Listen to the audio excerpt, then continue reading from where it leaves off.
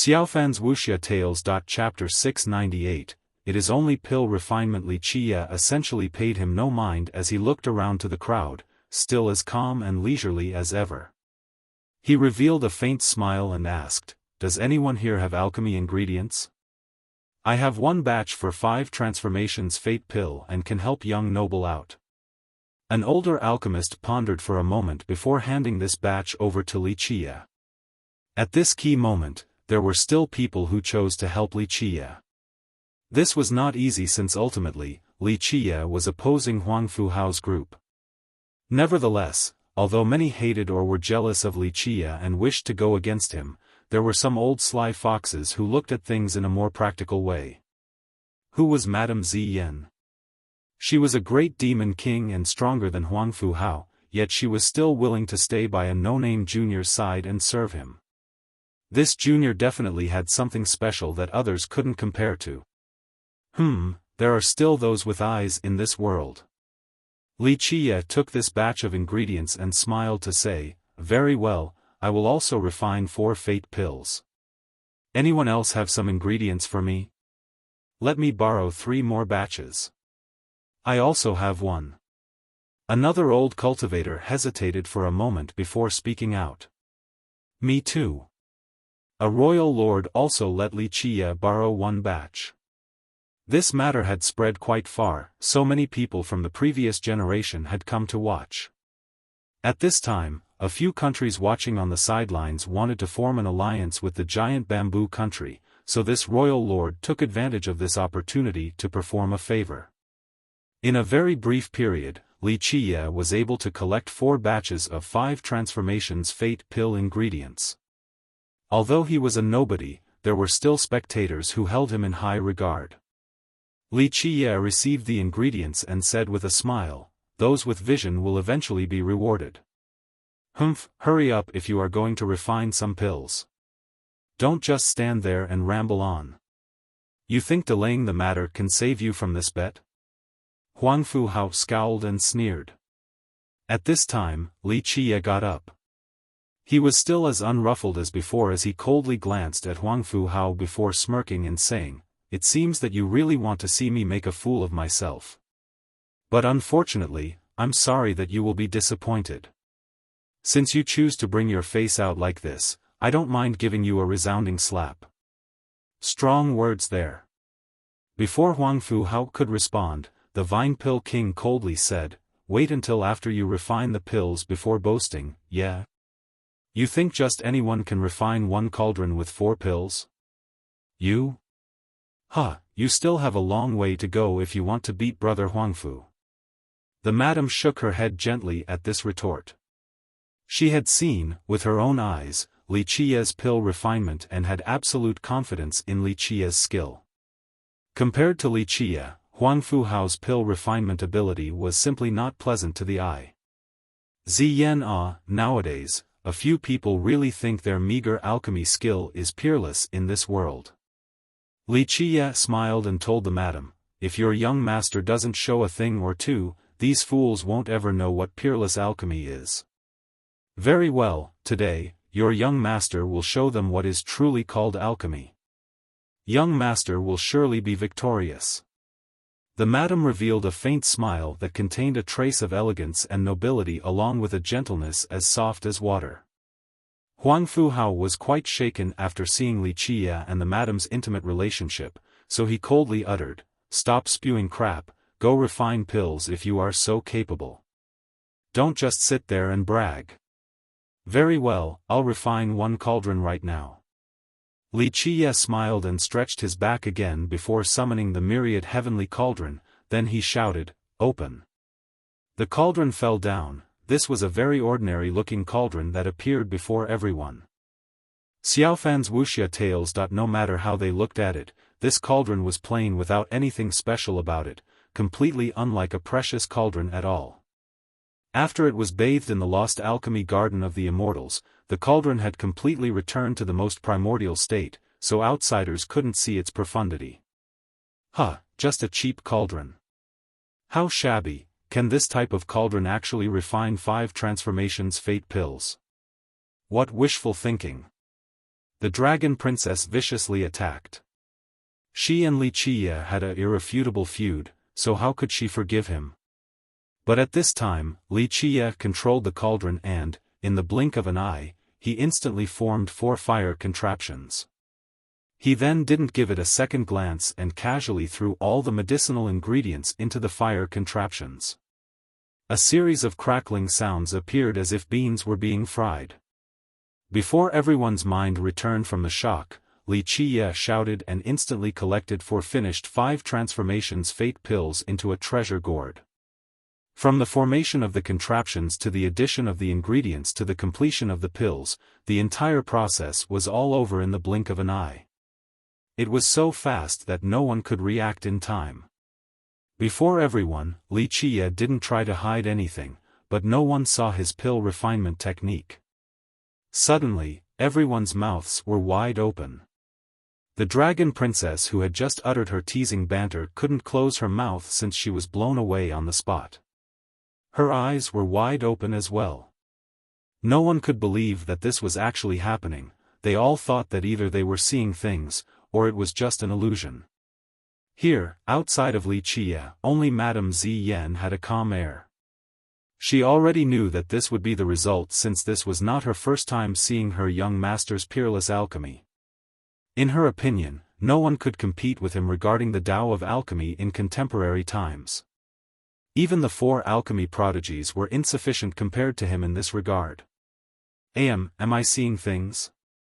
An old alchemist struggled to regain his sanity and told the person next to him, "Hey, pinch me, am I in a dream?" A scream ensued right after as this alchemist was pinched by the person next to him. He then exclaimed in horror, I'm not seeing things. This isn't a dream." Everyone was suddenly woken up by this scream and became shocked and breathless as the entire scene became silent. Such a thing would stupefy anyone. Even those who had seen many things in their life had never witnessed such a spectacle before. Refining pills like frying vegetables, which alchemist had heard of this before? Even those who came from an alchemy emperor's lineage would not believe such a thing. Pill refinement that could instantly produce fate pills like stir-frying vegetables while the crackling sounds resembled soybeans, such a thing was simply impossible. Anyone who told a cultivator or alchemist such a thing would be instantly kicked out of the door for fabricating a lie since such a thing was absolutely impossible in this world. Of course, this was until today when they all saw this scene unravel in front of their eyes.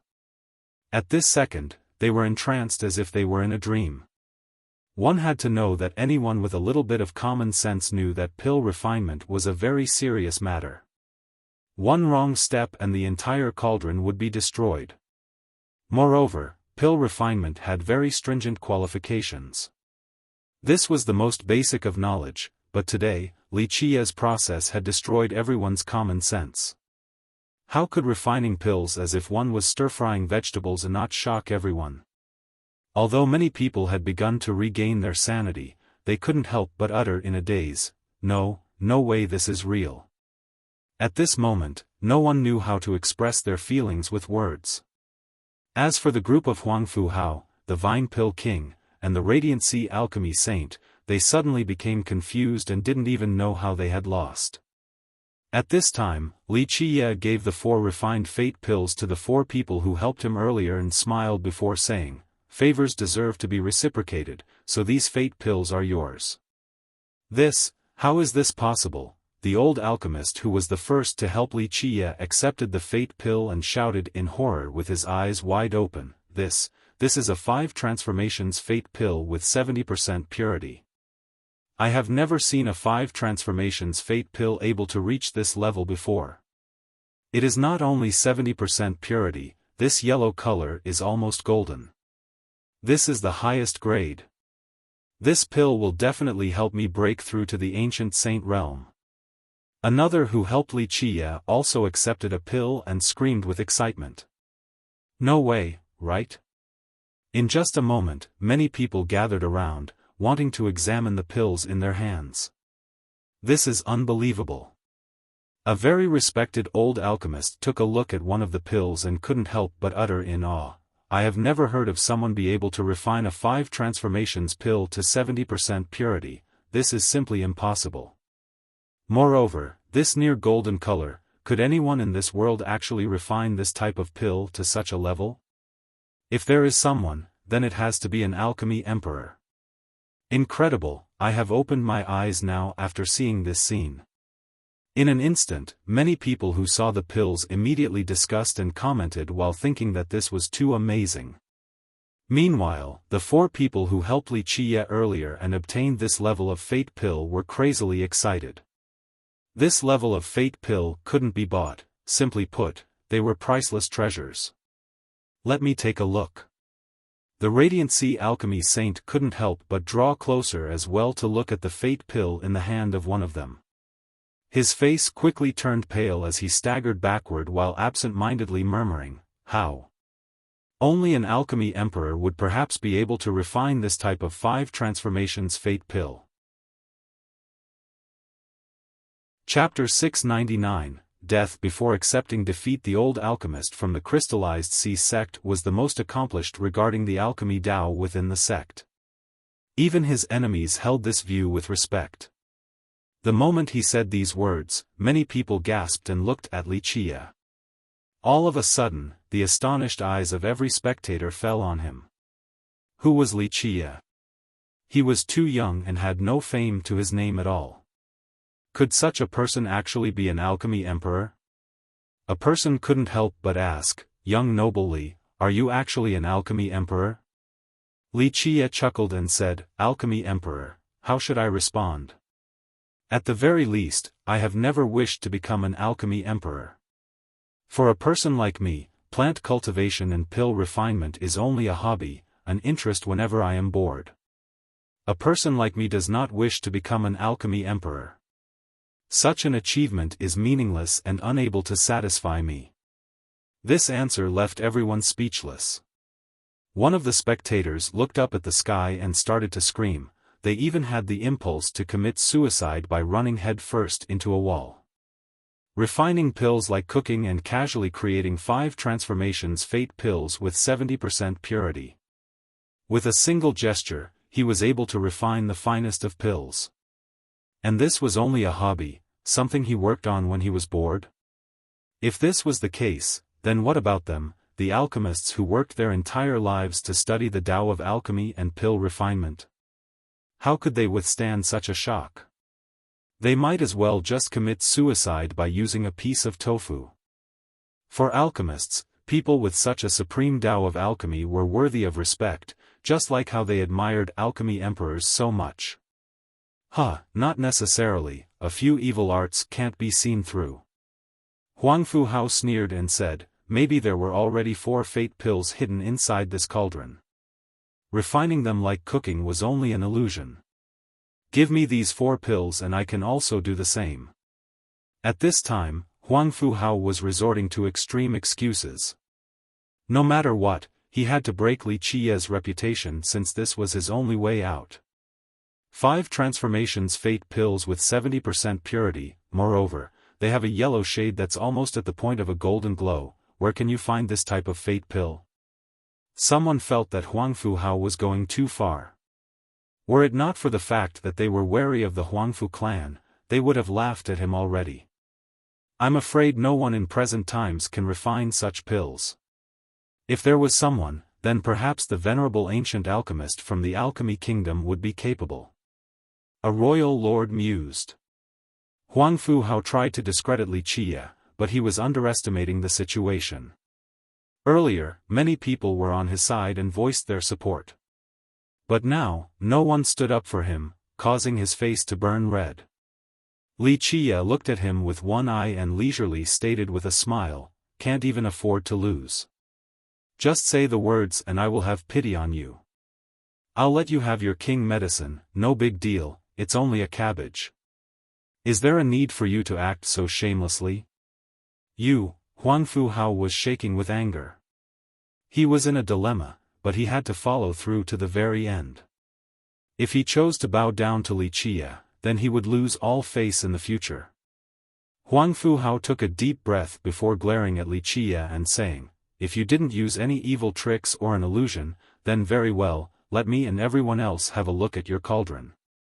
Whether it is an evil trick or an illusion will be clear at a glance."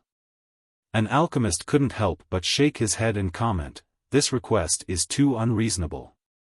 The cauldron was an alchemist's second life, it was a part of the alchemist. Even ordinary alchemists would not easily let an outsider look at their cauldron. The reason was very simple. Each cauldron was carefully groomed by an alchemist with careful feeding. Whatever they fed the cauldron or its fire source were things that alchemists would not easily reveal to others. What's more, each alchemist had refined countless items and shared these experiences with their cauldron. Any alchemist would have deep ties with their cauldron, they would even consider it as part of their body.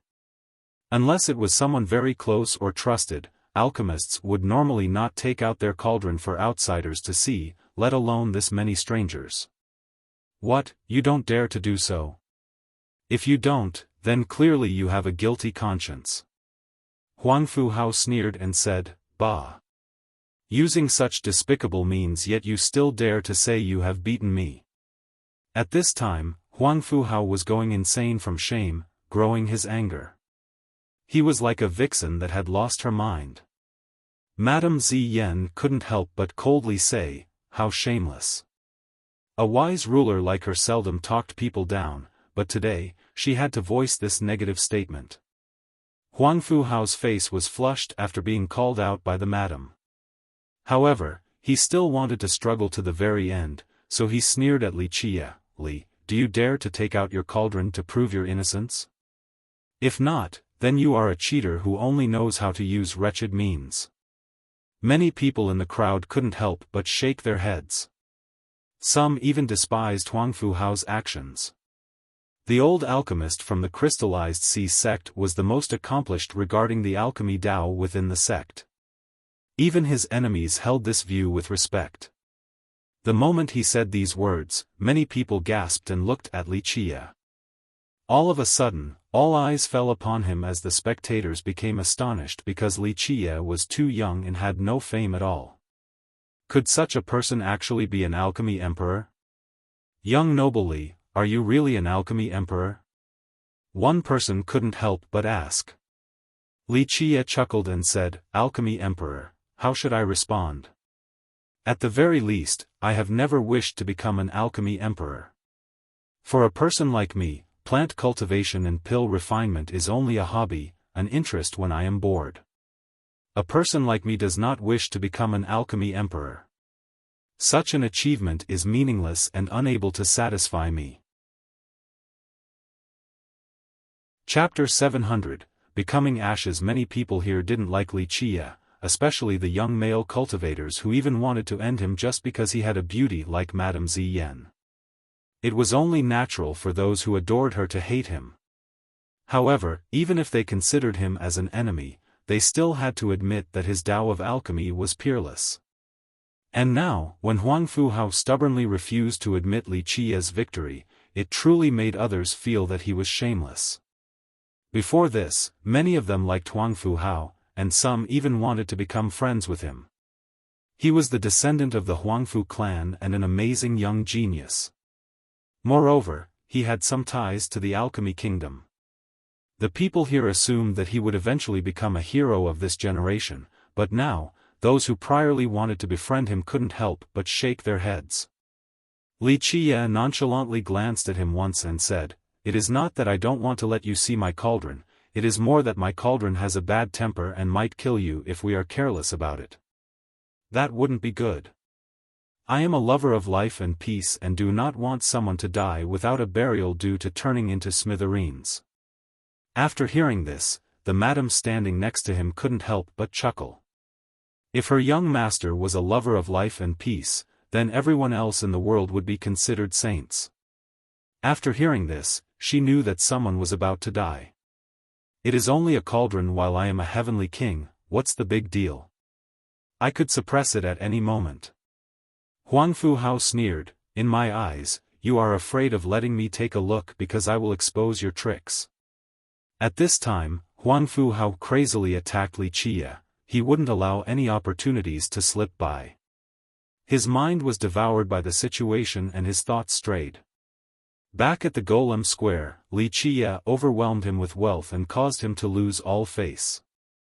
And then, back at the alchemy garden of the giant bamboo country, he was blown away by Wuxia without any consideration. Today, he was expecting to reverse the tides and humiliate Wuxia, but instead, he was met with an even more bitter showing. He absolutely would not forgive Wuxia, someone who dared to oppose him like this. Even if he was going to become a malicious ghost, he still wouldn't forgive Wuxia. Okay then, since you want to see it so much, there's nothing I can do. Wuxia smiled and said, however, if anything does happen, I am not responsible for it. Having said that, he slowly took out the myriad heavenly cauldron and gently tapped it. Humph, it's only a cauldron, can't reach the apex. Huang Fu Hao harshly smiled. He was extremely confident and accepted the cauldron from Wuxia's hands. At this time, everyone held their breaths while watching this scene play out. Although no one believed Huang Fu Hao, they still wanted to see just what kind of cauldron it was. Open. At this time, Huang Fu Hao made a mudra with his hand, but the myriad heavenly cauldron didn't have the slightest response. This shameful situation made Huang Fu Hao feel unbearable. In the blink of an eye, his blood energy soared to the sky in a very ferocious manner. He changed to a different mudra and shouted, "Open!" Buzz! At this time, the myriad heavenly cauldron was finally activated. What fell onto the ground was a regularly shaped cauldron. Huang Fu Hao smirked and came forward. He stretched his hand out in order to check the fire source of the cauldron. Poof! However, the moment his hand went inside, it immediately burst into ashes. Ah! Huang Fu Hao cried out. Horror-struck, he rapidly retreated. However, the cauldron's fire source instantly erupted like a volcano.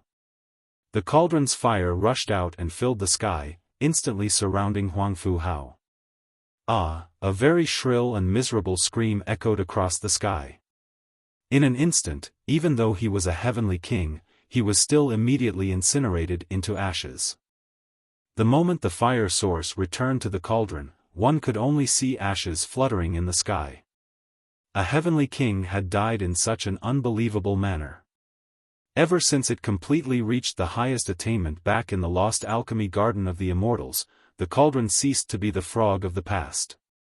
Remember that the cauldron was unique in this world. For millions of years, it had always been searching for a chance to reach the highest level to truly transform one last time.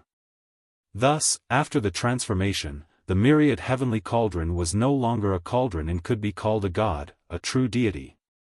Its fire source had no equal, so it was not difficult for it to burn a heavenly king to ashes.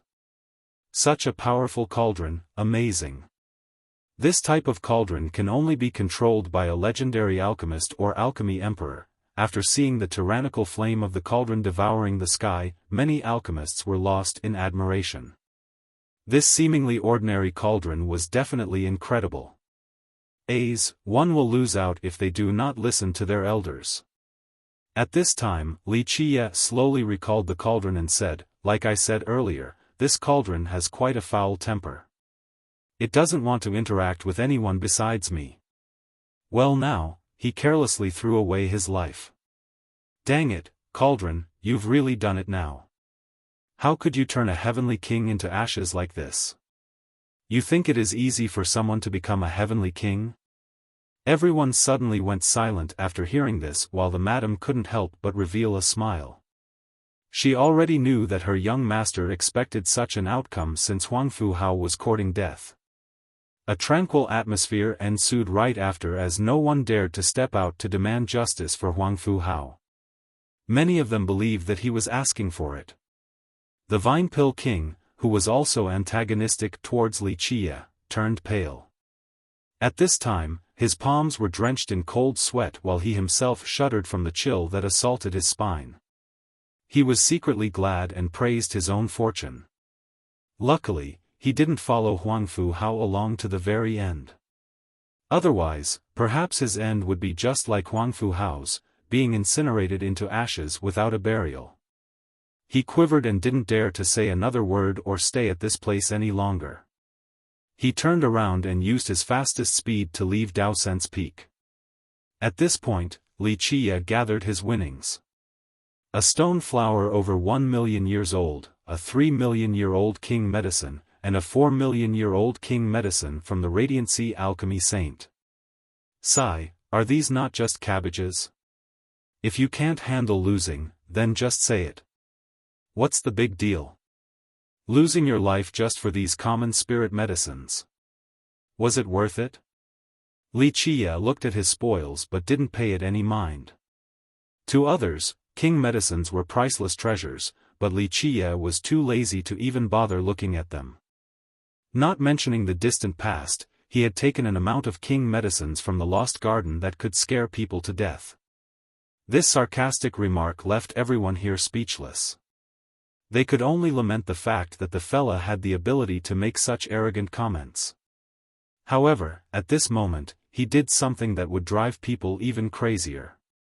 He looked at the king medicines in his hands and threw them to the Imperial Draco Bull as if they were cabbages while saying, "It has been tough carrying me this whole way, so I'll reward you with these." This maddening turn of events left everyone looking silly. From the beginning, they all thought that Li Qiye was just saying it for fun, to exaggerate his wealth by calling king medicines cabbages. But now, it turns out that this guy truly considered king medicines as cabbages. He actually threw these million-year-old king medicines at a buffalo to eat. Nom nom, nom. At this time, the Imperial Draco Bull was like a cow eating peony. It quickly ate the king medicines. No! An old alchemist couldn't help but to bellow a sad scream after seeing such a wasteful act. He couldn't help but tremble with his eyes wide open, glaring at him while stuttering, "But these are king medicines." Everyone was stunned. These 3 king medicines couldn't be obtained by many alchemists, even many great characters, despite trying to find one throughout their entire lives. Even a great power would treat a king medicine like a priceless treasure. But now, such priceless treasures, in the eyes of everyone, were fed to a buffalo by Li Qiye. Could anyone actually be more irrationally wasteful than Li Qiye in this world?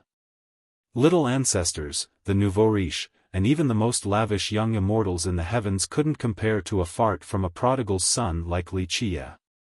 Even the most wasteful little ancestor wouldn't feed king medicines to a bull, right? This was simply absurd. Even a little ancestor would treat a king medicine like a treasure. However, Li Qiye considered them as cabbages. After seeing the buffalo before them actually swallowing all the king medicines after just 3 bites, a lot of people here felt hurt. There was no justice in this world. In just a moment, the hearts of many people cried out in pain. They actually had to witness 3 king medicines being swallowed by this buffalo. Damn it, just let me go jump off a building. You guys, don't stop me. After seeing such a heartbreaking scene, someone howled and couldn't bear to look any longer. However, after the bull finished swallowing the 3 king medicines, it still looked as if it wanted more and stared at Li Qiye in a pitiful manner. The bull was a Draco Bull, and its species liked eating spirit medicines the most. For the Imperial Draco Bull, king medicines were scrumptious delicacies. Li Qiye looked back at the more than 3 million year old king medicine and the imperial medicine whose age exceeded 5 million years in his hands and quickly said, "Fine, we still have a long ways to go, and you will still need to work hard later on. Stuff yourself and put more effort into it." Having said that, he threw the king medicine and imperial medicine over to the bull as well. Nom, nom. The bull's tongue rolled out and swept the 2 roots into its mouth where it then began to chew. Suddenly, many people directly went down to their knees and stayed there. A lot of them had turned pale due to unbearable heartache. They had no words for such a prodigal son. Chapter 701, Yellow Silk Cloth. Even the madam was finally shocked this time. He even let this bull eat an imperial medicine, Could anyone be more wasteful than him in this world? Do you know that that was an imperial medicine? You know, right? An old alchemist squatted to the ground and cried out in pain while holding his head. In the eyes of any alchemist, letting a bull eat an imperial medicine was wasting the resources of the heavens. This was simply unbearable for them. Wuxia chuckled and nonchalantly said, "I know, it is only an imperial medicine." At this moment, countless legs were quivering while some couldn't get up from their prostration. Anyone would lose their minds if they met someone like this. They could only say one phrase, "You win." Why must men receive such different lifestyles? I'm not even equal to a buffalo. I haven't even tasted a petal of an imperial medicine, but this buffalo ate an entire root like grass. A great character, with his butt on the ground, helplessly exclaimed amidst his daze. At this time, countless people were quiet and felt as if the strength had been sapped from their bodies. Compared to Wuxia feeding the bull an imperial medicine, Huang Fu Hao and whatever great sect he came from no longer mattered. Big brother, are you recruiting more mounts? I am the descendant of an auspicious beast with the bloodline of a divine beast, can I be your mount too? A demon monarch couldn't help but make this joke. In fact, in the eyes of many people here, they were not even equal to his buffalo. It instantly ate 4 king medicines and 1 imperial medicine. Many people would never be in a position to obtain such items for the rest of their lives, so now, being his mount would simply be a privilege. I am a very picky person. Wuxia smiled and then took his seat in his carriage. The madam smiled as well before leaving with him in a cool manner. Those who were left on Daosen's Peak were still absent-minded. At this time, they finally understood why Madame Ziyan was willing to stay by Wuxia's side. Even if one wanted to join such a person to work for him, he might not necessarily accept them. After a long silence, someone who finally calmed down lamented with a soft sigh, I finally opened my eyes today. An imperial medicine being fed to a bull, what could be more shocking than this? The rest of the crowd couldn't help but smile helplessly. They could only sigh since they were not even equal to a bull. Back at the valley, Wuxia smilingly told the madam, meditate on the god's hands. Although its power is not as great as the immortal devouring evil jar on your body, its power will definitely not be weaker than an immortal emperor life treasure. How does young master know that I have the immortal devouring evil jar? Asked the madam with a jolted expression. The people who knew that she brought along this item was fewer than few, and she didn't tell Wuxia either. She had it with her in preparation for the worst-case scenario. Because of the feud with the Huangfu clan, she knew that the enemy would definitely not let this go, so she brought the evil jar with her just in case. The immortal devouring evil jar was the defining protective treasure of their giant bamboo country. They had rarely used it in the past millions of years because its power was quite terrifying. For generations, even the country itself wasn't privy to the jar's true origin, they only knew that it was left behind by their progenitor. Wuxia chuckled and said, very few things can escape my sight. Of course, he couldn't tell the madam that the evil jar was left behind by him in the past for Yenner. Its origin was extremely frightening, and its power was comparable to an immortal emperor true treasures. I will try my best to learn about these gloves. The madam took note of Wuxia's reminder and nodded her head. After returning to the valley, he didn't leave again. Initially, he was waiting for Tai Yi's news. However, the aunt had yet to return. During this moment where he had nothing pressing, he thought about a certain something. With a solemn expression, he took out a bronze box. This was the box formed from the transformation of the Pentagate, and inside was the item taken from beneath the divine school. Wuxia carefully looked at the bronze box for a moment and found that it was safe, giving him peace of mind. He formed a mudra with his hands and, with a buzzing sound, the Pentagate unsealed itself and returned to its original form, causing 5 bronze doors to hover around Wuxia's body. With a series of sealing gestures, a clanking sound rang. The pentagate immediately sealed the entire room as 5 different patterns emerged on each of the doors: sun-consuming bird, moon-eating wolf, star-devouring ant, heaven-shrouding eagle, and earth-sealing rat. Each of the patterns on the 5 doors of the pentagate was ancient and depicted mysterious beasts. At this time, all the patterns appeared. This was Wuxia activating the true, mighty power of the heaven-sealing pentagate. After sealing the room, Wuxia carefully looked at the urn. After so many years, this old urn was still as simple and crude as before. This old urn had a heaven-shattering origin and was taken by him from a very terrifying location. Later on, he left it to the bull just in case the worst-case scenario arose. Eventually, it had come in handy. Wuxia took a deep breath and made a decision. At this time, Wuxia summoned each of his treasures. The yin-yang refining immortal mirror, the declivity mountain bell, the elusive heavenly vase. All of these invincible treasures emerged above him and poured down unstoppable universal laws. At this split second, these treasures unleashed their most powerful barriers, creating layers protecting Wuxia. At the same time, Wuxia's right hand held the green lamp while his left held the little wooden coffin. He was preparing for the worst. If this defensive line couldn't hold, then he would go about it the hard way and fight evil with evil, by using the little wooden coffin to suppress it. After everything was ready, Wuxia took another deep breath and performed a mudra as he shouted a mantra, "Open." Pop.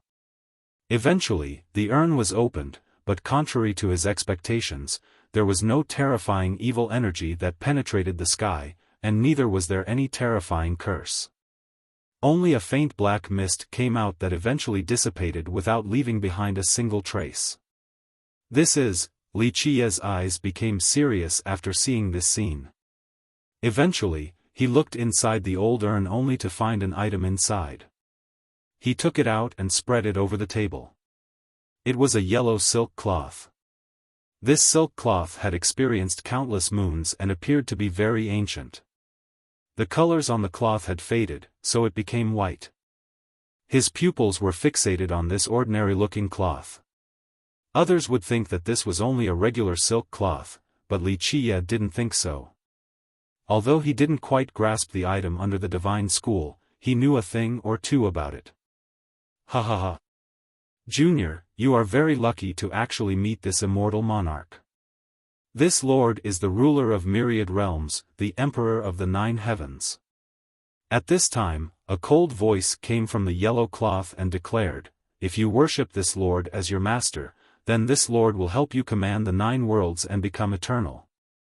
Anyone else would most likely be jumping and screaming in fear after hearing such an awe-inspiring voice from this ordinary-looking yellow cloth. However, Wuxia remained unperturbed.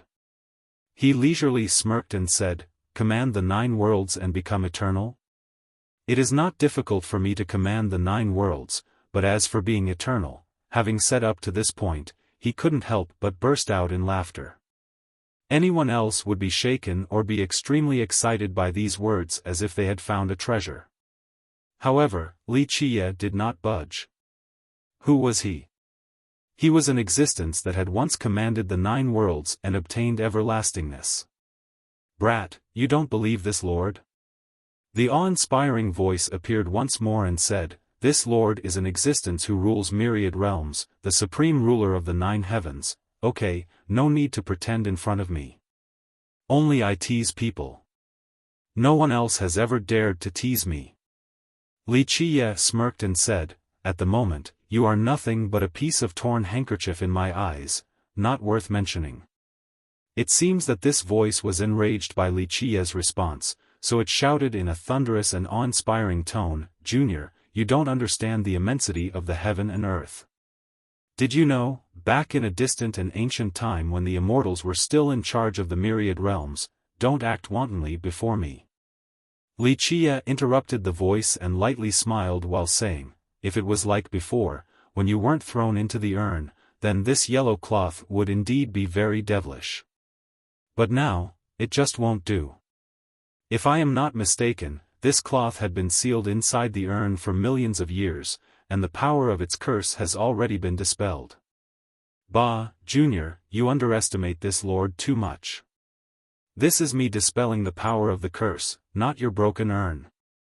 The voice became exasperated because of Wuxia. It was obviously unconvinced. Wuxia cheerfully retorted, is that so? Is my urn really that useless? Very well then, I'll put you back and wait for the day where you break out of it. Having said that, he threw the yellow cloth back into the old urn. Wait, everything can be negotiated and discussed. Let us have a talk. The moment when Wuxia was about to seal the urn again, the voice hurriedly came out from the cloth, admitting defeat. Wuxia chuckled and took the cloth out from the urn before revealing a faint smile. If you don't want to be imprisoned inside, then it would be in your best interest to not play around with me. Reveal your true form or I'll imprison you again and throw you into the deepest parts of the sea so that you won't be able to escape for eternity. Bah, little devil, do not threaten this lord. The voice was finally no longer awe-inspiring and instead became very clear. At this time, a small figure emerged on the faded yellow cloth.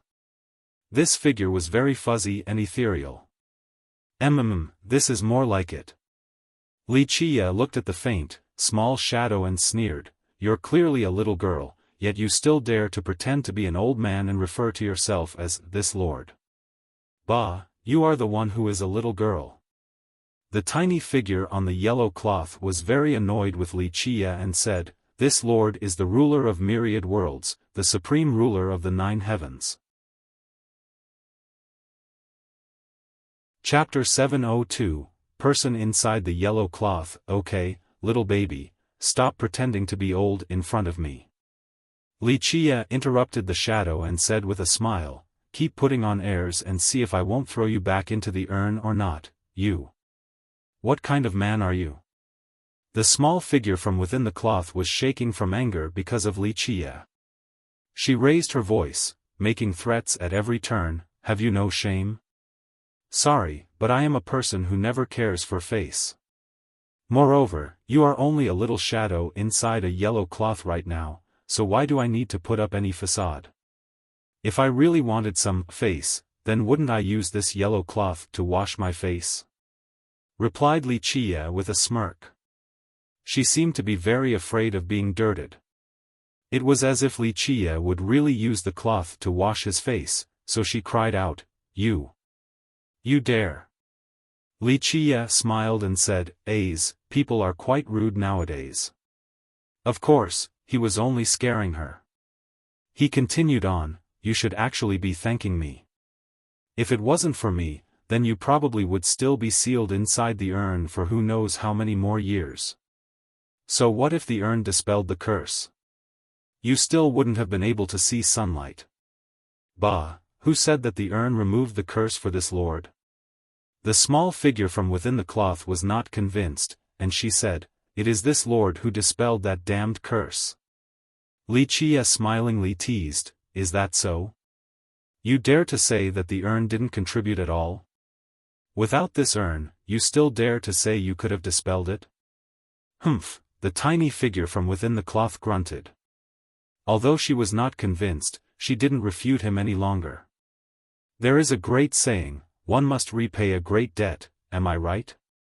Wuxia leisurely said, I let you see the sun again, this is akin to giving you a second chance at life.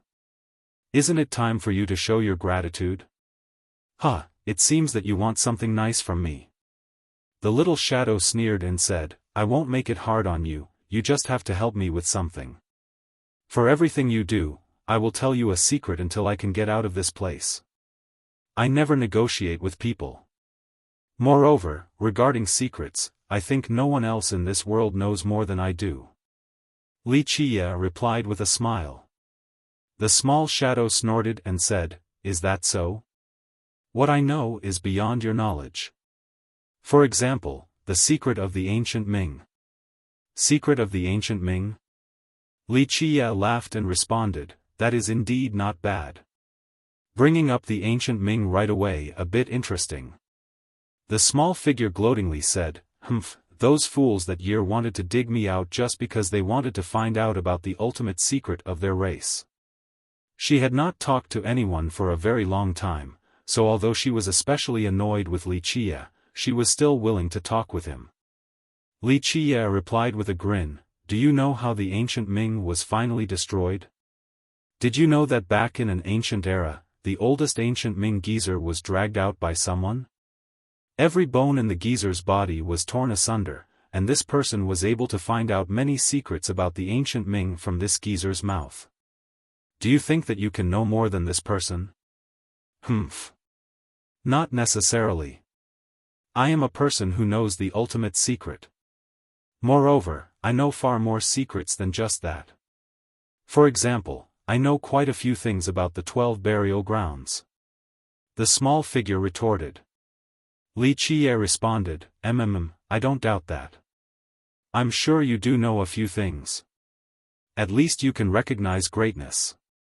The small figure didn't give up and said, "If you help me, then for each matter, I will tell you one secret. I'm sorry to say that I will not negotiate with you.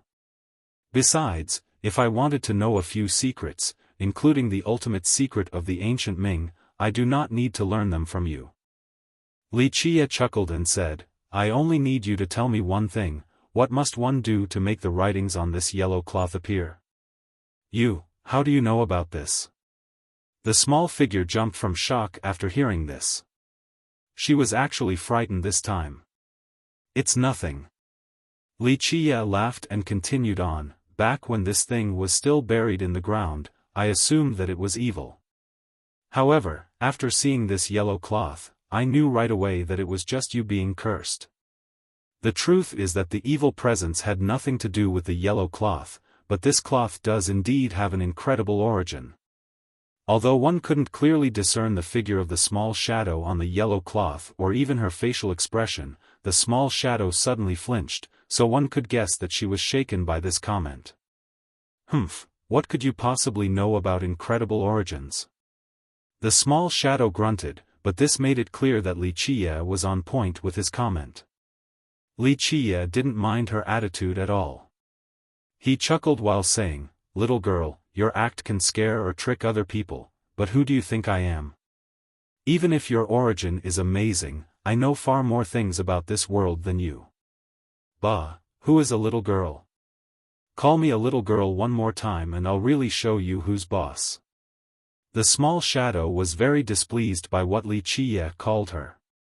Even if one couldn't see her figure, it was clear that she was baring her fangs at him. However, Wuxia ignored her protest and chuckled, "Little girl, if you are still unconvinced, then I'll let you know something. There was once an ancient shrine that had been smashed apart. Do you know what I saw inside? It was a scene where the earliest people and ancient immortals were prostrating. There were also a whole bunch of old rumors regarding a certain something. Do you know what that thing was? Someone was holding a piece of yellow silk towards the sky with myriad realms on their shoulders." Wuxia paused for a moment before continuing, "Little girl, you should know that the things I have seen are beyond your imagination. Do you know what the firmament institution is? Do you know the sceneries before even the desolate era? Do you know how I know the situation of this yellow cloth? No matter who you may be, the locations I have been to are beyond your imagination." The small shadow on the cloth was clearly unconvinced and snorted, "Humph. What's the big deal? Bah, I have been to many places that you haven't." Instead of being angered, Wuxia cheerfully said, "Oh, then do tell, what kind of places have you been to before? I have plenty of time right now, so I would be more than happy to listen." "Bah, why do I have to tell you? Don't even think about prying any secrets from me." The small shadow sneered and acted as if she would never fall into his trap. Wuxia started laughing while clapping his hands together, saying, "Little girl, you think too highly of yourself. To be honest, there is no way I would force you since your old stories won't be that interesting to me anyway." The little shadow was now shaking from anger. If she could escape from the cloth, then she would absolutely teach Wuxia a good lesson. Wuxia continued in a relaxed manner, although I have no interest in your past, I actually need to know about the writings on the cloth. Therefore, if you don't mind, tell me the method of revealing the writings on the cloth. Maybe it will also be beneficial for you. Well, I do mind. Why should I tell you? The small shadow sneered and said, the only way I would tell you would be if you worked for me. When I am satisfied, then I will tell you the method. Wuxia answered with a beaming smile, is that right? It seems that you still don't understand my principles. Only I bring out the conditions, not others. Moreover, your situation of being trapped inside the cloth right now is quite unfavorable. The heavens won't heed your cries and the earth also turns a deaf ear. Do you really think you can talk about conditions with me? The little shadow snorted and said, fine then. If you don't do as I say, you will never obtain the writings on the cloth. Good point. Wuxia laughed and continued, however, little girl, there is one thing you should know. I am a person who goes to the extreme. If I can't get something, then others shouldn't even dream about getting it. How about this, I might as well burn this cloth and finish everything, what do you think? Such an overconfident brat. The little shadow sneered, do you know what this cloth is? Do you think you can burn it as you please? Even if you tried for 100 years, you still wouldn't be able to burn it.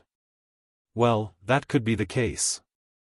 Wuxia slightly nodded his head and put on a grave expression to say, but I don't mind trying different things.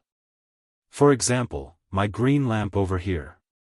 Having said that, he placed the green lamp on the table and held the yellow cloth while cheerfully smiling. If you don't mind, I can try it once with my green lamp's dark flame. This green lamp right here. Regarding its origin, it might not be any less formidable than your cloth. In my opinion, it shouldn't have a problem burning a true immortal to death, so I do feel that using it to destroy this cloth shouldn't be a problem. Of course, I am also a very patient person. If I can't burn it in one day, then I can burn it for 500 years or even 5,000 years. You know, I am someone who has a lot of time. What do you think? Wuxia held the cloth closer to the flickering black flame of the green lamp. At this time, the little shadow inside the cloth became silent and still. No one knew what she was thinking. Before I burn this yellow cloth, do you have anything to tell me? Wuxia smiled and said, I am willing to listen right now. However, the shadow remained silent as if she had disappeared, refusing to answer Wuxia. Okay, in that case, I'll burn it. Wuxia chuckled and placed the cloth on top of the black flame. Okay, little baby, stop pretending to be old in front of me. Wuxia interrupted the shadow and said with a smile, keep putting on airs and see if I won't throw you back into the urn or not, you. What kind of man are you? The small figure from within the cloth was shaking from anger because of Wuxia. She raised her voice, making threats at every turn, have you no shame? Sorry, but I am a person who never cares for face. Moreover, you are only a little shadow inside a yellow cloth right now, so why do I need to put up any facade? If I really wanted some face, then wouldn't I use this yellow cloth to wash my face? Replied Wuxia with a smirk. She seemed to be very afraid of being dirted. It was as if Wuxia would really use the cloth to wash his face, so she cried out, You dare. Chapter 703, Secret, Stop. Right when Wuxia placed the cloth above the fire, a cry came from the cloth. In the end, she caved in. Wuxia moved the cloth away from the fire and placed it back on the table while smilingly saying, This is more like it. A sensible person is the true hero, right? You wretched, despicable, vile, nasty, shameless bastard. The small shadow was especially unhappy with Wuxia's threat and unleashed a barrage of insults. It seemed that she was spewing out all the crude words she knew to paint Wuxia as the most heinous villain in the world. Li Qiye didn't care at all and propped up his chin while quietly listening to her insults as if the person being cursed had nothing to do with him. After letting it all out, the shadow finally tired and stopped. Meanwhile, Li Qiye was still as cheerful as before. He said with a smile, "If you are tired from cursing and want to stop, then please tell me the method, I am more than willing to listen." The shadow on the cloth scowled and said, "Humph. Bastard, listen well, this lord will only say this once. If you don't understand, then don't blame me for not making it clear. Please, I'm all ears." Li Qiye wasn't angry at all. It was rare for him to have such a good temper and joyous mood. The shadow had no other choice. Even if she didn't want to tell Li Qiye, she still had to reveal the method to look at the words on the cloth. After learning the method, Li Qiye immediately unfolded the cloth. In the blink of an eye, word after word from an ancient era emerged. A few archaic pictures appeared as well. Both the ancient words and pictures were records of a few extremely earth-shattering secrets of the past that were unbeknownst to all. Good, so this was the case. Li Qiye had a dignified expression while examining the text. He would occasionally hit the table in exclamation after looking at these diagrams. For countless years, Li Qiye knew more secrets than anyone else. For the ones without answers, he formulated his own theories regarding them. For these unknowns, he had started to find some clues, but now he was able to uncover the answers to some of them from this cloth, causing him to be extremely happy. After carefully reading all the writings and examining all the pictures, he finally heaved a long sigh. He had already guessed some of these matters beforehand. Li Qiye smiled and told the little shadow from within the cloth, "Maybe I can lend you a hand with your troubles." "Really?" The shadow was not very welcoming of Li Qiye. Her cautious attitude was even more apparent. She had lost to him just now, so how could she not be on guard towards him? "How about you tell me your stories? For example, why are you imprisoned in this thing? Who was the one who placed such a nefarious curse on you?" Li Qiye inquired with a grin. The shadow didn't seem to be interested and responded drily, "Who wants to tell you?" Li Qiye continued on cheerfully, "How should I put this? Trust is built upon mutual understanding, correct? If you want to trust me, or if you want to earn my trust, then don't you think you should tell me about your past? Then, maybe I can get you off the hook." The small shadow replied in a cold tone, "Is that so? Wait until you can go to that place, then we can talk again." "Humph. Even if you can reach that place, how can I trust you? I am such a good and trustworthy person, yet I have to suffer such unwarranted suspicions. This is truly hurtful," Li Qiye movingly stated. The shadow only snorted and didn't say anything else. Li Qiye smiled and said, "Of course, I am a patient person, especially when it comes to certain matters. I can wait for several million years. If you think it through one day, then you can come tell me at any time and discuss it. I am a person who readily accepts good advice." There was no response from the cloth. It was as if the little shadow was now completely ignoring him. Li Qiye only smiled as he put the cloth back. It was just as he said, he was a patient person. One day, the shadow would have to ask for his assistance. After obtaining a few secrets from the cloth, Li Qiye went into seclusive cultivation for 3 full days. Of course, the secrets from the cloth were not merit laws, they were only some ultimate secrets that outsiders would never know. During this time, he began scheming for a way. He required an extremely grand plan. Of course, only he would know of this grand plan. The madam didn't want to bother him during this period. She didn't know what her young master was doing. On the second day of Li Qiye's cultivation, Tai Yi finally returned and crawled out of the ground. He met the madam who was acting as a guard for Li Qiye. "Ha, Your Majesty Zi Yan, please do not misunderstand. This little demon is only working for young noble, I am not a bad person." Tai Yi hurriedly introduced himself after noticing the extremely sharp gaze from the madam. The madam glanced at him and slowly said, "Young master is currently cultivating and will not be seeing anyone right now. Then this lowly one will just have to wait a bit." Tai Yi was very sensible with his response.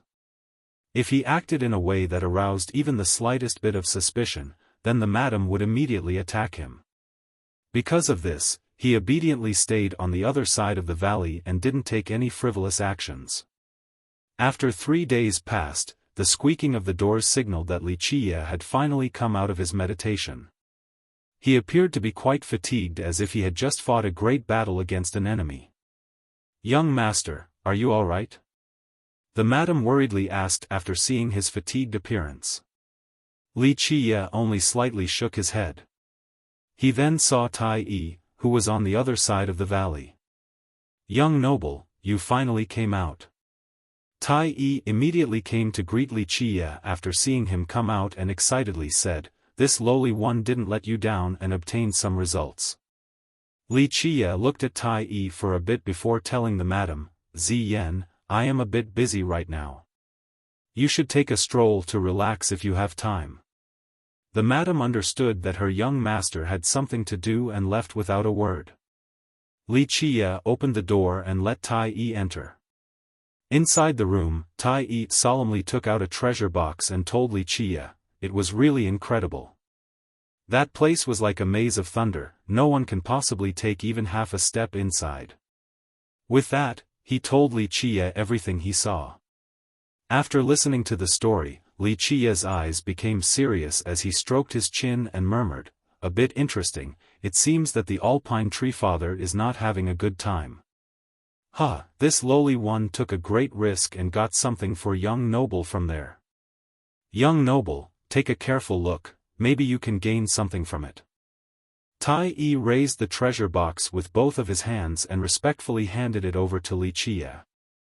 Wuxia accepted the box and looked at Tai Yi, then he chuckled and said, "It seems that you are quite amazing as well.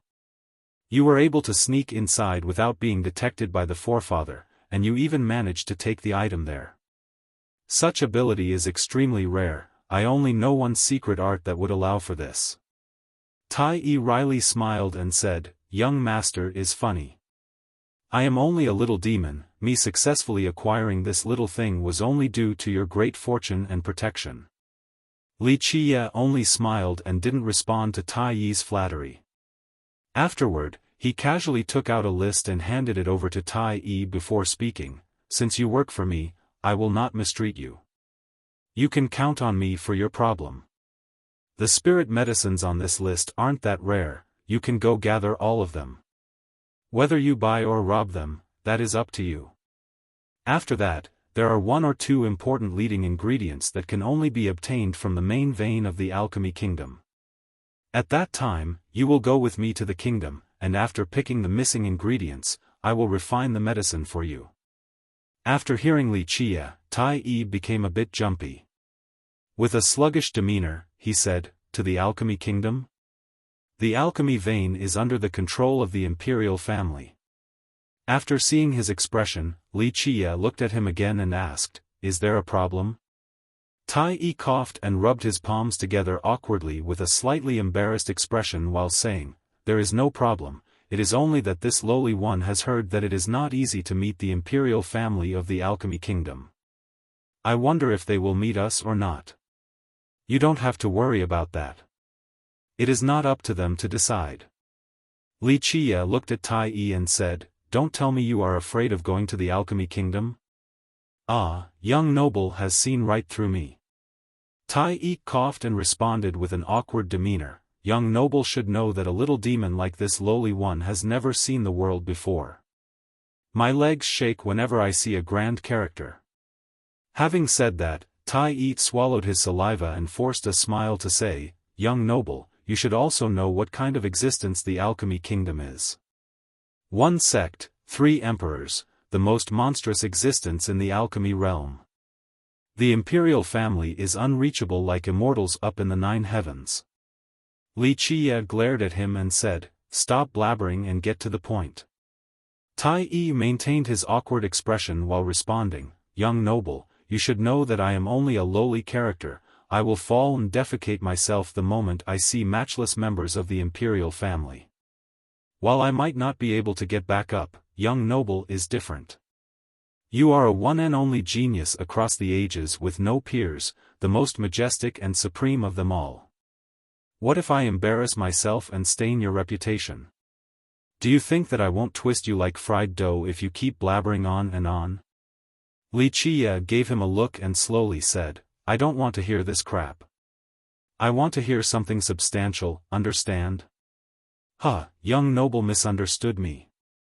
Tai Yi quickly laughed as he had no other choice. He lowered his head and honestly said, "Young noble, you are willing to make the medicine for me. I am very grateful and will always remember this in my heart. However, I am only a little demon and do not have the courage to enter the alchemy kingdom. How about young noble let me wait outside the alchemy kingdom's border until after young noble grabs those ingredients, then we'll reconvene." Chapter 704, Tai Yi's secret past. After hearing the ant, Li Qiye scanned him from top to bottom and slowly said, "So you have been to the alchemy kingdom before?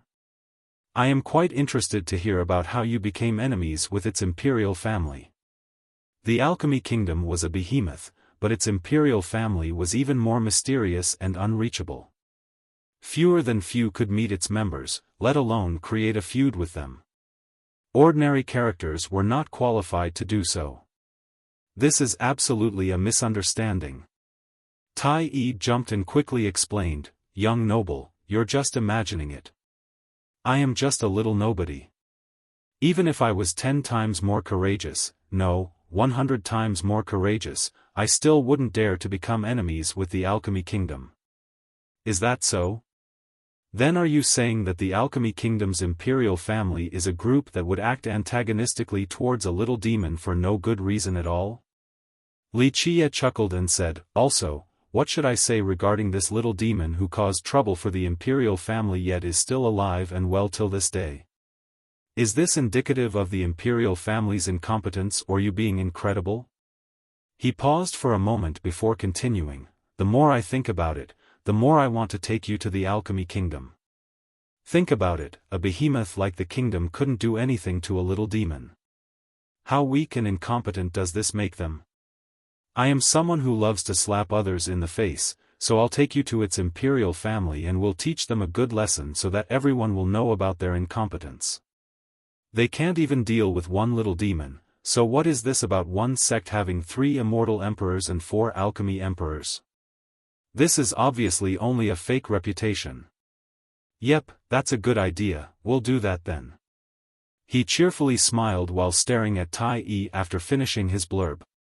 Tai Yi's expression paled while he listened as his legs turned weak, nearly falling to the ground. He quickly responded, "My little ancestor, my boss, my master, please spare this little demon. If you drag me to the imperial family, isn't this the same as taking my little life? Even if I have 9 lives, it still wouldn't be enough, yeah." Li Qiye beamingly smiled and said, All right, so how about we talk for real now? A conversation between people this time, you know? Anyone, no matter who they might be, will have their souls drawn in at the sight of that thing. Their legs would be nailed and they themselves would lose all desire to leave. My soul also left my body at that time from temptation. I just wanted to take a look and nothing else. Suddenly, someone rushed in and mistook me for a thief.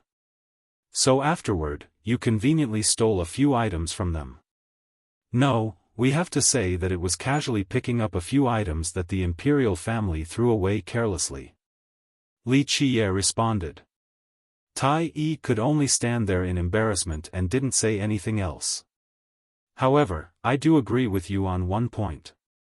Li Qiye laughed and said, the thing that the alchemy kingdom is growing in that pond is absolutely unfathomable.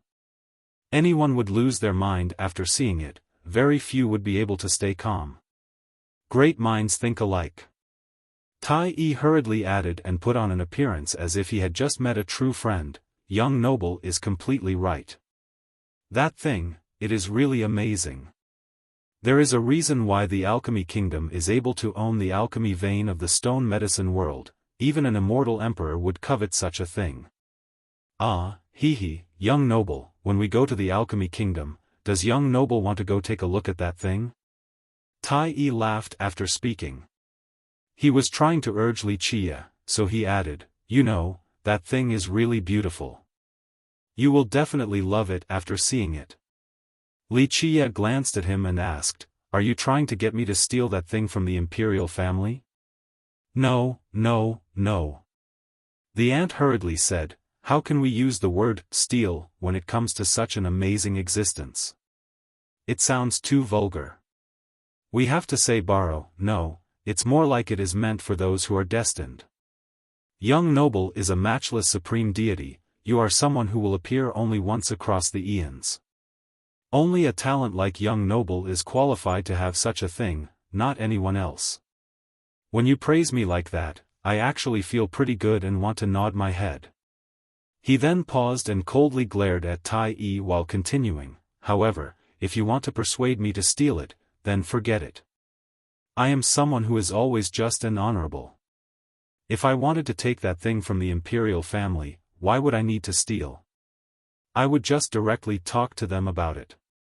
What if the imperial family refuses to give it up? Tai Yi couldn't help but ask. Refuse to give it up? Wuxia arched his lips and revealed a smirk to say, no problem. They would have to excuse me then since I would have to openly rob them. Tai Yi had to lower his head after hearing these words. He was at a complete loss. Only this person ahead would dare to say such a line. For countless ages, no one had ever dared to rob the Alchemy Kingdom, but this man ahead revealed his intention of doing so in such a light manner as if it was only a trivial matter, something not enough to reach the apex. After hearing the ant, Wuxia scanned him from top to bottom and slowly said, so you have been to the Alchemy Kingdom before? I am quite interested to hear about how you became enemies with its imperial family. The Alchemy Kingdom was a behemoth, but its imperial family was even more mysterious and unreachable.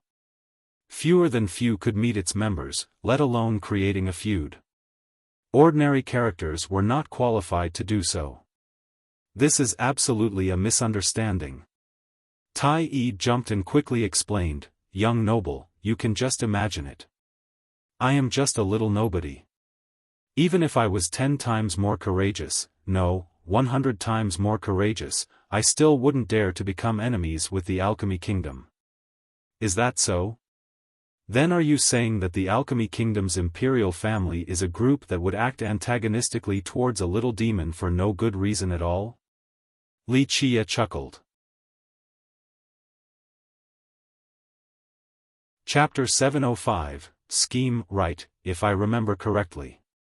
At this time, Wuxia seemed to recall something and looked at Tai Yi to say, there is also an amazing item in the Serene Garden. Don't tell me you didn't simply go there to ask Saiha for medicines. You also wanted to steal that thing, right? No, absolutely not. Tai Yi immediately denied this accusation. Young noble, Fairy Yuan is my savior.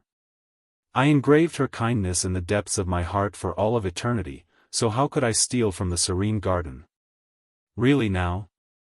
Wuxia remarked in a flat tone while still staring straight at Tai Yi as if he had nowhere to hide.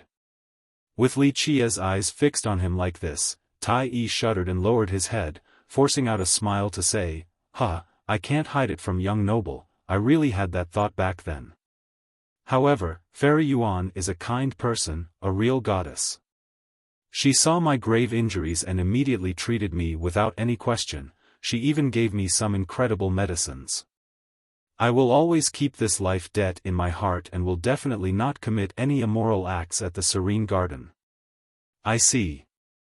Wuxia slightly nodded and said, I hope you are telling the truth, but it really doesn't matter. I just want to let you know that whether it is the Serene Garden or Saiha, you better be smart and don't try anything foolish. Otherwise, let alone someone of your strength, even if you were an immortal emperor, would still look for opportunities to end you. This remark was presented in a calm manner, but even someone like Tai Yi was frightened. He didn't doubt Li Qia's words since he knew, very well, that Li Qia was someone who could back them up. After a moment of contemplation, Tai Yi calmed down and looked at Li Qia before laughing. Young noble must like Fairy Yuan? In my opinion, she likes young noble as well. Like? Li Qia smiled and looked towards the far distance. Eventually, he gently sighed and said, I like many things in this world, too many to count in fact, so in the end, I don't know what I truly like. It's no problem as long as young noble likes it. Does young noble want this lowly one to be a helper? Creating a romantic atmosphere or something like that. This lowly one will definitely do a good job so that young noble can meet Fairy Yuan whenever you wish. Tai Yi quickly tried to match Li Qia together with Yuan Caihe. Li Qia only laughed at Tai Yi's attempt to pull strings and said, You really look down on me too much. If I want to court a woman, do I really need help from someone else? I would just directly win them over. Is there a woman in this world whom I, Li Qia, cannot conquer? Yes, that is only a matter of course. Tai Yi quickly sucked up to Li Qia and said, Young noble is outstanding and able to tread proudly through the era. With young noble's dragon among men features, people would adore you and flowers would bloom wherever you look. Li Qia looked at him with one eye and motioned with his hand to say, Okay, stop sucking up here, go and prepare the medicinal ingredients. Tai Yi acknowledged this command and laughed before turning away to leave. He dug down into the ground and instantly disappeared without a trace. Who knows if it was because he was an iron ant or not. In short, he especially liked to dig holes and travel underground. It would be more accurate if he was a rat instead of an iron ant. Only a rat would love to dig holes and move around underground like this. After Tai Yi was gone, Li Qia opened his box and noticed that inside was a group of sealed lights. Upon a closer look, it was not light but a group of lightning bolts. They were in constant motion but were far from being simple lightning bolts. When he looked again, he found that inside this group of bolts hid a great amount of runes as if the mysteries of the world were inside. Not bad, a group of lightning bolts appearing in a place like this. It is truly not easy to find. Li Qia looked at the lightning bolts and was immediately drawn in by them. Time and time again, he pondered over the runes inside. After meticulous contemplation, he finally succeeded in deriving some clues from within the runes. Alpine Tree Father, you actually managed to obtain such a great fortune that year. He murmured after understanding those clues. He gazed towards the far distance and suddenly fell silent while thinking about someone, a person who he didn't want to think about too much. One will always need to make a choice regarding a few things in this world. Li Qia couldn't help but sigh and say, No matter what, you are still the one I'm most proud of out of all the immortal emperors I have groomed. His expression sank after saying this. The emotions of the past were overwhelming. There was too much frustration. Even though he had impeccable means, there were still things that made him feel helpless and forced him to make a choice. Li Qia shook his head, composing himself as he didn't want to think about the past any longer. He focused his mind on this group of lightning bolts instead. He was not satisfied with just deriving the runes inside the bolts since he needed much more. This small group of lightning bolts actually had an unbelievable origin, and with it were a frightening catastrophe. Very few people in the world had actually managed to see this type of lightning.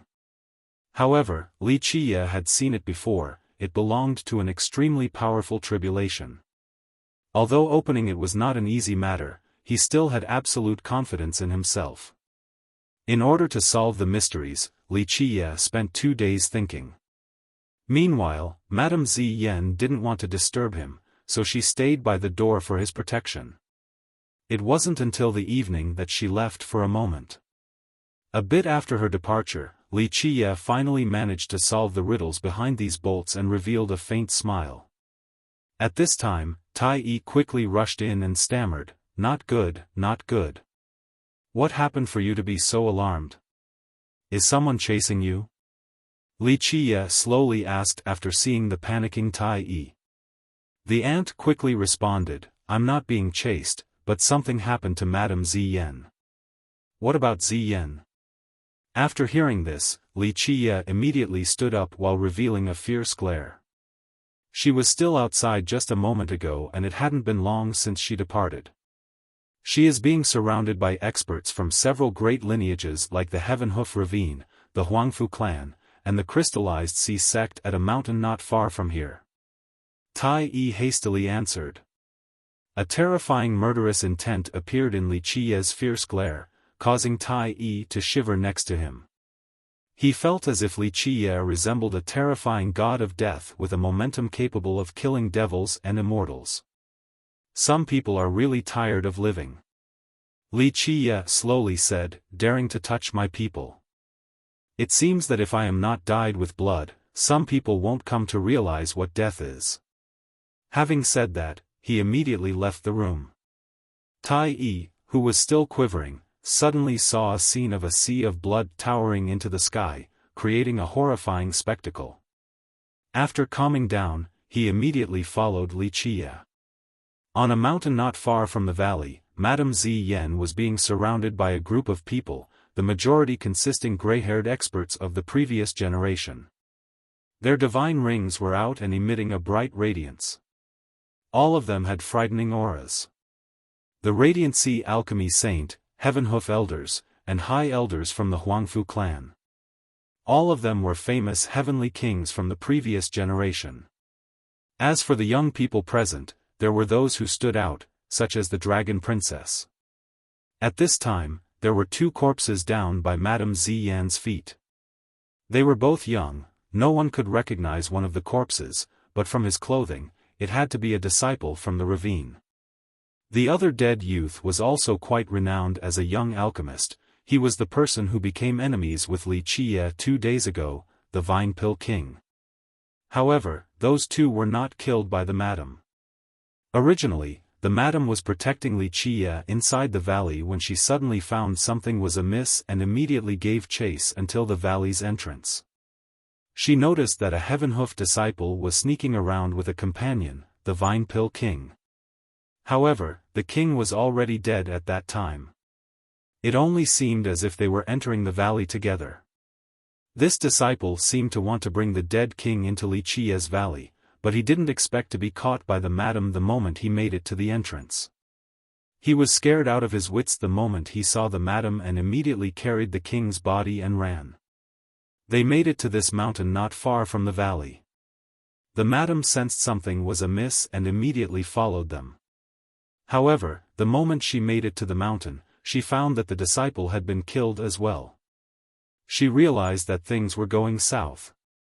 It was an obvious trap, so she tried to escape right away, but famous heavenly kings like the alchemy saint emerged all of a sudden. She wanted to break through the blockade, but the powerful heavenly kings among this group immediately halted her retreat with their collective effort. There were guests everywhere at Alpine Mountain, so their conflict drew in many people. The moment they saw the group trapping the madam, many of them quivered inside and knew that a big event had occurred. Right, if I remember correctly. At this time, Li Qiye seemed to recall something and looked at Tai Yi to say, there is also an amazing item in the Serene Garden. Don't tell me you didn't simply go there to ask Saiha for medicines. You also wanted to steal that thing, right?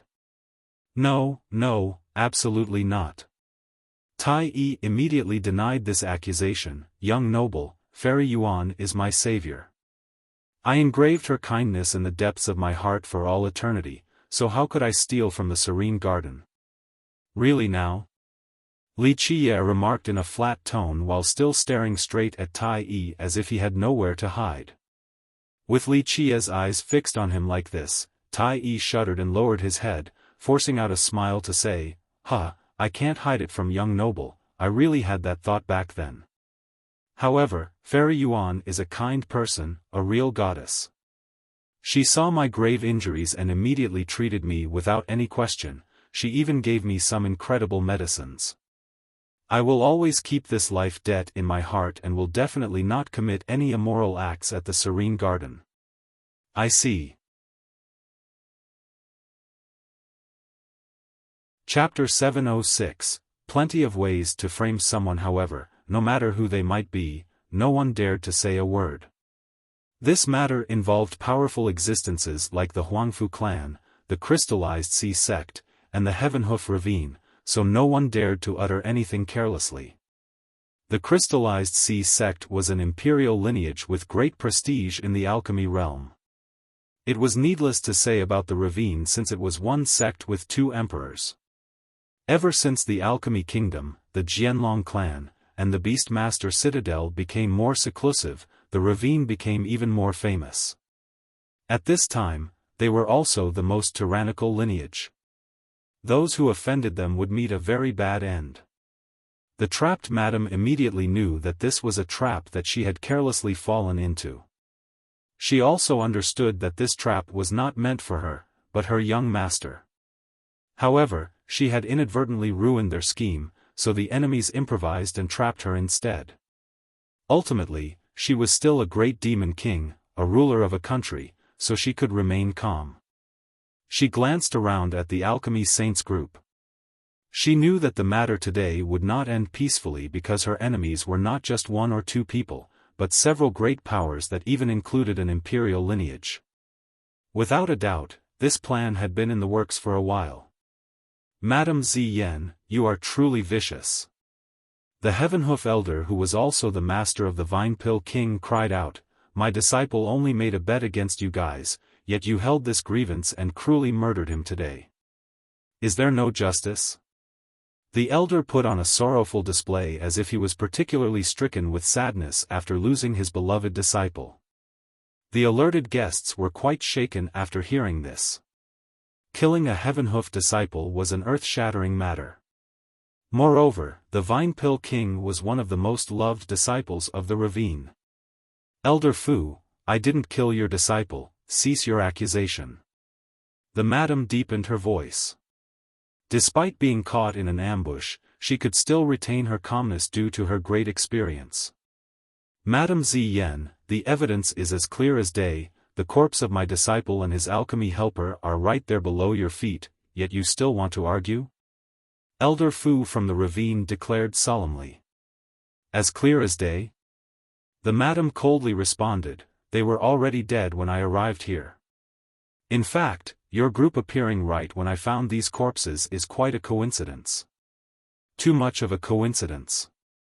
"What do you mean, Madame Ziyan?" The chief high elder from the Huangfu clan retorted, "I, along with Brother Fu and the alchemy saint, had planned to discuss the Tao tonight while watching the moon. We brought along our disciples so that they could get to know each other as well. Who would have thought that the moment we got here, we saw you killing our nephews? Madame Ziyan, was it not enough for you and that little animal Li to scheme against our Huangfu descendant?" The high elder added in an awe-inspiring manner, "Are there no bounds to your cruelty? For anyone who ever offended you too, is there no end until they are all dead? Do you choose to not obey the laws of this world? While all of you are so certain that I killed these two, where is the evidence?" The madam drily replied while standing calmly before her enemies.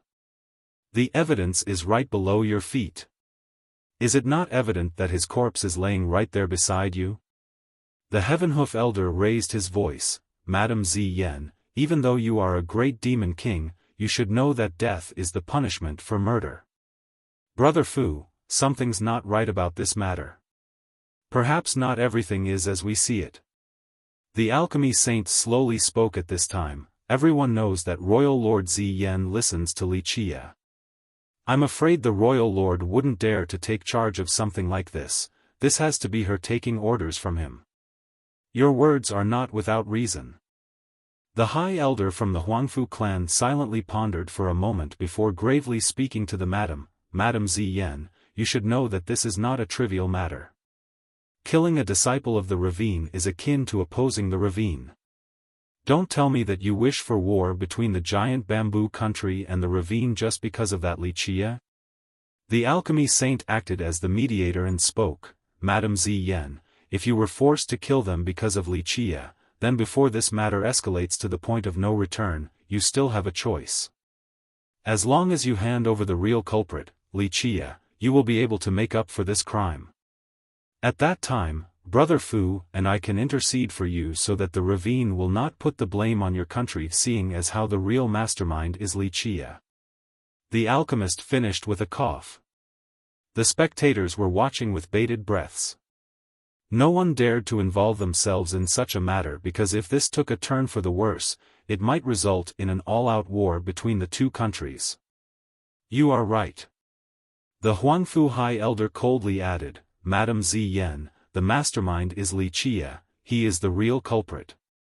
We cannot allow for such a villain to be outside of the law. If you are willing to tell the truth, then maybe the ravine will let this matter go.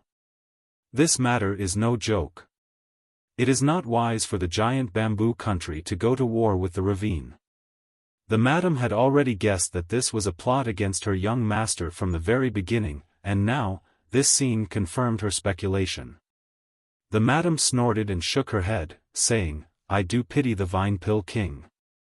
As a disciple of the ravine, he was forced to be offered as a sacrifice in the end. Even if he was a disciple of the elder, in the end, he was discarded as a pawn. It is so pitiful to come from a lineage like this. I'm afraid that even upon his death, he still didn't know what had happened. Madam Ziyan, what are you trying to say? The Heavenhoof elder shouted, You murdered my disciples yet you still dare to spew false accusations towards my ravine? Madam Ziyan, you really think that your country is powerful enough to be so lawless? You really think that your country can do as it pleases just because of your divine guardian? Lawless? At this time, a laid-back voice interjected, There is no need for the giant bamboo country to act lawlessly. I am the one who is above the law, and since I am the law, I am the heavens. At this time, a person reached the top of the mountain, it was Wuxia. Tai Yi followed right behind him, terrified. He was hiding right behind Wuxia as if he was afraid of being stepped on. Wuxia. Upon seeing him, the Heavenhoof elders group cried out and immediately rushed to him. And it wasn't just his group. In an instant, the alchemy saint and the Huangfu High Elder along with a large group of experts all rushed forward and immediately surrounded him in many layers. The madam who was trapped earlier was immediately forgotten. Judging by their actions, it seemed that Wuxia was the real culprit. Some of the guests were now quivering, especially the famous ones with great status, they felt that something was about to happen. The Heavenhoof elder shouted, Li. You killed my disciple, hand your life over. Wuxia could still retain his cool and leisurely demeanor despite being surrounded. He looked at the elder and smilingly said, Oh. The Vine Pill King is dead? That is a surprise for me. Li. You know this full well. The alchemy saint raised his tone, the Vine Pill King only bet against you and used a few unpleasant words. However, you actually held a grudge and ordered Royal Lord Ziyan to kill him. Someone as vicious as you who slays fellow Taoists is unforgivable. Yeah. Wuxia couldn't keep himself from laughing. He leisurely responded, It was only a disciple from the ravine, what's the big deal? Do I need to order someone else if I wanted to take his life? I could easily crush him with a slight touch. Moreover, this Vine Pill King, if I wanted to kill him, I would already have done so 2 days ago, so why would I have given him a chance to leave? Excuses. The Heavenhoof elder shouted, Do you think people will believe your explanation? It is as clear as day that my disciple was killed by Madame Ziyan. She is your follower and obeys you without question, so only you could have commanded her to kill him. So it is this type of play. Wuxia didn't give a damn. He didn't mind even if these elders accused him of killing the Vine Pill King. He brought his arms in front of his chest and acted as if he was watching a fun play while telling these elders, I really do think the truth is just as you said. Since all of you are so into your roles, I'll join in this play as well. However, acting is quite difficult. Moreover, Killing your own disciple just for this play is even more difficult, am I right? All right, I killed your disciple, the Vine Pill King. How do you all want to catch me? Li Qiye acted as if he was without a care at this moment. The madam couldn't help but quiver. Her young master knew that this was a conspiracy, yet he still chose to jump right in. She wanted to say something, but Li Qiye waved his sleeve and stopped her. The punishment for murder is death. The Heavenhoof elder shouted, "You killed my disciple, so blood for blood and life for life." Brother Fu, calm down a bit. The alchemy saint hurriedly interjected, "We are not unreasonable people who can't tell right from wrong. Li Qiye, the way you said it, do you think we are setting you up?" The alchemy saint cleared his throat and continued slowly, "Although the Vine Pill King's death is as clear as day, we will give you a chance to a fair trial. Plus, we are here to celebrate the Treefather's birthday, so it is not good to spill blood here. Oh, so to say, I should be thanking all of you for your kindness and merciful ways?" Li Qiye smiled and said, "Good, then a fair trial it is. What do I have to do?" This response didn't only surprise the alchemy saints group, many spectating guests on the side were also astonished. Chapter 707. The play. The alchemy saints crowd actually thought that Li Qiye would keep on denying the claim or make up excuses or even push this crime onto Madame Ziyan. They didn't expect Li Qiye to fall into this trap so easily, so they had prepared many different methods to force him into submission. However, Li Qiye agreeing and readily jumping into their trap caused them to be unable to carry out their best schemes. The spectators were astounded as well. Admitting to killing Heavenhoof disciples was a heinous crime. A light punishment would be death, a grave one would be sect destruction.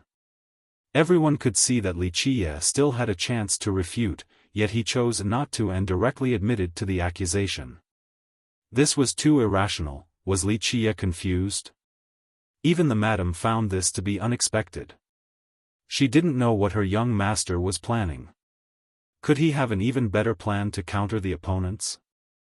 Him directly admitting to the act left the alchemy saints group at a loss.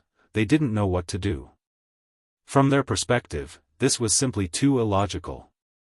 The alchemy saint composed himself and cleared his throat to say, "Both our crystallized sea sect and the ravine are reasonable. We will not wrongly accuse others. Although the punishment for murder is one's death, we will give you a fair chance. Before the trial, our three great sects, including the Huangfu clan, will take you into custody. After the end of the celebration, we will give you a fair trial." Li Qiye chuckled after hearing what the alchemy saint had to say. To all of these powers, revenge was only a ruse. It was clear that they simply coveted his treasures.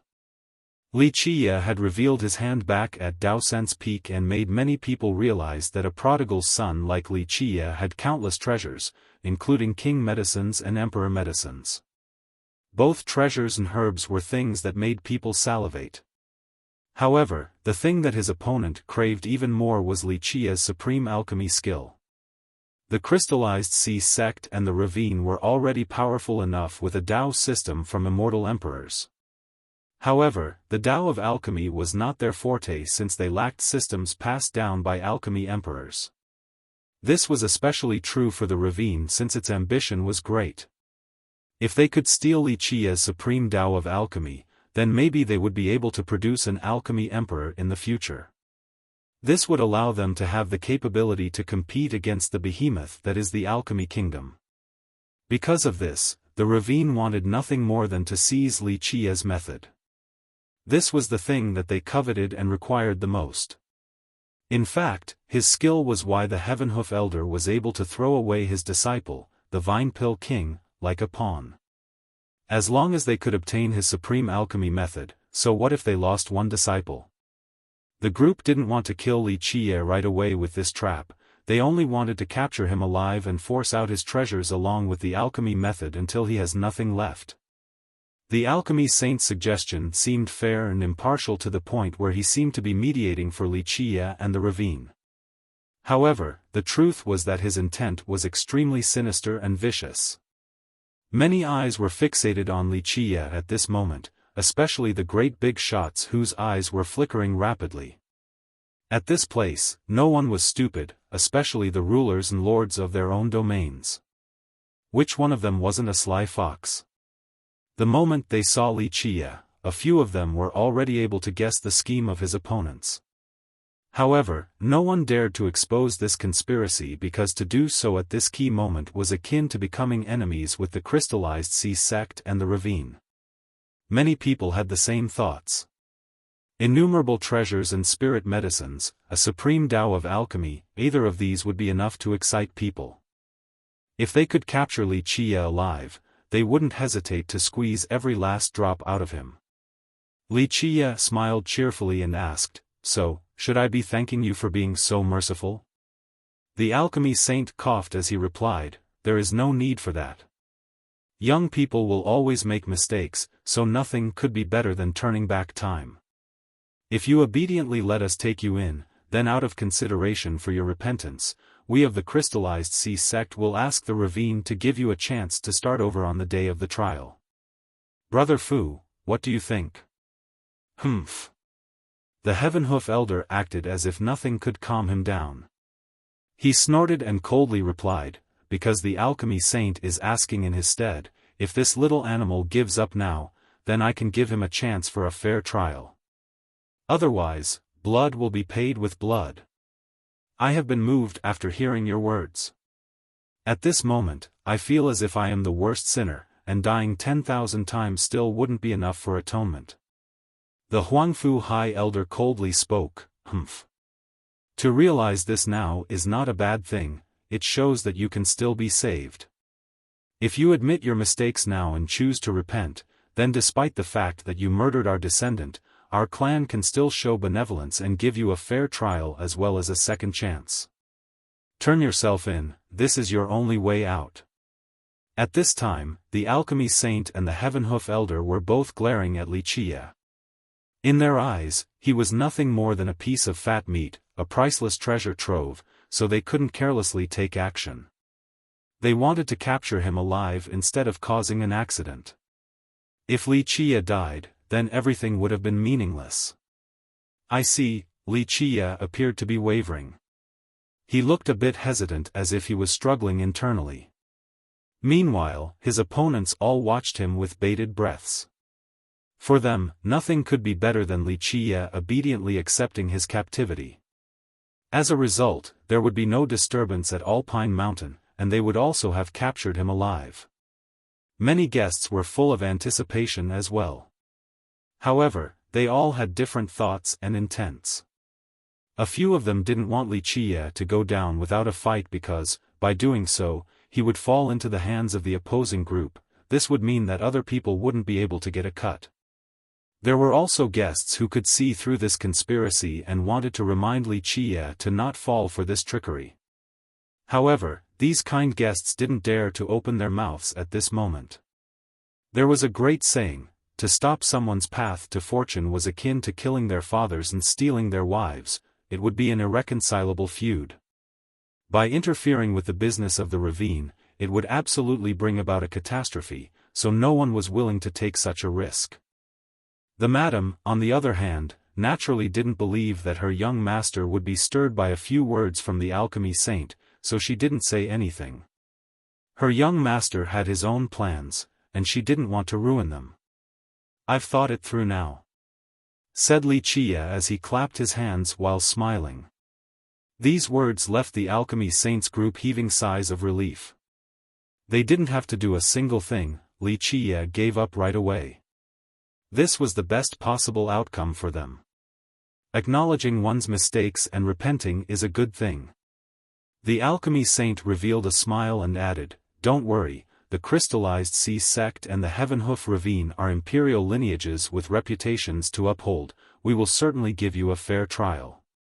"No, I think you are mistaken." Wuxia shook his head and smilingly continued, "I was trying to say that if I am a heinous villain who will never be able to atone for my sins, then why should I change my ways? How great is it to be a bad guy? How free is it to be a brute? To be able to kill whoever you desire, to destroy whoever you please, what could be better than this? This response immediately dazed the alchemy saints group. They quickly became furious as fierce gazes were directed at Wuxia, wishing to cut him into a million pieces. They finally understood that from beginning to end, Wuxia was only toying with them. The guests wanted to laugh after seeing how the alchemy saints group was played by Wuxia and were pleased to see them suffer. However, they had to suppress their laughter since they didn't want to offend the ravine. Wuxia smiled leisurely and gazed at the alchemy saints group to say, "To me, all of you are nothing. In my eyes, the dead vine pill king isn't even equal to a fart. Whether it was a conspiracy or if I actually killed him, it doesn't matter to me because all of you, along with him lying dead on the ground, don't mean shit. I just wanted to play along with you since you wanted to lure me into a pit, that's all. As for the crime of murder, you can announce it as you please. Don't just mention killing this lowly vine pill king, even if you all accused me of massacring countless races, robbing and stealing, raping and pillaging. I simply wouldn't care."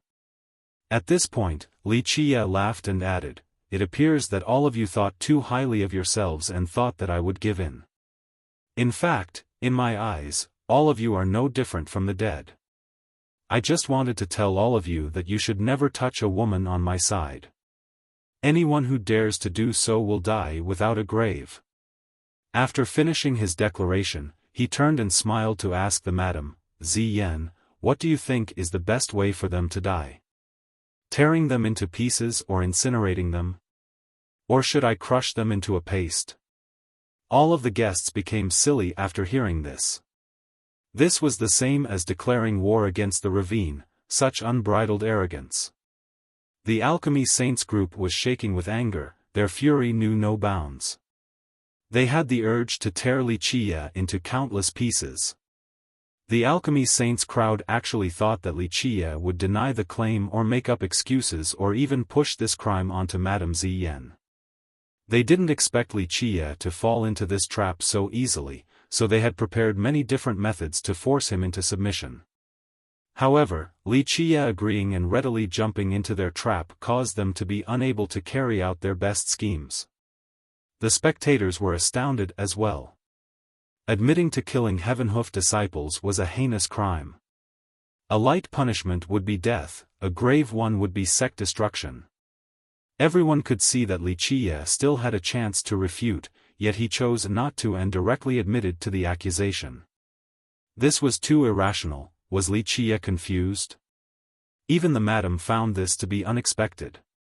She didn't know what her young master was planning. Could he have an even better plan to counter the opponents? Chapter 708, Immortal Devouring Evil Jar, Little Animal, I will grind your bones into dust and tear you to pieces. The Heavenhoof elder was livid after being mocked like this by Wuxia. His expression was unsightly to the extreme. He roared as his blood energy became as vast as an ocean.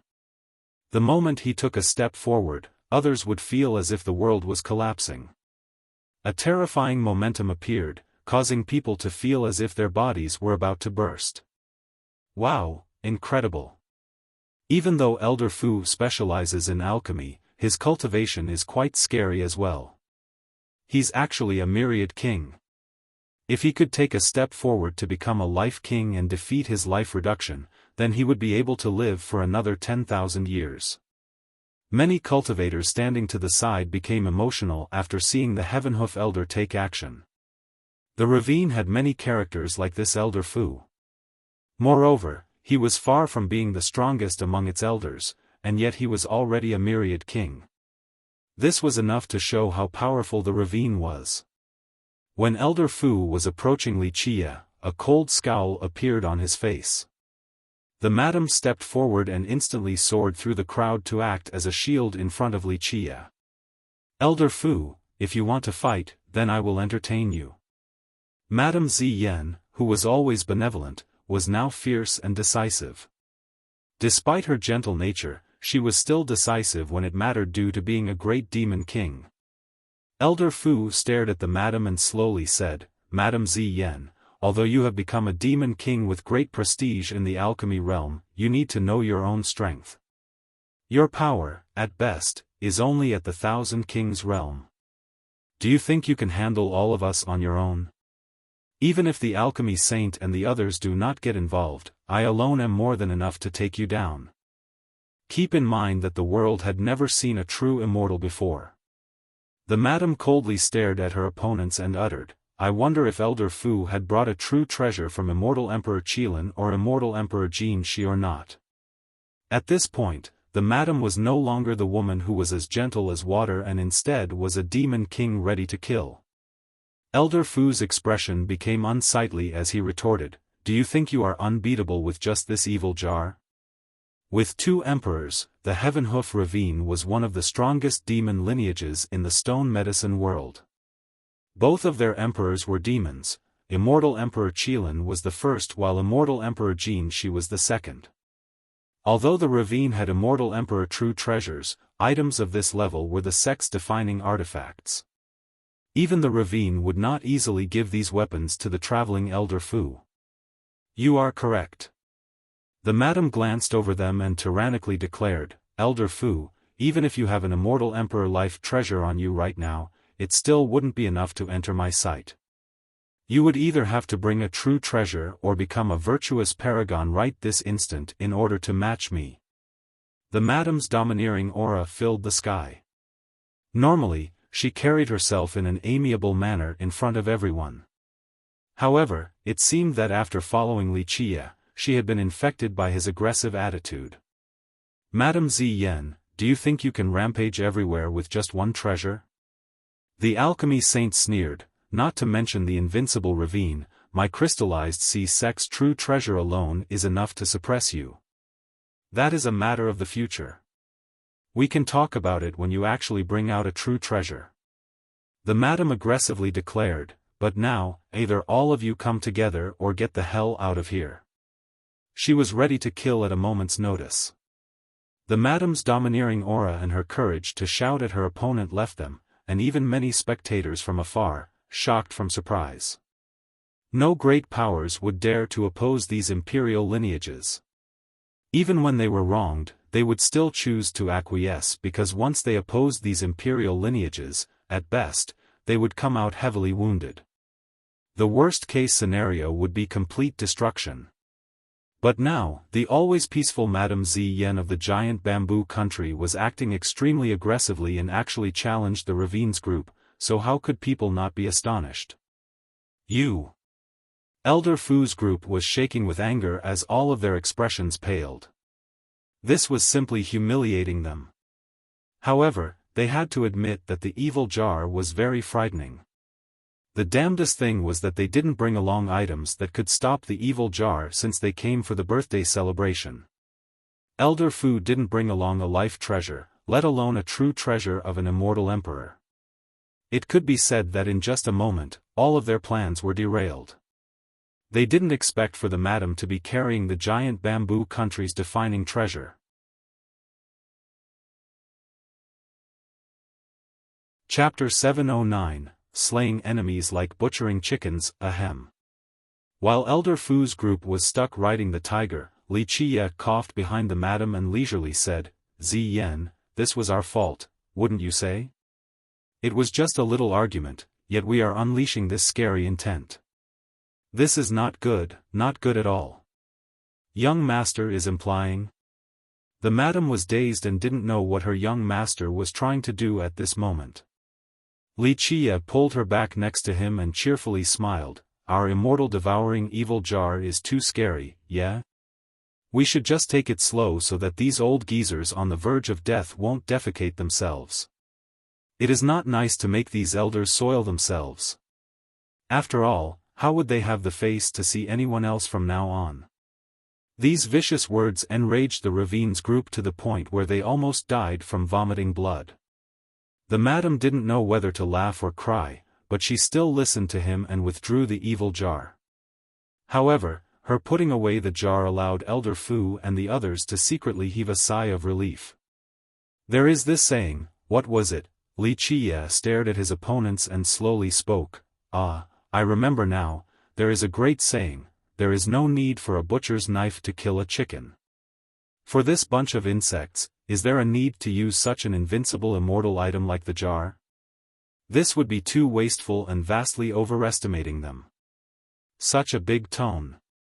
The dragon princess sneered in response and said with disdain, "Hiding behind a woman to brag, are you still a man? If you dare, then come out and fight us." "Fight you guys?"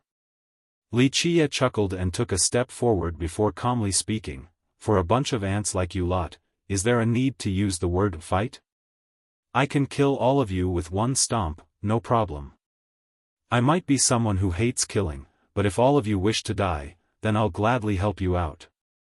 The first reaction from many spectators was that Li Qiye was insane. Both the Ravine and the Crystallized Sea sect were imperial lineages, but a nobody like Li Qiye was now calling them ants. How unbelievably arrogant. "Ignorant fool, do you dare to fight against this princess?" Before the alchemy saint and his group could respond, the dragon princess raised her voice. Li Qiye had previously humiliated her twice, so all she wanted to do was to kill him and drink his blood. She was under the assumption that someone like him could be killed by her without any trouble. "Only an ant," Li Qiye dismissively said as he didn't even bother looking at the princess. This attitude was extremely humiliating to her, so she immediately became enraged and shouted, "Little villain, die." However, before she even finished her sentence, she had already rushed forward with swift speed like a soaring dragon towards Li Qiye. However, within this split second, it seemed as if time had stopped. Everyone's vision blurred. The moment they could see clearly again, the dragon princess's neck was gripped by Li Qiye, and her entire body was dangling up high. No one saw how the princess fell into his hands. They only saw her attack and then everything became blurry, so no one saw Li Qiye's move at that moment. Clank! Before everyone could calm down, Li Qiye had already crushed the princess's neck. It didn't matter that she had a great cultivation and was a princess of a dynasty, she was immediately crushed to death by him. At the time of her death, her eyes were wide open, not knowing how she had died to him. A great beauty, a princess adored by many with countless suitors, had been killed mercilessly by Li Qiye. This scene was too shocking since everyone could only watch him kill her. Even Elder Fu's group had yet to compose themselves. "Little bastard, die!" The alchemy saint furiously roared and unleashed a huge palm towards Li Qiye. How could he swallow this anger after Li Qiye killed one of his sect's disciples? However, before his palm could crush Li Qiye to death, he was immediately dragged back by Elder Fu. The elder gravely said, "Brother, you have to take it easy." However, this skeletal mantis was emitting a grey death energy that belonged to Li Qiye. Pluff! Pluff! Pluff! Right when the spectators still didn't understand what was going on, 3 heads flew up into the sky, followed by streams of blood spurting about. The first 3 heads belonged to the alchemy saint, the Huangfu High Elder, and Elder Fu of the Ravine. As their heads flew up high, they could still see the blood spurting from their own necks. The next moment, a group of heads all flew up at the same time along with accompanying pillars of blood. Eventually, thumping sounds appeared as a group of heads fell onto the ground and rolled around along with numerous headless corpses.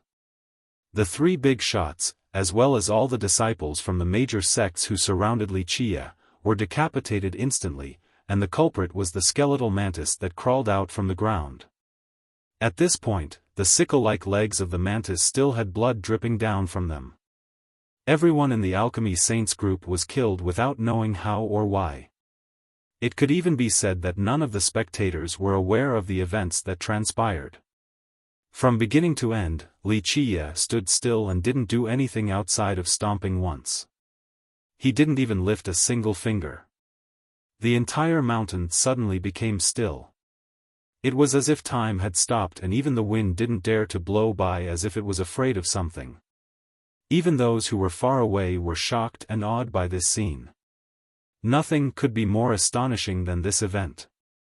3 heavenly kings and more than 100 experts were slaughtered in an instant without a chance to fight back or knowing how they even died. Such a thing was too terrifying and unbelievable. Wuxia stood there quietly while the skeletal mantis posturing next to him, creating a spine-chilling scene under the cover of the night that caused people to shudder uncontrollably.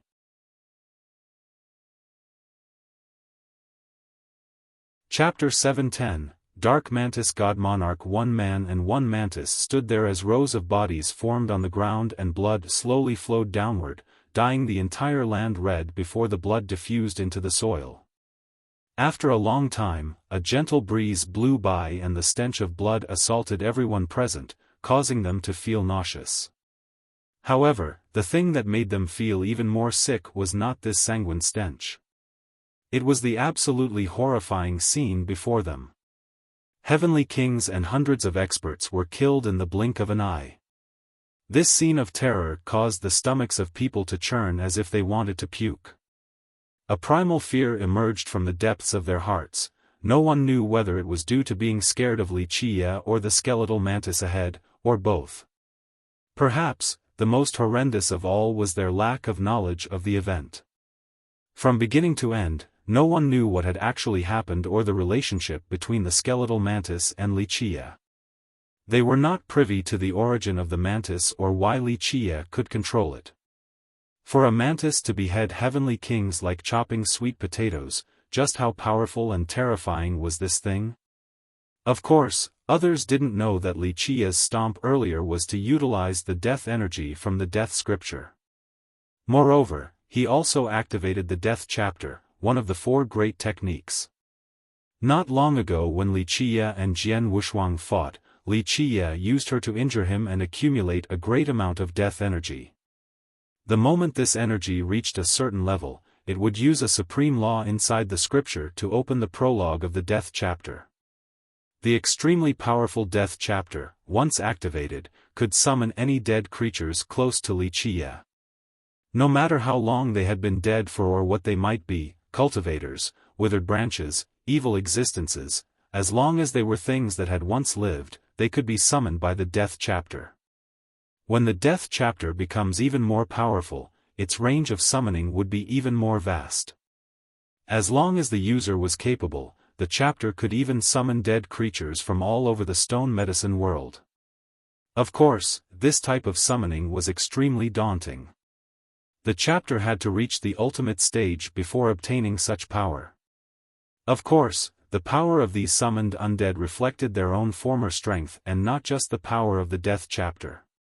If these undead existences were very powerful when they were alive, then after being summoned, they would still be unimaginably formidable.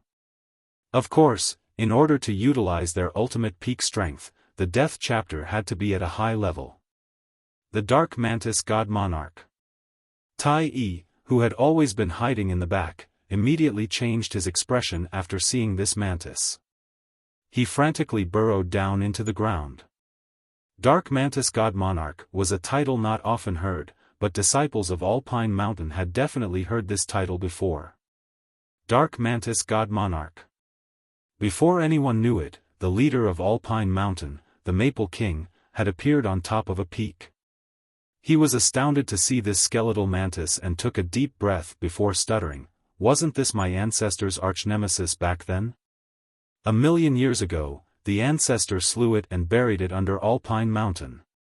Originally, before the Alpine Treefather had reached the top, there had been a demonic creature who coveted the Alpine Grand Vein and wanted to be its ruler.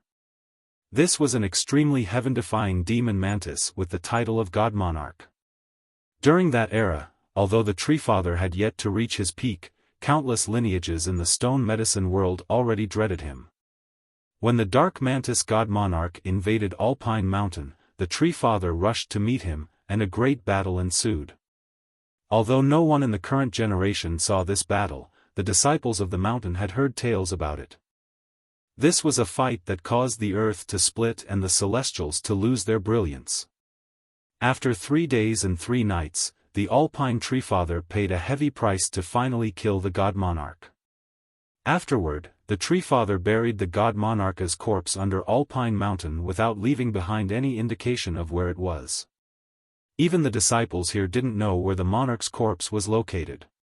But now, the skeleton of the monarch had rushed out, causing the Maple King to be aghast and frightened with a pale countenance. At this time, the Maple King blew a horn, resounding across the entire mountain. What's going on? The horn echoed across the entire area, causing many guests to become alarmed. Those who were interested came out for a look. Rumbles, among various other sounds, came in an instant like roaring torrents. Countless experts instantly appeared on Wuxia's peak, including tree demon monarchs, flood dragons from the sky, enormous golem kings, and ferocious sacred tigers. Some emerged from underground while others descended from the sky with flying treasures. In a swift second, an entire army completely surrounded this peak. There was no end to this army. A mighty cavalry surrounded this peak, removing the possibility of escape. The energy from heavenly sovereigns and heavenly kings at this location could encompass the entire world and was capable of overturning the earth. The guests gasped in the face of this army of experts. Although many people still didn't know what was going on, they didn't dare to approach and could only stand and watch from afar. They knew that something big had happened after the Alpine army appeared to lay siege to this single peak. They were also curious to see what kind of enemy was worthy of Alpine Mountain acting in this grand manner. At the same time, the big shots from the other lineages also shuddered after seeing the mountain's great amount of experts. Although the mountain did not start a sect or country, its power and disciples were definitely stronger than that of many great powers. Even Madame Ziyan was shaking when she saw so many experts from Alpine Mountain surround the mountains, since many of them were heavenly kings. She knew that this matter would not end peacefully. Only Wuxia remained as calm as ever. He simply glanced over the four directions and all the experts. Eventually, his gaze fell upon the Maple King. A bit interesting. Wuxia chuckled and said while staring at the king, "Maple King, what is your aim?" As the ruler of the mountain, the Maple King spoke coldly with a solemn expression, "I'm sure young Noble Li clearly knows what I want." "Oh, I see, is this how your Alpine Mountain treats your guests?" Wuxia laughed in response. At this point, many guests were shaking with fear. They were also astonished by this young fella's courage. He was still able to smile and act leisurely when trapped by so many experts from Alpine Mountain. The Maple King deepened his voice, "My Alpine Mountain has always been welcoming. Anyone who comes for the birthday celebration will be treated with respect. However, young Noble Li, you came and wantonly committed murder on the birthday of my ancestor, staining our mountain with blood. This is not giving us any face. Although you are one of our esteemed guests, you still must give us an explanation. Is that so?" Wuxia lightly smiled and said, "Wanton murder? I feel that it was more of an act of self-defense. These old geezers clearly wanted my life, so I couldn't just sit there and wait for my death. If you really want to blame me, then I apologize, as I accidentally went a bit far, but what could I have done? You surely must know that the young will always lack experience and be full of carelessness. They might go too far and destroy the world or slaughter the 8 domains. This is quite a normal occurrence." Wuxia's justification caused many listeners to envision a bloody scene. Whether young Noble Li was acting in self-defense or not, this is still up for debate. The Maple King coldly spoke, "However, young Noble Li and this demonic dark mantis god monarch are colluding, and on the day of my ancestor's great birthday of all days. This is antagonizing my Alpine Mountain." Wuxia looked at the Maple King and revealed a faint smile before speaking, "How interesting. I am only a nobody junior that was trapped by a group of heavenly kings from imperial lineages. The only thing in my mind was fear. I almost died miserably at the hands of these ruthless kings, but your Alpine Mountain did not come out to uphold justice. And now, a mantis crawled out from the ground to save me, yet your Alpine Mountain decides to show up now to stand up for justice? How interesting. Li Qia's words caused many of the bystanders to become silent. His description seemed to be stating that he was a lamb surrounded by a pack of wolves. However, the truth was that he was the wolf and the alchemy saints group were the helpless lambs. He, the wolf disguised as the lamb, eventually ate everyone from the alchemy saints group. Right or wrong, this will be decided in the future. The Maple King drily said, but for now, your wanton murder and collusion with the Dark Mantis God Monarch is clear. If young noble Li wishes to end this matter peacefully, then listen to my words of advice and accept your capture obediently. Li Qia glanced at him and slightly shook his head before speaking. Is this your idea, or the Tree Father's idea? If this is your idea, then I can only say that the Tree Father's descendants are mediocre. However, if this is the Tree Father's idea, then I'm afraid that he has grown old and senile. To maneuver against me is your Alpine Mountain wishing to meet its end. One man and one mantis stood there as rows of bodies formed on the ground and blood slowly flowed downward, dyeing the entire land red before the blood diffused into the soil.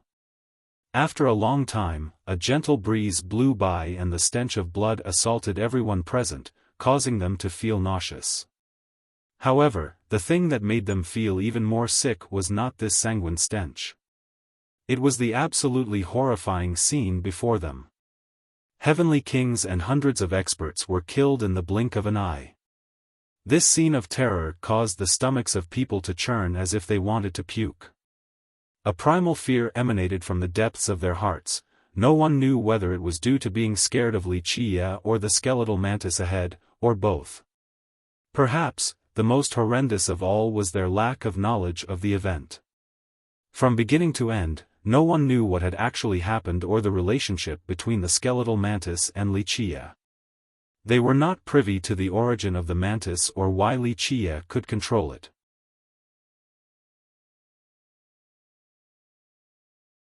Chapter 711, a mighty showing. Li Qia's brazen words caused many of the spectators to take deep breaths. Ever since the Tree Father had reached his current level, countless lineages were wary of him, even imperial lineages like the Alchemy Kingdom. They had to tread with respect whenever they dealt with the Tree Father. Even a virtuous paragon wouldn't dare to offend the Tree Father, but now, a nobody like Li Qia dared to utter such words at Alpine Mountain. Only Li Qia would be able to do this. The Maple King's expression changed for the worse. He had ruled the mountain for so long and until now, no one had ever dared to challenge them like this. Li Qia, alone, was daring to speak such contemptuous words. Despite his good temperament and great self-restraint, the Maple King's fury simply couldn't be described with words. Such a big tone. The Maple King coldly said, "Young noble Li, my Alpine Mountain will warn you one last time. Otherwise, don't blame us for being impolite. If you don't comply, then we will take action. As for whether you get injured or die, you must bear the responsibility of your choice." At this moment, Li Qia's eyes narrowed as he chuckled to say, "Your Alpine Mountain scheming against me is truly unwise. It is your mountain's honor to be graced with my presence for this birthday celebration, yet you actually dared to make a move against me. This is truly not knowing life from death. When I, Li Qia, don't come to cause trouble, even the heavens would have to show its gratitude. But now, you dare ask me to bow down? Very well, so what if it is a birthday? It is time to wash this place with blood. Begin." With a cold countenance, the Maple King and the majority of the experts from the mountain rearranged themselves into an archaic formation. This defensive formation was like a dense forest and covered the entire peak. No tears until sighting the coffin. Li Qia's pupils flashed with a cold glint. In this instant, his death energy emerged with the activated death chapter. It unleashed an amazing power that caused the energy on the skeleton of the God Monarch to surge like a river. However, in the current stone medicine world, only the Tree Father was still alive. It was easy to see just how terrifying and heaven-defying the Tree Father was to cause the Alchemy Kingdom and the Jianlong clan to treat him with respect. And now, the Tree Father had personally taken action, causing many guests to feel fear in their hearts. The guests subconsciously stared at Wuxia. A junior like him wouldn't be able to cause any trouble now that the Tree Father personally took action. Among the younger generation, even someone as supreme as the celestial being, Yi Qingcheng, still wouldn't be able to do anything. So it's finally the old man's turn to take action. However, when everyone thought that Wuxia was doomed, he was still as calm as ever, showing no fear towards the Tree Father. Everyone, return. However, the next event surprised all the guests. The ancient voice of the Tree Father came again as he gave his command to the Alpine disciples. After his command, all the auras of the paragons disappeared. These paragons who wanted to take action all became silent and stood still. Young Noble Li is an esteemed guest, there has been a misunderstanding. The ancient voice rang again, how about young Noble Li come to my place to resolve this misunderstanding? The moment the Tree Father's words came out, 2 pine branches stretched out from the far distance and came before Wuxia. These 2 pine branches were like spirit dragons intertwined together and instantly created a wooden bridge. This wooden bridge next to Wuxia's feet would bring him straight to the Tree Father's place. This scene caused many guests to hold their breaths as they waited for Wuxia to make a move. What kind of existence was the Tree Father? He was one who could be praised as a supreme god king. Even big shots from the previous generation weren't qualified to meet the Tree Father, let alone the younger generation. But now, the Tree Father wanted to personally meet Wuxia. This was quite perplexing to many here. What outstanding virtues did Wuxia have to warrant this meeting? Since this is the case, why not? Wuxia looked at the bridge in front of him, chuckled, and spoke. Afterward, he boarded his carriage again. This response left many people speechless. They all considered meeting the Tree Father as a great honor. After the Tree Father reached the peak, countless great demons and even monarchs with unparalleled talents came wanting to meet him, but they couldn't. Today, the Tree Father initiated the meeting with a nobody like Wuxia, but his response was completely nonchalant and without a care. If it was any other youth, they would be overwhelmed with excitement. Madame Ziyan also sat on the carriage and took the reins. In fact, there was no need for her to do anything since the Imperial Draco Bull immediately pulled the carriage towards the wooden bridge to head for the Tree Father's dwelling. All the guests watched the carriage until it eventually disappeared from their sight.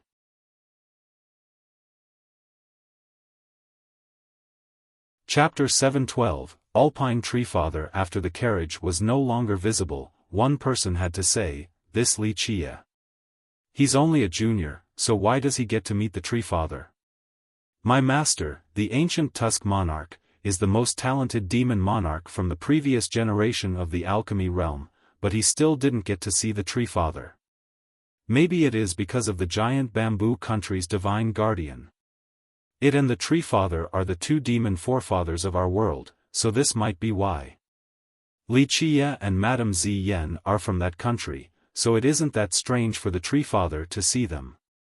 An older cultivator speculated. Many guests felt that this rationale made sense since it would be normal for the Tree Father to want to see the descendant of the other demon forefather. The carriage ran along the wooden bridge. Although squeaking sounds could be heard, the journey was very smooth.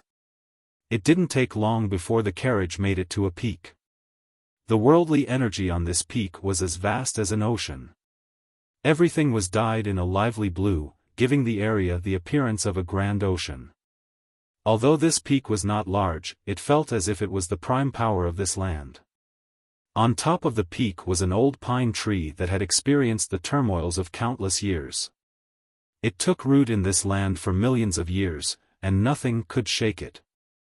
Upon Wuxia's arrival, an old man sitting below this tree stood up and came to greet him with an amiable smile, saying, "My younger generation is ignorant like a frog at the bottom of a well and didn't know that young Noble Li is exceptional, so they offended you. Please forgive them." This old man was the famous Alpine Tree Father, the highest existence in the current stone medicine world. The old pine tree behind him was his real body. If an outsider were to hear this, they would be completely dumbfounded and think that they must have misheard. A character like the Tree Father actually apologized to Wuxia. "I am curious, was it your idea, or did your disciples take it upon themselves?" Wuxia sat calmly on his carriage and inquired while staring at the Tree Father. The Tree Father met his gaze and responded with a genuine smile. Little Maple had good intentions. He thought that young Nobley had a way to solve my problem, so he wanted to keep young Nobley behind. If you want to blame someone, I'll take the blame. This is our Alpine Mountain's fault. Wuxia chuckled and disembarked the carriage. After gently patting the bull, he said, I do feel some sincerity. As for the reparations, I'll think about it." Having said that, he sat down next to the Tree Father without any reservation. The Tree Father looked at the imperial Draco bull standing to the side and couldn't help but voice his praise. "What a divine creature. Once it turns into a true dragon, we simply wouldn't be able to compare to it." Others might not be able to see it, but the Tree Father immediately knew that this was an auspicious beast with the bloodline of a true dragon. Meanwhile, the bull calmly remained standing there, ignoring the Tree Father's praise. Only a great man like young Nobley would be able to be the master of such a divine beast. The Tree Father sat down next to Wuxia and smiled kindly. At the same time, Madame Ziyan went to stand behind Wuxia, waiting. Although she was a great demon and a king, her status and identity were not enough to gain her an audience with the Tree Father. Wuxia looked at the Tree Father and smiled to say, "Smart people find me very easy to deal with. As for this past matter, whether it was the Maple King personally taking the initiative or something else entirely, it is no longer important to me. Since you wanted to meet me, let us not waste time walking in circles. Get straight to the point." The Tree Father looked at Wuxia and eventually sighed before speaking. "I have lived for countless years. In the stone medicine world, outside of the giant bamboo divine guardian, I'm afraid no one else has lived for as long as I have. For millions of years now, my eyes have seen many people, but I cannot see through young Nobley. Not many people can see through me, so don't mind it." Wuxia lightly responded. The Tree Father pondered for a moment before speaking. "I have a certain problem, and Little Maple heard that you were able to communicate with the giant bamboo divine guardian, so he wanted to know the situation of the guardian to see if it could solve my problem. However, in my opinion, Little Maple went about it the wrong way.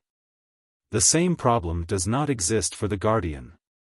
Although both of us are referred to as the two great demon forefathers, I know that Senior Divine Bamboo doesn't share my problem." "You are right about that," Wuxia responded. "You are a true demon forefather, but the giant bamboo isn't." The Tree Father gently nodded and added, "Which is why I said Little Maple was looking at things the wrong way. In my eyes, the real method to solve this problem is dependent on young Nobley and not with your ability to communicate with Senior Giant Bamboo. Your Tao of alchemy is supreme, so today, I invited you here to see if you could solve this problem for me." "You are mistaken about this." Wuxia shook his head and explained, "Your problem isn't something that can be solved by alchemists. I have picked up on the scent of medicines while sitting here. If I am not mistaken, you have recently gone to find the old alchemist of the Alchemy Kingdom to diagnose your problem." The Tree Father was momentarily stunned before voicing his praise. "Young Nobley is truly unfathomable, indeed worthy of having an unparalleled Tao of alchemy." At this point, he nodded his head and admitted, "My situation is not looking very optimistic. Recently, things have been getting worse, so I had no choice but to shamelessly ask the old alchemist for help. Unfortunately, he was powerless as well." "It seems like you are pretty confident in me," Wuxia said with a chuckle. The Tree Father smiled back in response and said, "I heard young Nobley could refine pills like cooking. Even those from the Alchemy Kingdom are incapable of such supreme pill refinement, so my hopes are quite high when it comes to you. I know your problem very well. Li Qiye seemed to have known this beforehand and said, when the heavens want to end life, no one will be able to escape, this is part of nature.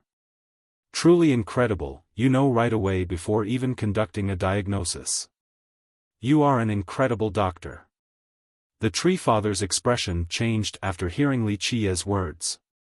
Li Qiye said with a smile, this has nothing to do with being a good doctor. This is a tribulation, at the very least, only an existence like you would have to withstand such a tribulation. One might be able to survive an act of God, but no one can survive a self-brought calamity. The Tree Father wryly smiled and stated, as such, this old life of mine depends on young noble Li. If even you cannot help me, I'm afraid I won't live for much longer.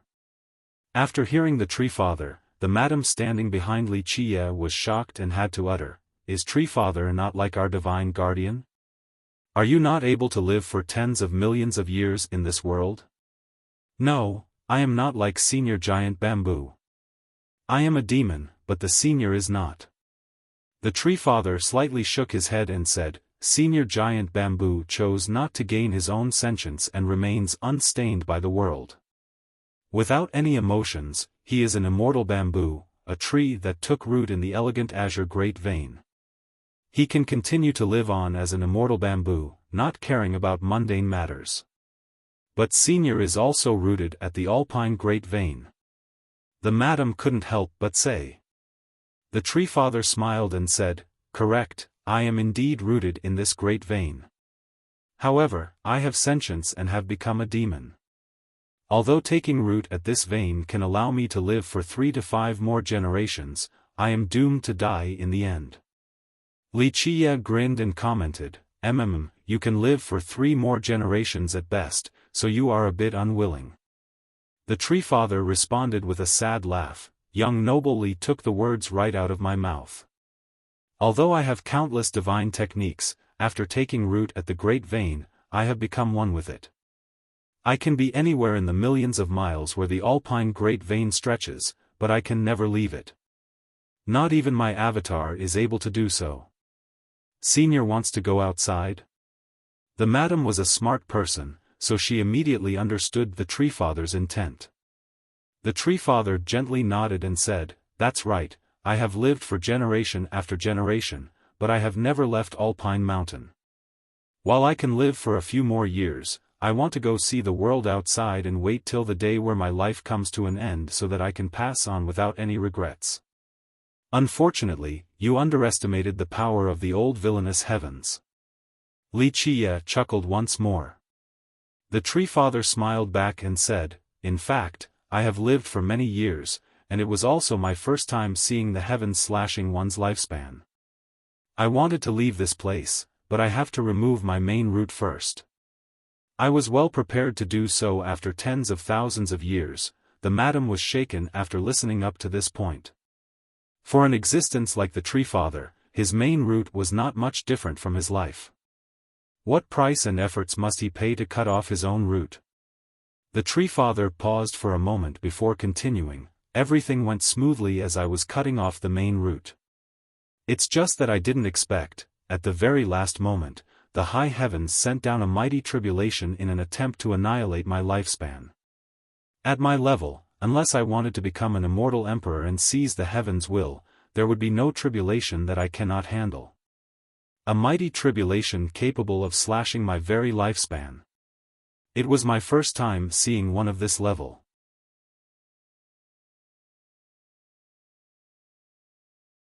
Chapter 713, Emperor Suppression Art, Who could stop the heavens from slashing one's lifespan? Not to mention God Kings, even true gods with the blood of the heavens running through their veins wouldn't be able to. Li Qiye responded dismissively. God King was a simple title for top existences among cultivators. At the virtuous Paragon realm, each of the individual levels had a certain title.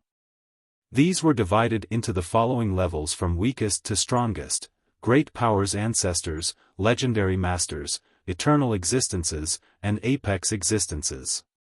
Great Powers Ancestors were normally ordinary virtuous paragons. Legendary Masters were the strongest among these ordinary paragons. Eternal existences were different. To be able to earn the title of eternal, these paragons must be able to earn a divine title or be able to establish their own country. As for apex existences, there were several theories. Some people considered god monarchs to be apex existences while others considered god kings to be at this level.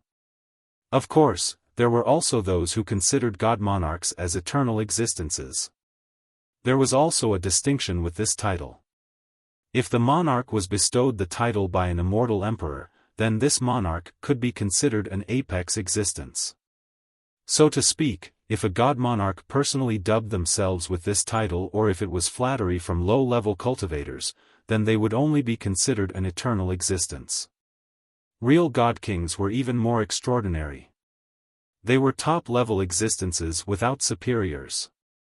A real god king wasn't only bestowed the title by an immortal emperor, they must also be recognized by the 9 worlds as well as the invincible generals and officials of that time. This type of god king was the real deal. The truth was that a real god king would only appear twice or thrice each generation. As for those who called themselves god king, or were referred to as such by others, they were most likely unqualified for this title. For instance, the Alpine Tree Father. Without an immortal emperor bestowing the title upon him, he decided not to call himself a god king. However, he was truly qualified to become one since he possessed the power of a god king. Indeed, even god kings are helpless against the high heavens. The Tree Father said with a tinge of emotion, "When the heavens wants to end life, not even a true god can stop it, let alone a god king." In this world, only an immortal emperor would be able to withstand the heavens. True God was another title. Just like its name suggests, they are real gods that did not belong to the human race, the demon race, or any other contemporary race. Legend states that true gods were deities unknown to the rest of the cultivators. They were from a secret race that outsiders did not know of. People believed that they had the bloodline of the heavens, so they were destined to be deities upon birth. Even charming spirits, who were referred to as the heavens' favored children, couldn't compare to true gods. True God was not just another name for supreme power, it also represented a very mysterious existence. If a god king and a true god were to have the same strength, the same treasures, and the same merit laws, the true god would have a great advantage due to their heavenly bloodline. They had advantages that the rest of the cultivators in this world lacked. Wuxia smiled and said, "Not necessarily. Those who can withstand the heavens are not limited to immortal emperors. A few supreme lords can defy the heavens as well." Supreme lords, even an apex existence like the Tree Father sighed after hearing this title, the ones who are able to tread this world freely, able to assail even immortal emperors. Although the Tree Father was currently the highest existence in the stone medicine world and even respected by a lineage like the Alchemy Kingdom, he was still without confidence when emperor assailants were brought up. These were existences that very few people knew about. In fact, how many people in this world actually managed to come into contact with one? There were several theories regarding these supreme lords. Some considered god kings to be supreme lords, but many people did not support such a claim. There were quite a few who considered existences capable of assailing immortal emperors to be supreme lords. This rang especially true for powerful cultivators. In their eyes, only existences capable of harming immortal emperors could be called supreme lords, experts capable of treading the world freely. The Tree Father emotionally sighed. Even he didn't dare to call himself a supreme lord or an emperor assailant. In the midst of his wishful thinking, the Tree Father calmed down and gently shook his head while revealing a gentle smile to say, "Since young Noble Li seems so confident, you must surely have a method to solve my problem." Wuxia was as calm as ever. He smiled and said, "The high heavens wished to end life, so it sent down its power. I know that a terrifying calamity was left behind in your route. If this was in the past, then it would be very problematic. Even if it could be dealt with, it would require a lot of methods and even 1,000 years of effort. However, it seems that Lady Luck is smiling upon you. Right now, I have a shortcut to deal with your problem." Although the Tree Father had lived for millions of years, he was still excited and quickly asked, "Nothing could be better then. What is young Noble Li's condition? There is no need to rush negotiations. Before that, I have a question for Tree Father. What does young Noble want to know? As long as I know the answer, I'll reveal everything." The Tree Father quickly responded. At this time, he required Li Qia's assistance. Even though he was one of the two great demon forefathers, he still needed to please Li Qia. "Your legacy techniques are from the Emperor Suppression Art," Li Qia slowly uttered with a serious gaze. The Tree Father was caught off guard. He stared at Li Qia with a shocked expression and asked, "How did young Noble Li find out?" "So it is so." Li Qia couldn't help but gently sigh. He looked towards the far distance and became silent as if lost in memories. Madame Ziyan was slightly startled as well. She had seen Li Qia's expression before back in the old house on the outskirts of the capital. "Does young Noble Li know the origin of this legacy?" The Tree Father asked in a humble manner after seeing Li Qia's expression.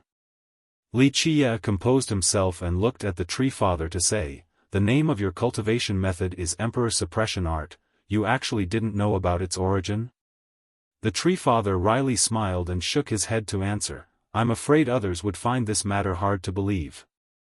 Since young Noble Li recognizes this art, then it is fine to tell you. I am a pine tree at my roots. A very long time ago, I was only being affected by a little bit of spirit energy from the Alpine Great Vein. This amount of spirit energy was neither enough for me to become a demon nor for me to gain sentience. However, it gave me a sliver of awareness. Nevertheless, I was not able to recognize or identify items." The Tree Father paused for a moment before continuing, "It wasn't until one day when a woman came to Alpine Mountain that things changed. Although I couldn't tell things apart, I would never forget the moment of her arrival." Li Qia looked at the Tree Father and slowly said, "The strange phenomena of the 9 worlds where myriad realms float. Even if the deities were in this world, and even if the god kings were still present, they would not dare to come close, they would only prostrate from far away. The endless Tao of the world could only be below her feet. The heavens above could be nothing but silent. She carries the dazzling heaven's will. Under her illuminating radiance, everything else becomes dim and listless." The Tree Father was astounded and exclaimed after hearing Li Qia's description, "How does young Noble Li know?" Li Qia only sighed softly and didn't answer the Tree Father. The Tree Father didn't pry any further. He also gazed into the distance to immerse himself in the past, mumbling, "That scene is unforgettable. Even though I had seen immortal emperors later on, I'm afraid she was the most powerful existence I have ever seen. Although I couldn't open my eyes to witness the world back then, I could sense it. At that time, all existences in the stone medicine world prostrated.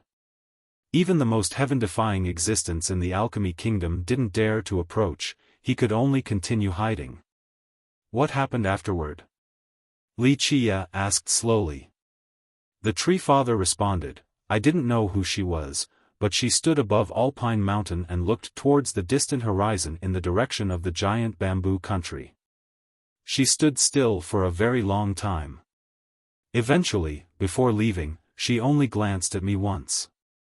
Under this gaze, I felt that all existences in this world were suppressed, and I was even more insignificant than a speck of dust. With a casual motion, she left behind a universal law on my tree body." The Tree Father couldn't calm his emotions and explained, "At first, I couldn't comprehend this universal law. Even though it seemed very simple, the mysteries inside were boundless like an ocean. For many years since then, I kept on studying its profoundness and, because of this, I was slowly able to take root in the Alpine Great Vein until I became one with it. That is quite incredible.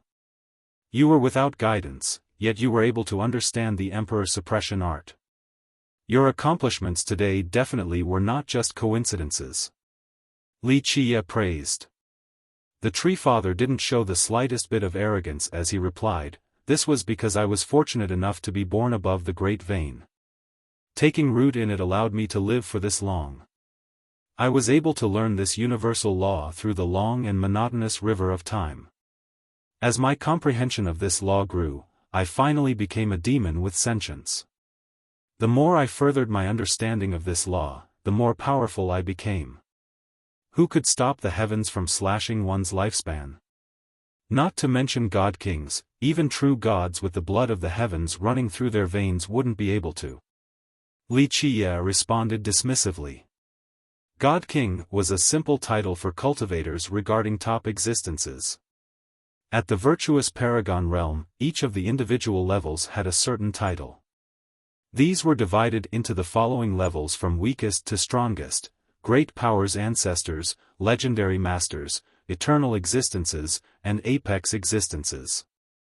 Great Powers Ancestors were normally ordinary virtuous paragons. Legendary Masters were the strongest among these ordinary paragons. Eternal Existences were different. To be able to earn the eternal title, these paragons must be able to earn a divine title or be able to establish their own country. As for apex existences, there were several theories. Some people considered god monarchs to be apex existences while others considered god kings to be at this level. Of course, there were also those who considered god monarchs as eternal existences. There was also a distinction with this title. If the monarch was bestowed the title by an immortal emperor, then this monarch could be considered an apex existence. So to speak, if a god monarch personally dubbed themselves with this title or if it was flattery from low-level cultivators, then they would only be considered an eternal existence. Real god kings were even more extraordinary. They were top-level existences without superiors.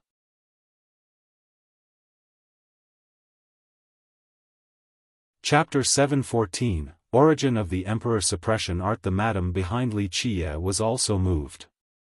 Just one universal law was able to create the Alpine Tree Father. Just how powerful and terrifying was this heaven-defying merit law named Emperor Suppression Art? I have always been comprehending this law. It was not until I reached the top that I finally derived all of its profound mysteries. At that point, I discovered the runes that had the name of this law, the Emperor Suppression Art. The Tree Father explained. The Emperor Suppression Art, a cultivation method capable of suppressing immortal emperors. Li Qiye quietly mused. He became quiet and recalled the past once more. His words left the Tree Father and the madam astonished. Immortal emperors were invincible in this world. Could someone actually manage to suppress them? The Tree Father took a deep breath and had to ask, "This art can suppress immortal emperors?" Li Qiye smiled and gently shook his head to say, "I am not looking down on you, but you definitely won't be able to do so. Of course, that woman is another story. Your Emperor Suppression Art is only a very small part of the complete technique." So that is the case. The Tree Father stated, "Nevertheless, this Emperor Suppression Art made me who I am today, so I am already very satisfied. Your attitude is admirable. Perhaps it is because of this that you are able to have today's accomplishments. It wasn't just a coincidence." Li Qiye smiled while gazing at the distance. "I wonder if young noble Li can inform me about which lineage my legacy art came from." Li Qiye still hadn't revealed his art's origin, so he looked at Li Qiye longingly. For the rest of the world, the Tree Father's cultivation was from self-enlightenment, but the Tree Father knew the truth in his heart. Although the Tree Father couldn't leave Alpine Mountain, he had ordered his disciples to pay some attention to see if there were any lineages or merit laws in this world that were similar to them. However, after so many years, none of his disciples were able to see a merit law from the same branch as them. Li Qiye withdrew his gaze and looked at the Tree Father, saying, "It is fine to tell you. This Emperor Suppression Art came from Empress Hong Tian." Upon hearing this, the Tree Father was immediately ecstatic. No news could be better than this. After being punished by the heavens, he couldn't even leave this place because he had to constantly suppress this grand tribulation underground. If not, it would destroy all things, including this alpine mountain that he had nurtured for millions of years. Although he managed to keep his suppression in check, recently, it was becoming more powerful. If this continued, he wouldn't just only die from old age, the entire mountain would also be destroyed. This is certainly true. I can guarantee to solve your issue without leaving behind any future complications. Wuxia calmly stated as if he had known everything beforehand. The tree father looked at this young man ahead and didn't know what to say. Oh? You don't believe me? Wuxia calmly said, if you don't believe me, then there's nothing I can do. It is fine to not accept this deal. The tree father took a deep breath and said, I believe. The old heavens will always create a miracle. The alchemy kingdom and the Jianlong clan were not able to solve his problem. And if these existences were not able to do so, then it was even more inconceivable for a junior like Wuxia to. However, the tree father still chose to trust Wuxia. Like he said, the old heavens would create a miracle. To this, Wuxia responded with a shake of his head, in my eyes, the old heavens have never created a miracle. Only I, Wuxia, will be able to create a miracle. How overbearing were these words? The tree father had seen countless young geniuses. Some were extremely brilliant across the eons, but none of them were as domineering as the one before him. The tree father took a deep breath and solemnly stated, what is young noble Li's condition? Just say the word and my alpine mountain will meet your demands. After living for so long, he naturally understood that there was no such thing as a free lunch in this world. Wuxia calmly replied, my condition is very simple. Right now, I am missing a powerful virtuous paragon, and you just so happen to be the right man for the spot. What do you think? The tree father looked at Wuxia and asked in a serious tone, young noble Li is trying to say that you want me to be your Tao protector? Wuxia met his gaze and slowly spoke, tree father, this Wuxia is not trying to look down on you. These words might be difficult to listen to, but if I really wanted to find a Tao protector, then an immortal emperor would barely meet the requirements. Other people are not qualified to do so. Only I can be the Tao protector of others, no one can be my Tao protector. These unbelievably arrogant words left the tree father speechless. Even the madam standing next to him couldn't help but smile awkwardly, but she was almost used to this attitude.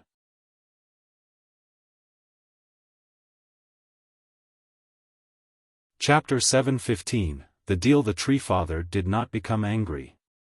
Instead, he stared at Wuxia for a while before replying in a deep tone, young noble Li, you should know that even Yi Qingcheng had beseeched me to become his Tao protector. Moreover, I didn't need to go with him, I was only required to point out his mistakes during his cultivation. By doing so, he would even worship me as his master. Yi Qingcheng? Don't know who that is. Wuxia flatly said, besides, I, Wuxia, am not someone that nobodies can compare to. Tree father, I'll be frank, you can be called a god king, an apex existence. You are indeed amazing. However, you still have a long ways to go before reaching true invincibility. After her young master said such a statement, the madam felt cold sweat running down her back. Someone who was short-tempered would instantly become angry and suppress them. However, the tree father was not angry at all. He nodded solemnly and said, young noble Li's words are true. Even in the stone medicine world, I am not unbeatable. Wuxia went straight to the point, tree father, let me put it this way. If I truly needed someone to work for me, then back at the giant bamboo country, I could have enlightened the giant bamboo. It was very willing to follow me. Do you think that you are stronger than our giant bamboo? I didn't enlighten it because I hoped for it to continue on forever in this world. In fact, even if Tree Father does not agree to pledge allegiance to me, I can still find one or two existences like you in the stone medicine world to join my banner. Li Qiye paused for a moment before asking, I left a spot for you, do you know why? I am not clear on this, but I am all ears. The Tree Father said slowly. Li Qiye calmly explained, the reason is very simple. First, I want to challenge the old villainous heavens. Second, it is because of Empress Hong Tian. Although you only received a portion of that legacy, I hope that one day, the Emperor Suppression Art can follow me to the glorious peak of myriad races and leave its mark. The Tree Father was slightly dazed by this answer. He had many speculations, but none came close to this reason. He took a deep breath and said, what does young noble Li want my old bones to do? Li Qiye responded, my condition is very simple. I will leave you a general spot under my banner. In the future, I want you to sweep through the 9 worlds and myriad races for me. The madam's heart started thumping after hearing this. How domineering was this ambition? At this moment, she seemed to be able to see her young master standing proudly above all the races. So young noble Li wants to obtain the heaven's will and become an immortal emperor. The Tree Father said, however, your opponents are numerous. Celestial being Yi Qingcheng and Imperial Edge Maonan, these are the strongest candidates for emperorhood in this generation. In my opinion, both of them are very likely to become the next emperor. Immortal emperor? Li Qiye couldn't help but smile and say, for me, immortal emperor is only the beginning. Tree Father, there is no need to compare me to just anyone. Whether they are geniuses or fairies, I can't be bothered with them as long as they do not stand in my path. However, those who try to block me shall be killed without mercy. The Madam wryly smiled in response. Who were Yi Qingcheng and Maonan? No one among the younger generation would dare to look down on them, but her young master simply didn't pay them any mind. However, she was confident that her young master would definitely be able to look down on existences like these two in the future. Li Qiye asked, Tree Father, we are all sensible people here. Let us be quick and frank. Just one word, yes or no. The Tree Father looked at Li Qiye with a sagacious glimmer in his eyes. Others would find Li Qiye to be too boastful at this moment. Who was the Tree Father? Li Qiye actually asked someone of his level to pledge loyalty to him. This was too irrational and inconceivable. Very well, since young noble Li is so confident, this old man will take a gamble. I hope that young noble will not disappoint me. The Tree Father eventually said solemnly. One day, you will understand just how wise this decision is. This is definitely the best one you will make in your lifetime. Li Qiye was very calm. It was as if taking in an existence like the Tree Father under his banner was not a big deal. The Tree Father agreeing to the deal astounded the Madam. This was the Alpine Tree Father, an unfathomable existence, one of the 2 great demon forefathers of the stone medicine world, an expert whom others called God King. This would cause a great stir in the world if others were to know that the Tree Father had joined her young master. A God King as the vanguard, just how tyrannical was this? Anyone would be shocked by such a sight. Shortly after, Li Qiye and the Tree Father made a true fate vow at the same time. The Tree Father swore to always be loyal towards Li Qiye. After the oaths were taken, Li Qiye told the Tree Father, very well, we'll get started. Take me there. In the blink of an eye, Li Qiye and the Tree Father flashed and instantly disappeared. The Madam didn't know where they went.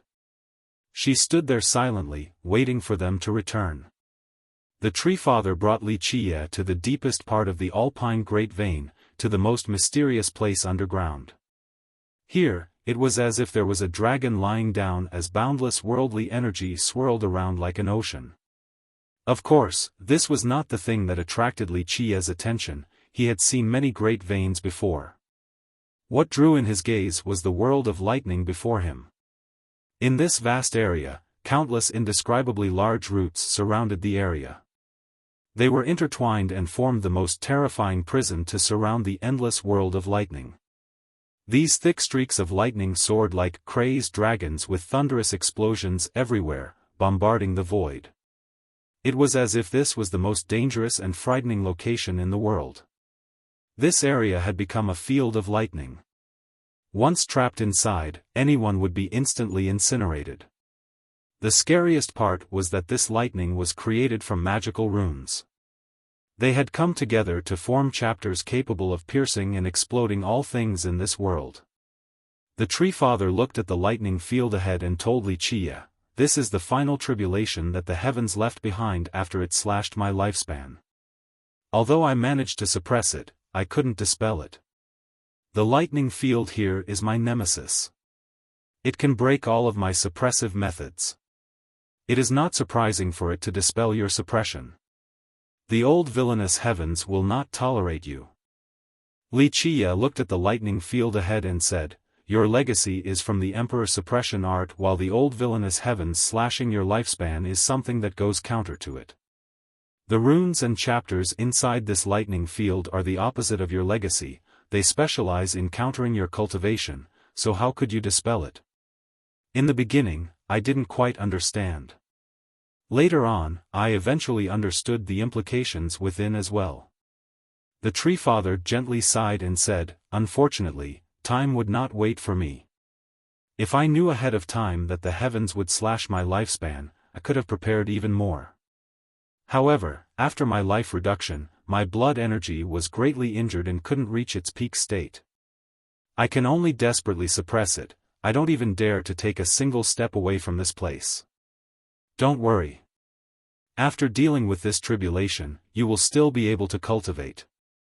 The Alpine Grand Vein is truly a good location. With sufficient time, the worldly energy of this location will bring you back to your peak condition." Wuxia spoke while peering at the lightning field.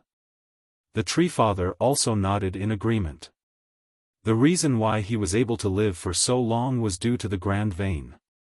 Otherwise, no matter how heaven-defying he might be, he still wouldn't have been able to live until now. "Let us begin," Wuxia told the Tree Father. The Tree Father quickly said, "Do we need to prepare anything? Just let me know if you need any treasures or spirit medicines." "No need, we'll begin now." Wuxia shook his head in response. The Tree Father readied himself as his expression slightly changed. A thunderous rumble rang as these pillaring branches started to loosen up. Boom! The lightning field was freed from the tree's suppression and immediately exploded outward. In this instant, it seemed to have their own sentience and rushed towards Wuxia's group like an unstoppable tide that covered the entire sky, wishing to drown the two. Even the Tree Father was alarmed in the face of such monstrous lightning waves. Without a defensive barrier, they would instantly incinerate him. "Open!" At this time, Wuxia cried out. His master palace rushed forward and, with an eruption, it was as if his palace was opening a world. His tree of life was lush and verdant, his cauldron of life's flame was scorching, and his pillar of life towered to the sky. With sonorous roars, the runes on the pillar of life began to spin and immediately created an ancient rune.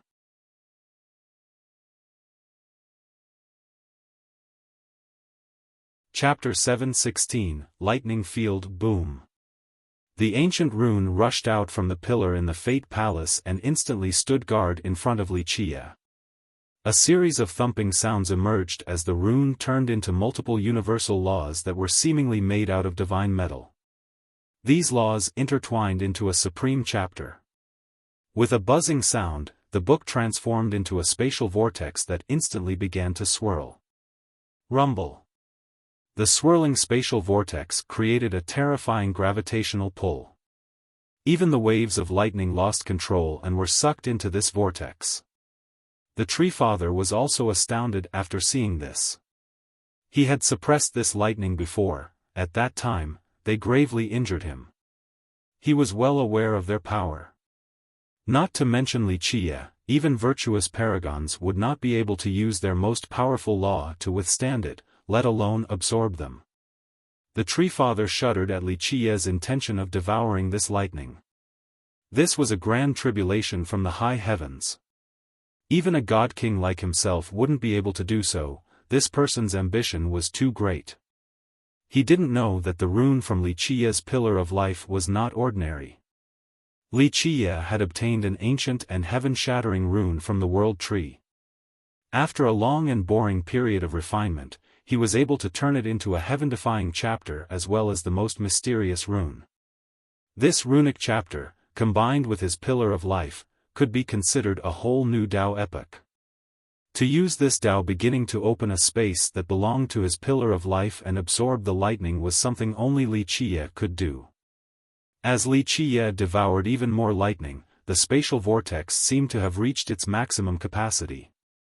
Waves of lightning then appeared inside the pillar of life as explosions appeared everywhere. Without a doubt, the more lightning he absorbed, the closer his pillar of life came to the brink of collapse since it couldn't handle the endless waves of lightning. Even more crackles could be heard as lightning rampaged through his body.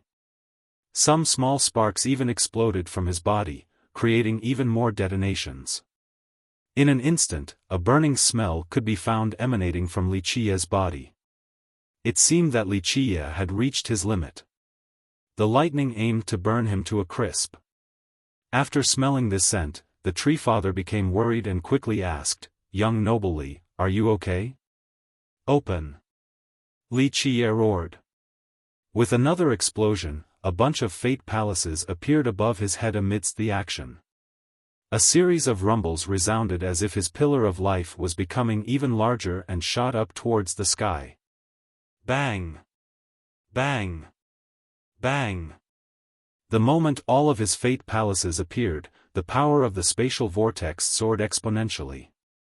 It crazily devoured all the lightning like a funnel.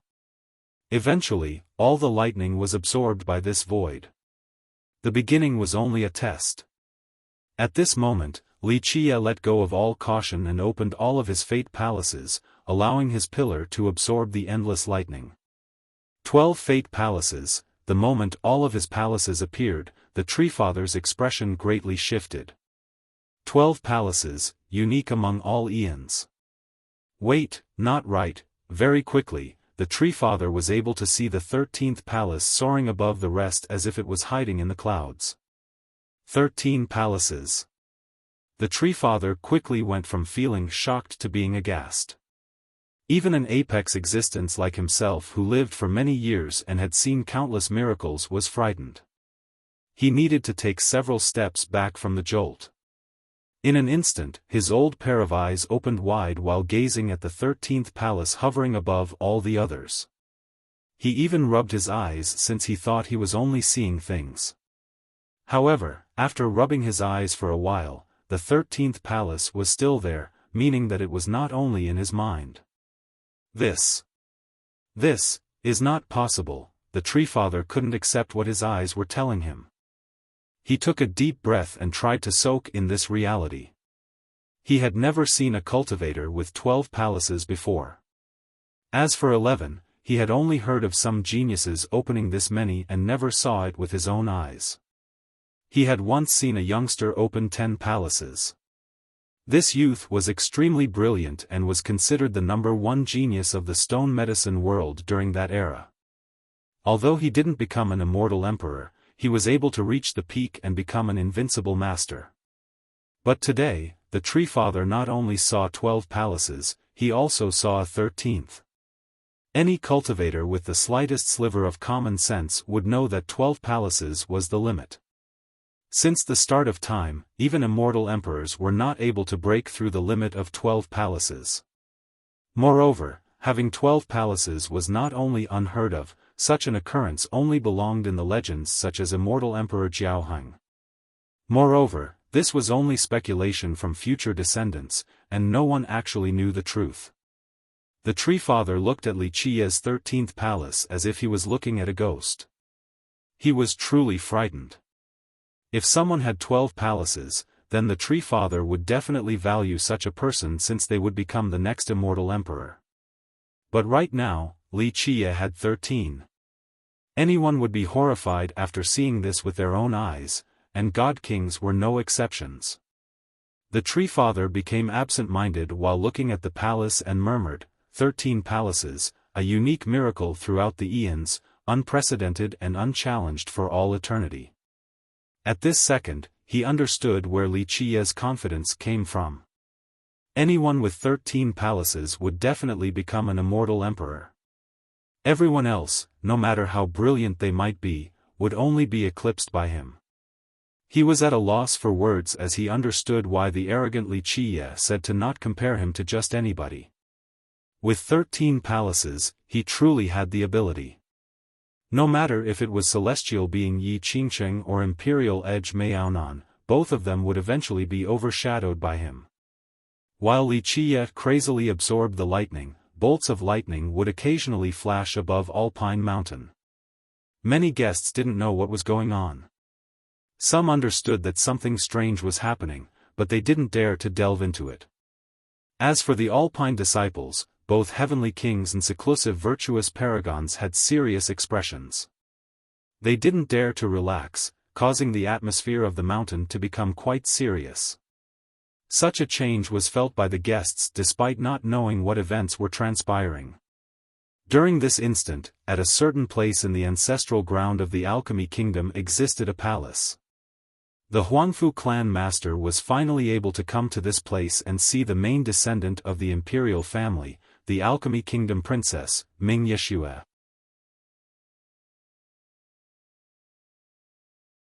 Chapter 717, Dispelling the Tribulation. According to the clan master's narrative, Li Qiye had become a heinous murderer who wanted to become enemies with the Alchemy Kingdom and bring about its destruction.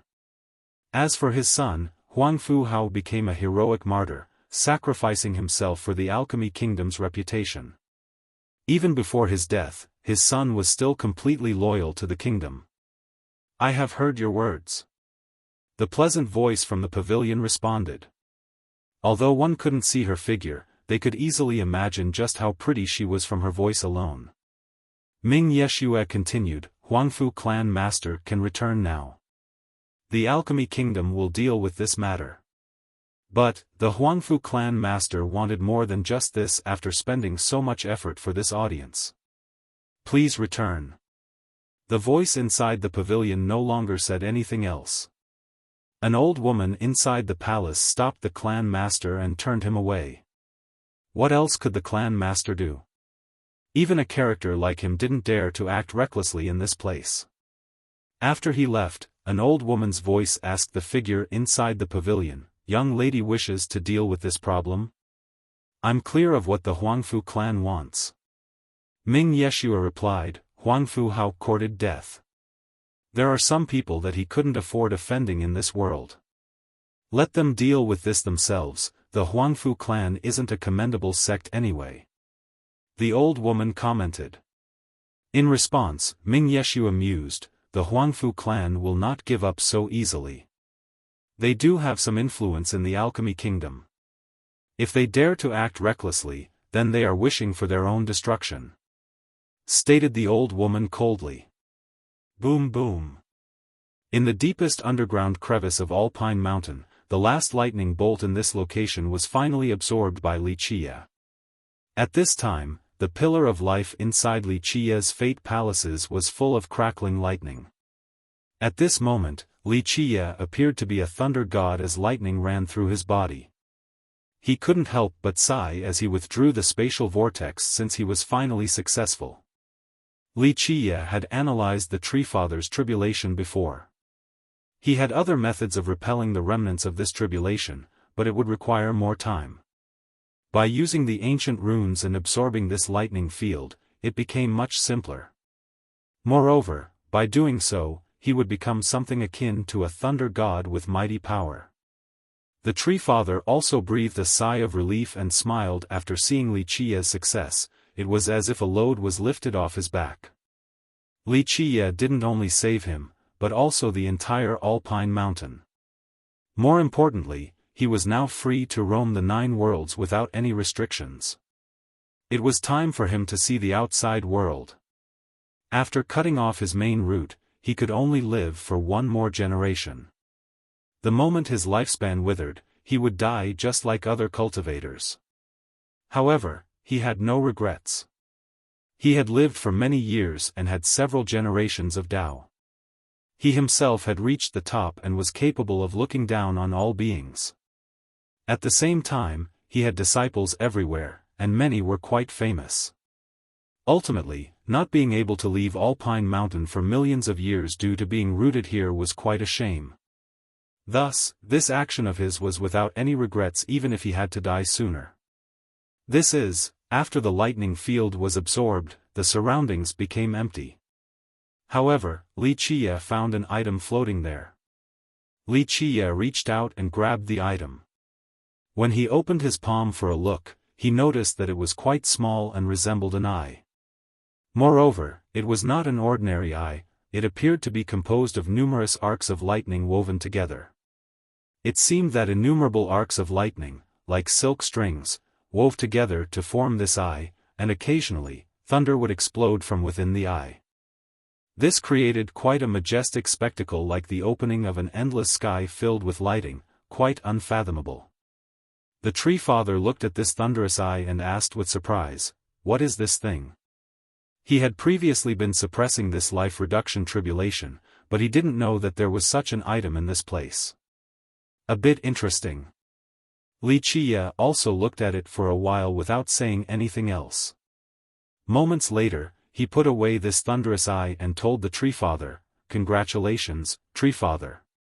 From now on, the sky is free for you to soar and the sea is free for you to dive. The 9 worlds might be vast, but you are free to roam as you please to witness their beautiful spectacles. This is all thanks to young noble." The Tree Father couldn't help but smile. He could finally freely travel across the 9 worlds, so he held an irrepressible excitement in his heart.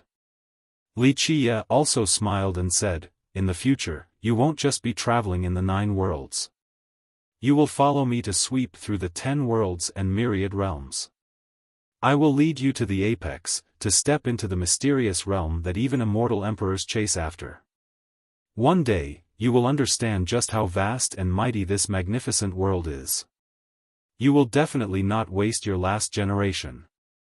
The Tree Father couldn't contain his emotions. He took a deep breath and solemnly nodded, "When we sweep through the realms in the future, my old bones will be the first to rush forward at your command." Prior to this, the Tree Father swore loyalty to Wuxia due to having to fulfill his part of the transaction. But now, everything changed. After seeing Wuxia's 13th palace, the Tree Father immediately understood something about the future. An extraordinary immortal emperor would rise, one never before seen and never to reappear, one that would even surpass immortal Emperor Xiaofan and Empress Hong Tian. Because of this, his last words came from his heart, a true oath of loyalty to Wuxia. Wuxia chuckled and said, "That future is still very far from now. Let us create a glorious era together in the future. Your birthday is about to come, so go ahead and celebrate it first. Young noble will be the most distinguished guest at my birthday." The Tree Father laughed freely. His mood was especially good since all of his past worries had been swept away. "I don't have a grand gift for your birthday." Wuxia smiled and said, "However, I can pass down another part of the Emperor suppression art to you, allowing you to progress one step further. Another legacy of Empress Hong Tian." The Tree Father was shocked after hearing this. Empress Hong Tian was definitely one of the strongest emperors in history. Since he cultivated the Emperor suppression art, he naturally understood just how powerful her legacy art was. "That's right." Wuxia nodded and said, "However, the condition is that I need to first see your Emperor suppression art. You won't think that I am trying to swindle your art, will you?" Wuxia chuckled after saying this.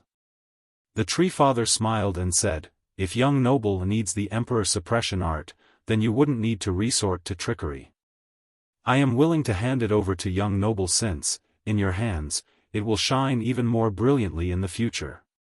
These words were truly sincere. With 13 palaces, Wuxia cultivating his legacy would be a cause for joy. In the future, this would let his legacy flourish and be celebrated for ages to come. Li Qiye smiled and didn't say anything else.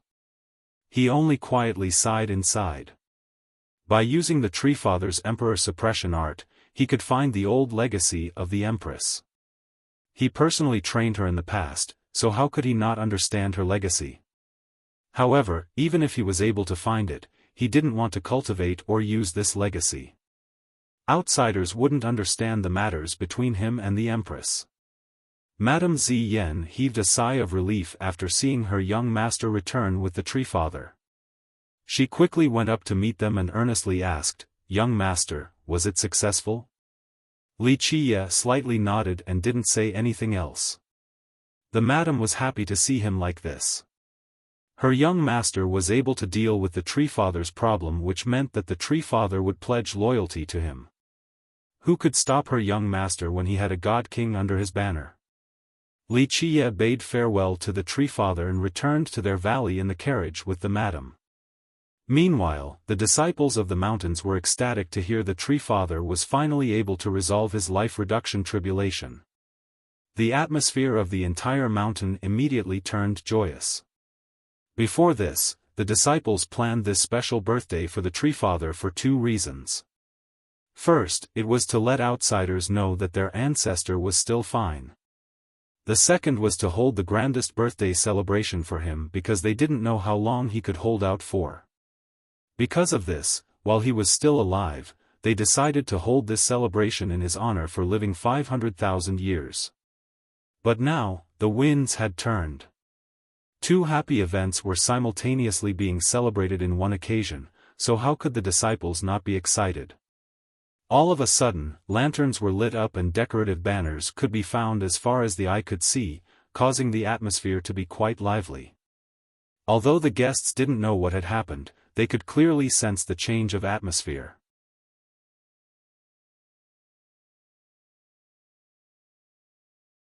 Chapter 718, Lightning. Li Qiye immediately took out the pentagate after returning to the valley.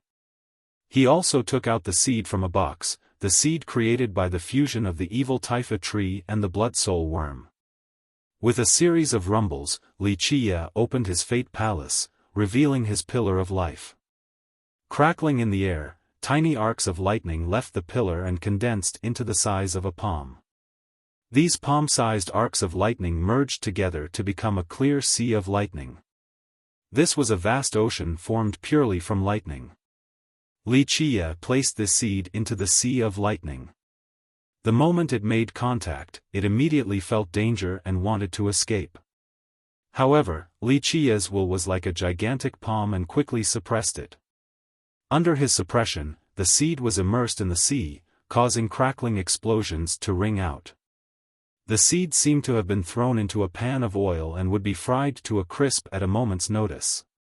With careful examination, one would see bloody mists in the form of little tentacles beginning to emerge from the seed, desperately resisting the offense of the sea of lightning. However, as it bore the brunt of the onslaught, something incredible happened. These bloody tentacle mists actually managed to devour the lightning as if they wanted to suck them dry.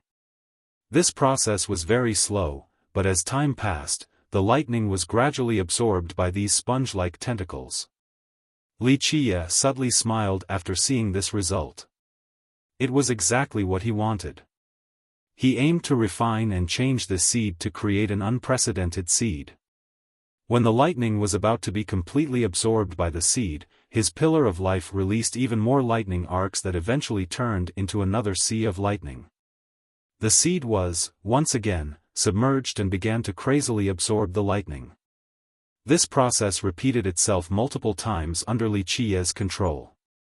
The amount of lightning released by the pillar of life was just enough each time. This lightning from the pillar of life was extremely destructive. If it wasn't done right, then it could instantly destroy the seed. Because of this, Li Qiye was very meticulous, releasing just the right amount of lightning each time so that the seed could withstand and absorb the power. After quite a bit of time, the seed eventually consumed enough lightning. It seemed to be very plump as flashes of lightning ran on its surface as if it was a seed of lightning. Li Qiye carefully examined it one more time and found that there were no problems. He heaved a sigh of relief and sealed the seed again. Then, he took out a different item. It appeared as if he was holding lightning in his hand. This was the lightning eye that he had just obtained. Of course, this name was something Wuxia came up with on the spot. It wasn't a real eye. Wuxia took his time looking at this lightning eye. After a long while, he figured out a thing or two about it. After revealing a slight smile, he put it away. Next was the yellow cloth. The moment he took it out, the little black figure appeared above it once more. "Humph, you definitely don't have anything good to say." The little figure scowled and said, "Don't tell me there is something you don't understand and now you're asking me for help?" Wuxia smiled and gently shook his head before replying, "Little girl, don't brag too much. Although you have lived for countless years, it isn't considered living. During those long years, you were only a little shadow in this yellow cloth, sealed for countless moons. The puny amount of knowledge you have cannot even compare to mine. Bah, if that is the case, then don't bother me." The little figure sneered. Wuxia gestured with his sleeves in a carefree manner as he cheerfully said, "You are misunderstanding me. Today, I am in a good mood and only wanted to find someone to talk to. How about we talk about the high heavens or the archaic epoch?" "Talk about the high heavens? The archaic epoch?" The little shadow snorted and said, "What would you know about the high heavens and the olden ages? Don't bother me." Wuxia wasn't angered by the disdain shown by the little figure. He lightly smiled before speaking, "Yes, the high heavens and the archaic epoch. How much do you think I know? In the future, I will destroy the high heavens up above and annihilate the, how should I call them? In the end, people consider these things to be non-existent. Even if it is not a friend, I will gladly help them. However, business is business. Friends have a friend price and strangers have a stranger price. Do you only know how to talk in such a loquacious manner?" The little figure coldly spoke after listening to him. "When I am talkative, it means that my mood is very good. Otherwise, I would have beat you back into your jar and ignored you. Do you feel like I should be asking you for a favor or vice versa? At this moment, I am speaking with you because I am in a good mood and have time to kill." After a brief silence, the little figure eventually asked, "What do you want to talk about?" Wuxia smiled. It was as if he expected this outcome. "This is more like it. We can talk about anything. Tell me about the matters of that era, then I will introduce you to the current world." Eventually, the little figure gave up and conversed with Wuxia. It seemed that they were only making small talk. However, if someone else could hear the contents of their chat, they would definitely be shocked because the matters they were talking about were all earth-shattering. Although it might be trivial matters to them, they were unreachable matters for others. Even if others searched for them using their entire lifetime, they still wouldn't be able to reach the starting point. High heavens, archaic epoch, 10th world. All of these were legends. Many people actually denied their existence, but these two were happily chatting about them.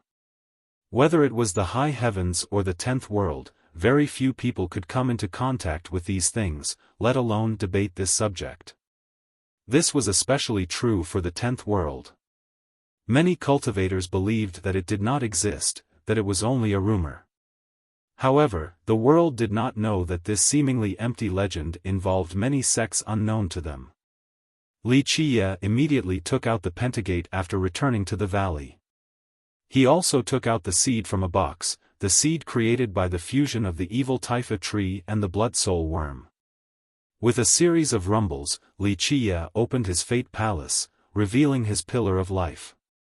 With crackles in the air, tiny arcs of lightning left the pillar and condensed into the size of a palm. These palm-sized arcs of lightning merged together to become a clear sea of lightning. This was a vast ocean formed purely from lightning. Wuxia placed this seed into the sea of lightning. The moment it made contact, it immediately felt danger and wanted to escape. However, Li Qia's will was like a gigantic palm and quickly suppressed it. Under his suppression, the seed was immersed in the sea, causing crackling explosions to ring out. The seed seemed to be thrown into a pan of oil and would be fried to a crisp at a moment's notice.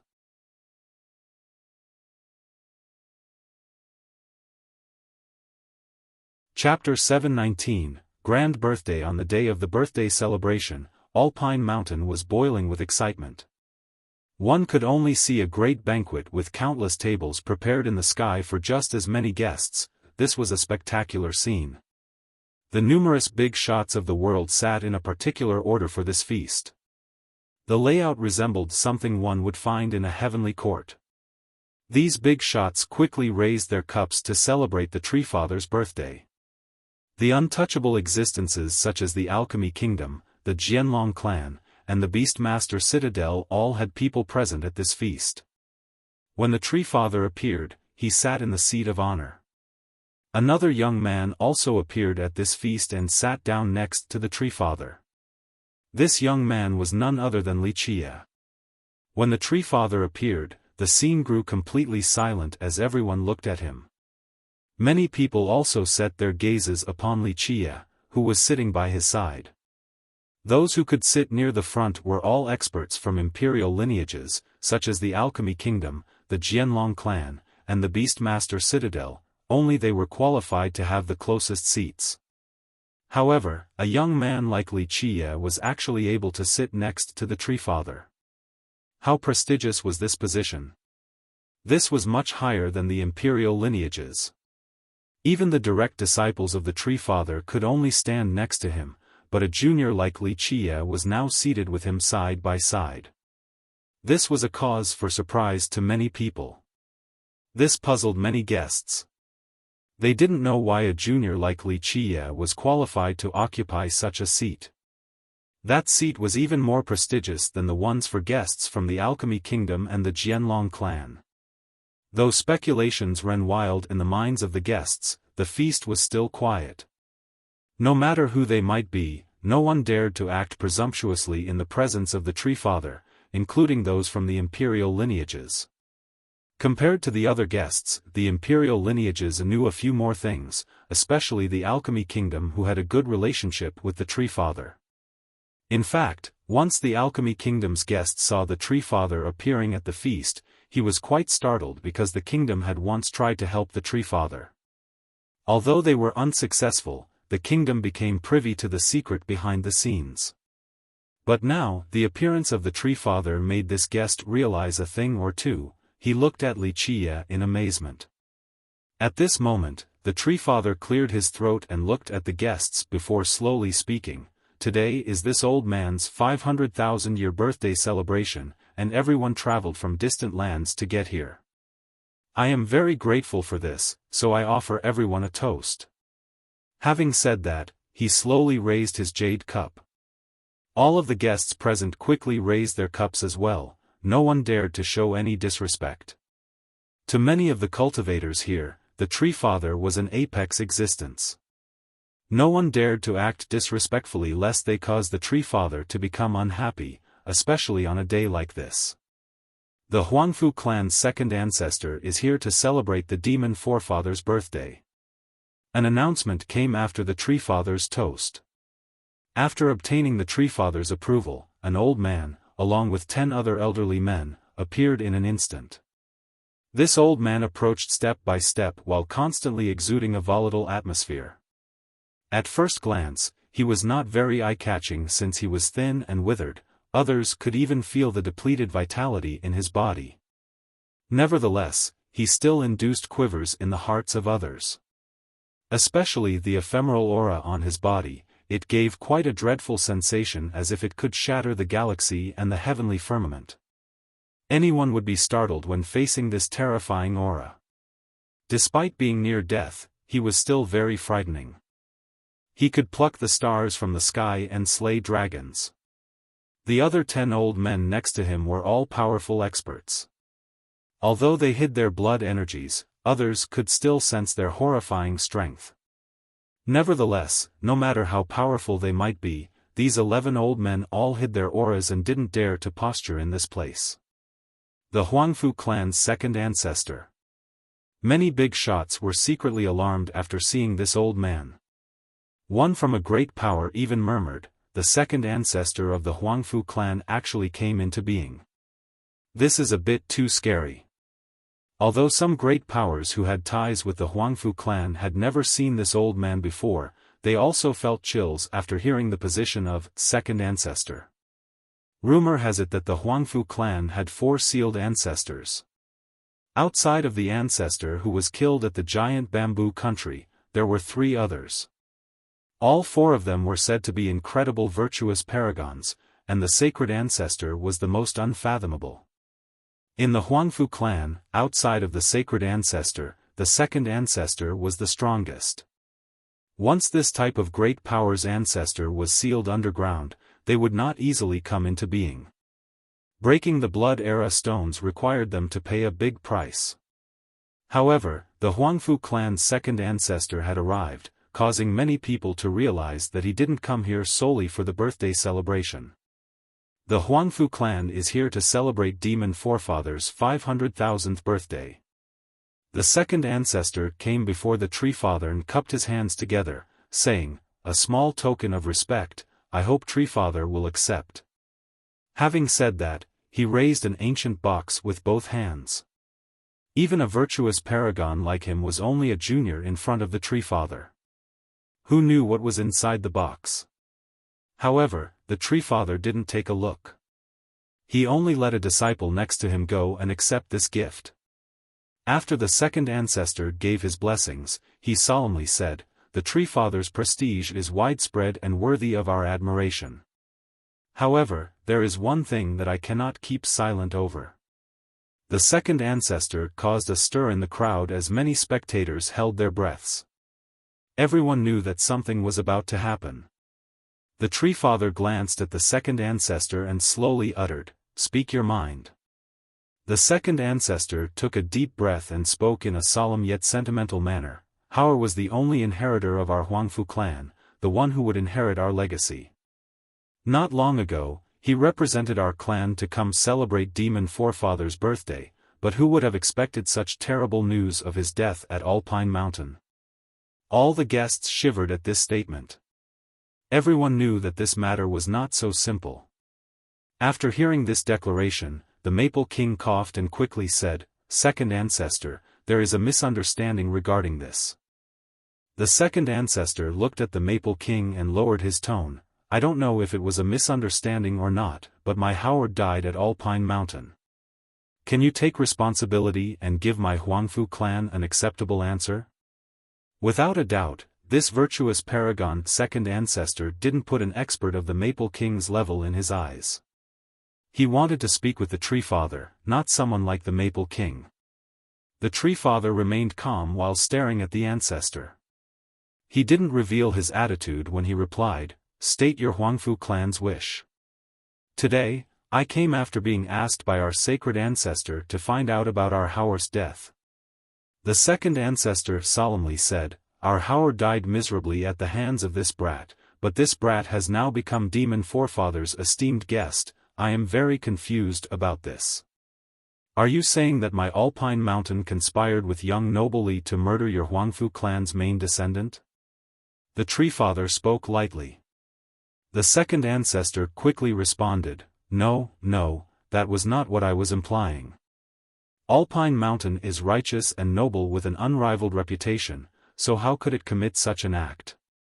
This brat's mouth could spew out clusters of lotuses and change wrong to right, so I'm afraid that a few disciples of the mountain could have been tricked by him. No one dared to say a word at this moment. Although many people here were famous characters, this was a conversation between those at the virtuous paragon level. They were not qualified to join in. The Tree Father remained indifferent and calmly asked, "So how does your Huangfu clan want to settle this?" The second ancestor took a deep breath and solemnly said, "Regarding my Howard's death, we must investigate this matter or else the world will laugh at our Huangfu clan's incompetence. The sacred ancestor's wish is for Demon Forefather to hand this brat over to our clan, to give us justice. Of course, my Huangfu clan will not slander anyone. The ancestor paused for a moment before continuing. After demon forefather hands this brat over to our clan, we will investigate this matter. At that time, my clan and the alchemy kingdom will conduct a trial together. Even if he killed Hauer, we will still give him a fair trial. The second ancestor went out of his way to bring up their sacred ancestor and the alchemy kingdom. This was a clear hint to others. Many people knew that their sacred ancestor was unfathomable. Moreover, the Huangfu clan and the alchemy kingdom were in-laws. This was common knowledge to the rest of the stone medicine world. The alchemy kingdom? After hearing this, the tree father smiled as his gaze fell upon the guest from the alchemy kingdom. This guest quickly stood up and said, "This junior cannot take charge of this matter and needs to report to the elders." He was not stupid enough to easily get involved in these muddy waters. The tree father withdrew his gaze and looked at the second ancestor to say, "So, the Huangfu clan wants my Alpine Mountain to hand over our guest?" The second ancestor quickly answered, "Please don't misunderstand, demon forefather. This brat has ulterior motives. He mixed in with the guests, aiming to cause rifts between the sections. This person killed my Hauer at Alpine Mountain in order to besmirch Alpine Mountain's unparalleled reputation. The brat is neither a disciple nor a guest of the mountain, he is just a vicious brat with diabolical intentions. Alpine Mountain shouldn't tolerate such a cruel and malicious junior like this, wouldn't you say, demon forefather?" There was a reason why the second ancestor appeared here so suddenly. The big shots also understood the implications behind his words and, at the same time, found the answer to a few of their questions.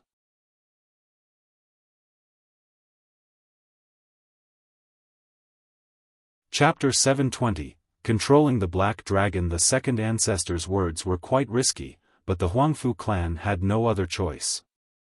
Li Qie suddenly being seated in the esteemed seat of the Tree Father's banquet, this was the one thing the Huangfu clan feared the most. No outsiders knew how much longer the Tree Father could live since this was his 500,000th birthday. There were even rumors about his lifespan being depleted. If, on this grand day, the Tree Father picked Li Qie as his last disciple, or if Li Qie successfully convinced the Tree Father to leave the mountain to become his Tao protector, either result was not a good thing for the Huangfu clan. No matter what the reason was, Li Qie sitting in that spot signified his unusual status at Alpine Mountain. It would become prohibitively more difficult for the Huangfu clan to take revenge. Furthermore, they didn't only want revenge, they also wanted to capture Li Qie alive to torture him and seize all of his treasures along with his supreme Tao of alchemy. Thus, the second ancestor appeared just in time to try and prevent this outcome from happening. The giant bamboo country's divine guardian suddenly showed its might while Li Qie and Madame Ziyan came to celebrate the Tree Father's birthday. Keep in mind that the Tree Father and the giant bamboo divine guardian were named the two great demon forefathers. Because of this, the possibilities of the Tree Father taking Li Qie in as a disciple or him becoming Li Qie's Tao protector were quite plausible. The second ancestor was hoping that Alpine Mountain would abandon Li Qie in order to save its own reputation. After all, the Tree Father was renowned in this world with numerous students scattered everywhere. He also took great care of his own reputation. He couldn't afford to admit protecting a murderer like Li Qie on his birthday before everyone in the world. Because of this, the second ancestor also tried his best to drag the Alchemy Kingdom into this. Once the Alchemy Kingdom became involved, everything would become easy and go according to plan. He knew that this was very risky, but it was worth it. "Are you saying you want my Alpine Mountain to hand over Li Qie to get rid of a cruel villain?" The Tree Father was not angry and, in fact, even smiled kindly. The second ancestor was relieved, he felt that there was a chance after seeing this kind smile. He quickly responded, "Demon Forefather's righteousness and integrity are well known in the world. Demon Forefather is the role model of our stone medicine world, and Forefather's conduct is praiseworthy and admirable. I myself can only prostrate in admiration." At this time, he quickly praised the Tree Father so that the Tree Father couldn't say no. "Stop. Don't put me on such a high pedestal." The Tree Father interrupted the ancestor and gently waved his sleeve to say, "I am now very old, so I can't get up that high. I'll fall down and break my bones." At this point, the Tree Father cleared his throat before continuing, "My old bones can't handle such a big matter. What does young noble Li think about this?" His gaze fell upon Li Qie after saying so. Li Qie remained seated in his seat as a faint smile appeared on his face. It was as if this matter had nothing to do with him. It wasn't until the Tree Father's question that he glanced at the second ancestor and leisurely said, "Today is Tree Father's great birthday, so how could we bother Tree Father on such an auspicious day? If people want to come find trouble, then let me deal with them." After hearing this, the second ancestor's eyes suddenly turned cold as he glared at Li Qie while uttering, "Nothing would be better than you realizing this. Be obedient and leave with me so that we will not disturb demon forefathers' banquet. My Huangfu clan will not hurt you, and we will give you a fair trial in the near future." The second ancestor's words were more pleasant than songs. However, once Li Qie fell into their hands, they would exhaust all means to wring him dry. "You are mistaken about this." Li Qie laughed and shook his head to say, "Who says I am going with you? What I was trying to say was that today is the Tree Father's 500,000th birthday. This is quite a rare event. Out of consideration for this joyous occasion, I will not cause trouble or lower myself to your level. Before I become angry, return from whence you came. I will pretend that nothing had happened." Li Qie's words caused the second ancestor's expression to quickly change. All of the guests here glanced at each other. Many of them felt that Li Qie's words were too contemptuous. The second ancestor was a virtuous paragon. No matter the level, this was a terrifying existence and not someone a heavenly king could fight. But now, a junior like Li Qie dared to speak to a virtuous paragon in this manner. Did this mean that he had the support of the Tree Father, so he could act unrestrained? What does Demon Forefather think about this? The shocked ancestor took a deep breath, then looked at the Tree Father, wanting to understand his stance. The Tree Father only waved his hand and dismissively said, "My opinion isn't important, it is up to young noble Li." At this moment, his attitude had become a lot colder. Who was the Tree Father? He was an apex existence, so how could he not understand the second ancestor's scheme? He simply didn't want to make a move, that was all. Li Qie, on the other hand, smiled and said, "You have already busied yourself for half a day out of fear that the Tree Father might involve himself, causing your plan to fail.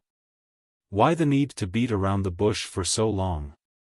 Don't worry, there is no need for the Tree Father to involve himself in this matter. I alone can take care of you all.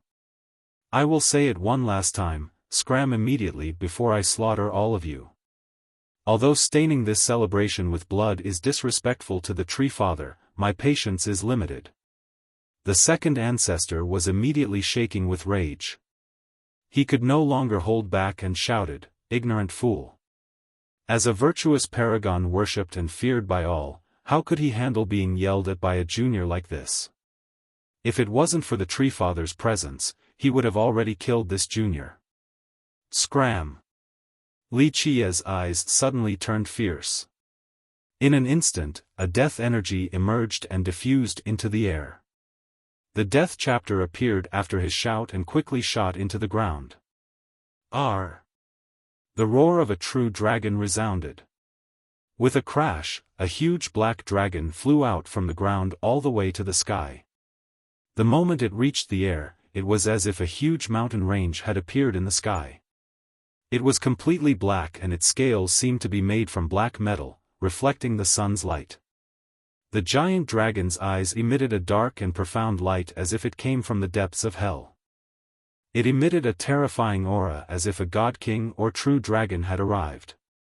Even heavenly kings trembled before its presence. A true dragon. One of the guests was frightened and screamed in horror. The weaker of the guests were frozen in their seats. Even the big shots paled and thought that it was a true dragon. The tree father was also astonished when he saw this black dragon. Only he knew what this black dragon was. Oh! The black dragon in the sky roared and slashed its claws down at the 10 old men next to the second ancestor. Die! The 10 old men cried out in response and wanted to slay this beast. However, it didn't matter that they were heavenly kings, they couldn't reach the apex when facing the black dragon ahead. Under one claw, all 10 were immediately captured by the black dragon, and all of their weapons were crushed. Animal, you dare? The second ancestor was extremely alarmed. He let out a deafening cry and soared into the sky to kill this black dragon. However, it was already too late. With a crushing sound, the 10 old men of the Huangfu clan were squeezed to death without being given a chance to scream. Die! The second ancestor crazily roared. In an instant, all of his blood energy erupted to the limit. His supreme merit law reached across the entire sky. The black dragon was not afraid. It roared as well and raised its fangs to meet the second ancestor. All of a sudden, a battle between the ancestor and the beast ensued in the air. The second ancestor didn't hold anything back. His ferocious virtuous paragons might engulf the world. However, no matter how he tried, he was still not a match for this black dragon. After just a few short exchanges, he found himself at a disadvantage and was forced back repeatedly by this dragon. A battle of the paragon level caused many guests to become shocked. Just their auras alone left them short of breath. Is this really a true dragon? A guest couldn't help but wonder after seeing the dragon pushing the ancestor back repeatedly. Keep in mind that the second ancestor from the Huangfu clan was unfathomable and had been sealed underground for a very long time. If it wasn't a true dragon, then how could it push a virtuous paragon back with just several moves? Open! The second ancestor screamed and summoned a mirror. At this point, he was covered in bloody wounds after being defeated by the dragon in just 5 moves. His injuries were quite severe. In the blink of an eye, the summoned mirror poured down a boundless divine light. Once this divine light fell upon the black dragon, it revealed the black dragon's true body.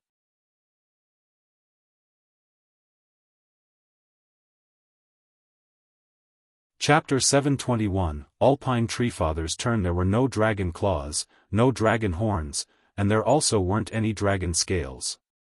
The body revealed by this divine light was an extremely huge tree root that was completely black as if it was made of metal. This huge tree root flying in the sky seemed to be a coiling dragon. Many guests were surprised to see that this black dragon was not a real dragon and instead only a huge root. Some inadvertently glanced over at the Treefather. Their first thought was that the Treefather was helping Wuxia. The Alpine Treefather was originally a pine tree, so now when a tree root turned into a dragon to attack the second ancestor, many people couldn't help but think that the Treefather was protecting Wuxia. Of course, the Treefather was being wrongfully suspected. No one knew that Wuxia was only using the death chapter to summon the most powerful dead creature from underground. However, this root truly had a big relation to the Treefather. It was the main root that he slashed off. He had wanted to break away from the Alpine Grand Vein, so he cut off his own root. Although the separated root had lost its life, it was already in the deepest parts of the mountain. When Wuxia came to the mountain, he had tried to search for it. At this time, he used the death chapter to summon it and turned it into a black dragon to injure the second ancestor. Keep in mind that this root was the strongest root that belonged to the Treefather when he was at his peak. Despite being dead for countless years, it was still extremely strong after being summoned by the death chapter. Killing a virtuous paragon like the second ancestor was absolutely no problem. Pop! The ancestor was blown away by the root. One could hear the sounds of bones breaking and blood spurting. Even a paragon like the ancestor was no match for this root. Alpine Tree Father, what are you trying to do, secretly attacking us like this? The wounded ancestor couldn't help but cry out. Moreover, his personal cultivation was not shabby either, so he had quite an influence on his fellow monarchs. Most importantly, he came from the Xian clan, a separate division from the Alchemy Kingdom's main branch. In a very distant generation, their oldest ancestor used to have a high position in the imperial family. Later on, this ancestor separated from the imperial family to become a monarch in his own region and started his own branch. Although the World Pillar monarch's position was great, it couldn't compare to the direct imperial family. However, their oldest ancestor was still left behind in the imperial family and buried underground. The Huangfu clan master stopped and softly sighed before speaking. How could I not be anxious? Howard died a terrible death, and a little junior is now stepping over my Huangfu clan's head. Those who dare to oppose the Alchemy Kingdom will not have a good end. The World Pillar monarch's eyes became fierce with a frightening murderous intent. The clan master deepened his voice. We will absolutely not forgive this human junior. No matter what, I will offer his head to Howard. At this time, a disciple came in and quickly said, My lord, the ancestor has arrived. Ancestor? Which ancestor? The clan master was slightly stunned after hearing this. He didn't know which ancestor had come into being. An aura as vast as an endless sea swept into the room. This invincible aura belonged to a god monarch and permeated the air. No one could oppose this monstrous force. Neither the clan master nor the World Pillar monarch could withstand this aura, immediately prostrating on the ground. Sacred ancestor, the clan master couldn't stop trembling and found it difficult to believe his own eyes. He stuttered, Ancestor, why you also came out? Yes. The recent arrival had a cold expression and emitted an especially frightening aura. He said, the second ancestor's cultivation was ruined, and he doesn't have much time left. What? This news scared the soul out of the clan master. To him, this was no different from a thunderbolt sent down by the heavens. How could that be? The clan master was in dismay. Not long before this, their youngest ancestor had died in the giant bamboo country. And now, the second-ranked ancestor had also lost his cultivation. This was a great blow to their clan. It is that Junior Li again. The arrival coldly said, the Tree Father backed him up, killed the other elders, and crippled the second ancestor's cultivation. Alpine Tree Father. The clan master couldn't help himself from falling down to the ground. He was unable to compose himself after hearing this news. In the stone medicine world, who didn't know about the Alpine Tree Father's might? As an apex existence, who didn't know how frightening he was? This was not just flattery, even a behemoth like the Alchemy Kingdom had to be relatively respectful towards the Tree Father. There were no dragon claws, no dragon horns, and there also weren't any dragon scales. The body revealed by this divine light was an extremely huge tree root that was completely black as if it was metal. This huge tree root flying in the sky seemed to be a coiling dragon. Many guests were surprised to see that this black dragon was not a real dragon and instead only a huge root. Some inadvertently glanced over at the Tree Father. Their first thought was that the Tree Father was helping Wuxia. The Alpine Tree Father was originally a pine tree, so now when a tree root turned into a dragon to attack the second ancestor, many people couldn't help but think that the Tree Father was protecting Wuxia. Of course, the Tree Father was being wrongfully suspected. No one knew that Wuxia was only using the Death Chapter to summon the most powerful dead creature from underground. However, this root truly had a big relation to the Tree Father. It was the main root that he slashed off. He wanted to break away from the Alpine Grand Vein, so he cut off his own root.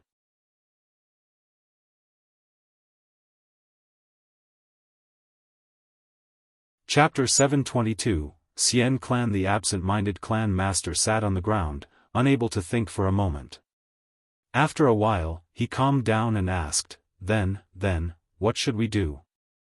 The Huangfu clan couldn't take revenge with the Tree Father backing Wuxia. Alpine Mountain had always produced many talents while the Tree Father had students everywhere in this world. Countless demon kings and stone saints had come under his tutelage. And this was before talking about his own invincible strength. Although their Huangfu clan was strong, there was still a huge gap between them and Alpine Mountain that had the Tree Father. The World Pillar monarch calmed down and said with a deep tone, although this Wuxia has the Tree Father as his backing, the Tree Father cannot leave Alpine Mountain, this is common knowledge. Unless Wuxia never leaves the mountain, we will still have a chance. Virtuous son-in-law, it is true that the Tree Father cannot leave Alpine Mountain, but he has countless followers, and some of his disciples even became virtuous paragons. Maybe he will order some of his disciples to protect Wuxia. The Tree Father isn't someone to mess with. If he knows that we are attacking someone under his protection, it will bring about a terrible disaster. Although the clan master wanted nothing more than to eat Wuxia's flesh and drink his blood, he still had some sense left in him. The Tree Father was not to be provoked, this was something known by many people. Ming Yeshue summoned an expert that was present at the Tree Father's birthday celebration into the palace. The celebration was over, so the representative of the Alchemy Kingdom returned and was immediately summoned.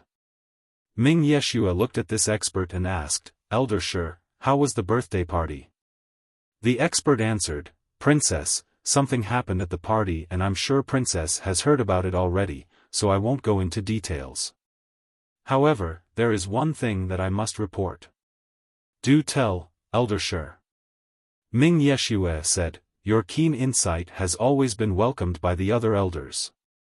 The expert pondered for a moment before speaking with a solemn expression, "In my personal opinion, the Tree Father has recovered. His problem has been dealt with." "That can't be." Before Ming Yeshue could respond, an old woman next to her said in shock, "From what I know about the Tree Father's tribulation, it is an extremely arduous one. The Tree Father had endured it for a long period of time and still couldn't deal with it, so why has it been dealt with so suddenly now?" Ming Yeshue added, "Elder Shi, you should know that the Tree Father also asked us for help regarding this matter. Our ancestor Wuxia couldn't solve the problem. He had said that the Tree Father's problem was very difficult. Unless the Tree Father breaks through the last chain to become an existence of the Emperor Assailant level, he wouldn't be able to suppress this tribulation completely." At this point, even she became emotional and said, "Does that mean that the Tree Father has broken through and became an Emperor Assailant?" An Emperor Assailant was a terrifying existence that couldn't be stopped unless by an immortal emperor. This was true invincibility below emperors. "I'm afraid not." This expert hesitated for a moment before continuing, "Although I was unable to see through the Tree Father's true level, in my opinion, he still hasn't returned to his peak condition just yet. The issue lies with Wuxia. If I am not mistaken, then he was the one who solved the Tree Father's problem." Wuxia again. The old woman next to Ming Yeshue had to speak, "He was actually able to solve the Tree Father's tribulation. This is too demonic. Even our ancestor Wuxia was unable to do so." Wuxia dealt with the Tree Father's tribulation. After hearing this news, Ming Yeshue's eyes also became serious. The expert contemplated for a bit before speaking, "Princess, this is just my personal guess. Although I am not completely certain, he should indeed be the person who solved the problem. However, I believe that it is far from just this. I'm afraid the Tree Father didn't only deal with his tribulation, he can now also leave Alpine Mountain. He is free now." The old woman next to Ming Yeshue's expression became dim as she asked, "Can the Tree Father truly leave the mountain?" An existence that had lived for so long and was capable of being bestowed the title of God King, like the Tree Father, would bring dread to just about anyone. Many lineages felt lucky that he was not able to leave the mountain, otherwise, he could sweep through all his opponents in the stone medicine world. The Tree Father's freedom was not something everyone wanted to hear. It was definitely not a good thing for many lineages. Just imagine, a contemporary god-king with flourishing vitality being able to travel in this world. Just how terrifying was this? I'm afraid that is the case. I suspect that it is virtually guaranteed. The expert solemnly responded. With a serious gaze, Ming Yeshue slowly said, this might not necessarily be a bad thing. A few existences will be able to meet their match. There is another thing. The expert hesitated for a moment before speaking. I believe the Tree Father is willing to be Li Qiye's Tao protector. Otherwise, he wouldn't be willing to back Li Qiye to the point of destroying the second ancestor's cultivation. This Li Qiye is truly capable. The old woman said, in the past, Yi Qingqing personally went to Alpine Mountain and tried to persuade the Tree Father to point out his mistakes and to become his Tao protector. However, the Tree Father rejected this request. Now, Li Qiye actually managed to convince the Tree Father. This is quite unbelievable. This generation will definitely be very exciting. Ming Yeshue revealed a faint smile capable of charming all existences and said, Yi Qingqing and Miaonan. They will meet a very powerful opponent. This expert held his breath and didn't dare to comment because both of the people mentioned by the princess were the most likely candidates to become the immortal emperor of the current generation. Elder Shi, keep an eye out for the World Pillar Monarch. Eventually, Ming Yeshue gave a command to this expert. The World Pillar Monarch. The expert was slightly taken aback after hearing the command. Ming Yeshue explained, the Huangfu sacred ancestor has arrived. It seems that they will not give up. I understand. The expert immediately said, if there is any movement, I will report back to Princess right away.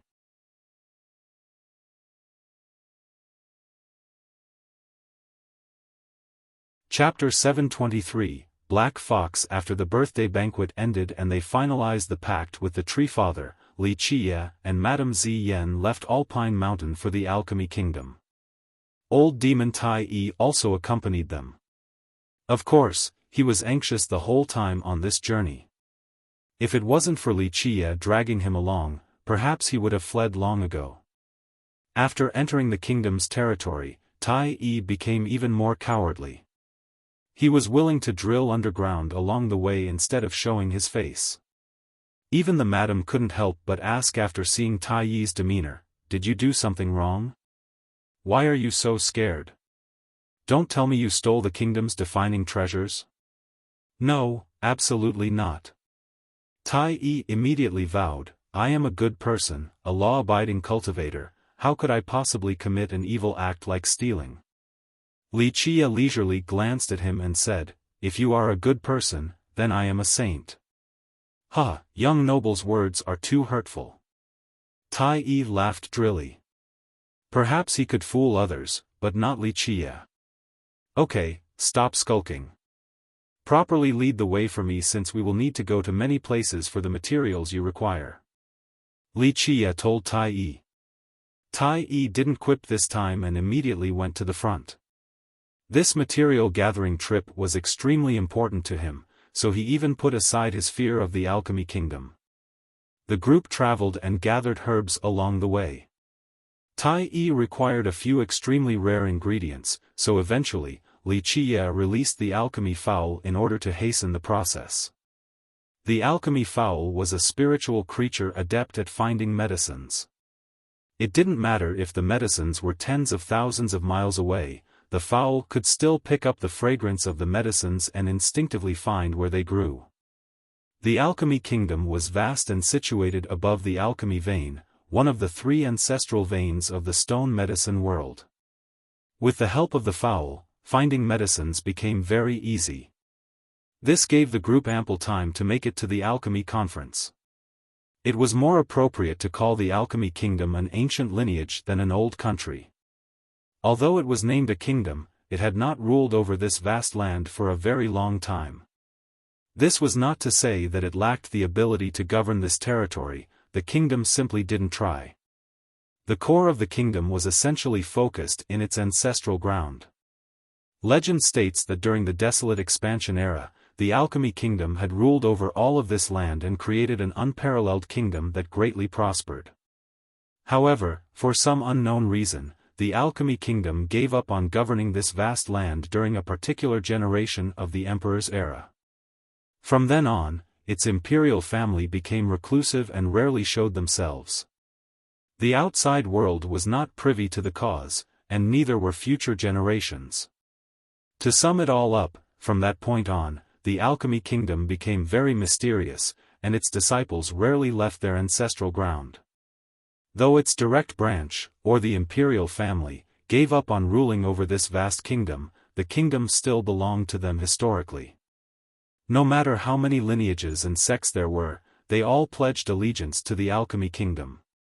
Moreover, many of them were branches from the imperial family as their ancestors were inextricably linked together.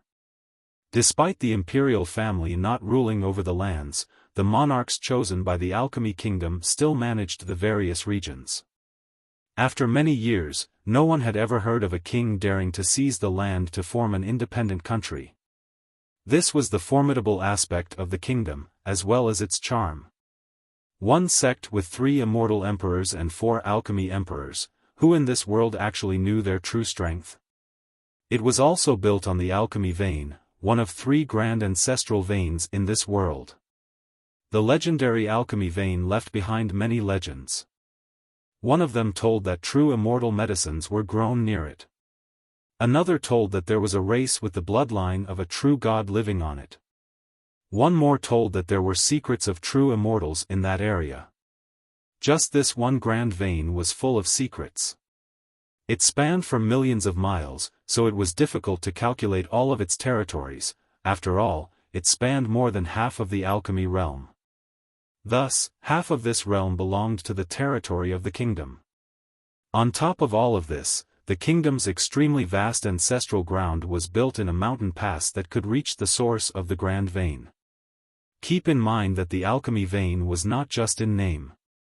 Among this land of rolling hills were countless spirit medicines, and this was especially true for the mountain pass being used as the ancestral ground. Many people heard that many king medicines grew there. This vein was the sacred ground of spirit medicines. Someone had even calculated a statistic stating that 70 to 80% of all the spirit medicines in the stone medicine world had come from the alchemy vein.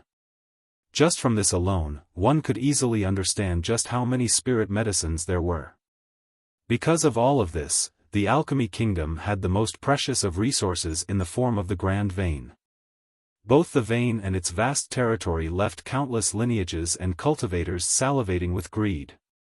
However, despite their covetous intent, no one in the recent millions of years had dared to actually maneuver against the kingdom. Without even mentioning territorial disputes, not many dared to steal spirit medicines from the kingdom unless they felt extremely bold. Normally, due to its vast territory, the imperial family did not mind those who plucked medicines above the alchemy vein. As long as one was capable, then they were allowed to do so. However, spirit medicines on their ancestral ground were off limits. Moreover, one couldn't even step inside this mountain pass. Of course, many powerful cultivators, for generations, had been interested in the sceneries inside the mountain pass. They tried to sneak into the ancestral ground to steal king medicines and immortal medicines. However, for millions of years, very few were successful. The majority of these people couldn't even take a step inside the mountain pass before they were killed.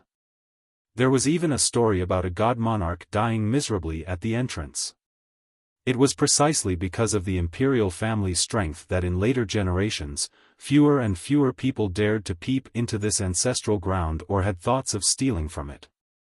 Naturally, there were always daredevils. In recent years, there was a person whose courage was as vast as the heavens known as Black Fox. Black Fox appeared several thousand years ago. No one knew where this person came from or what his race was. Outsiders didn't even know whether the person was male or female. In the beginning, Black Fox did not attract much attention. Although this person stole the treasures of several countries and sects, it did not cause a big commotion. It wasn't until 1 year later that the fox actually infiltrated the crystallized sea sect and stole several treasures. This news caused quite a shock after it was spread. At that time, the crystallized sea sect even had a sky-high bounty for Black Fox. Many experts pursued Black Fox for the reward, but none of them had seen their true face. After the successful heist, Black Fox rested for long periods of time before carrying out another heist, focusing their attention on the most powerful sects for their next move. The State of Chao, the Stone Insect Ravine, the Stony Edge Kingdom. All of these powerful lineages were robbed by him. The most sensational victim was the Heaven Hoof Ravine, a sect with 2 emperors. One of their divine grasses was stolen by Black Fox. The beast realm was nearly flipped over after this incident.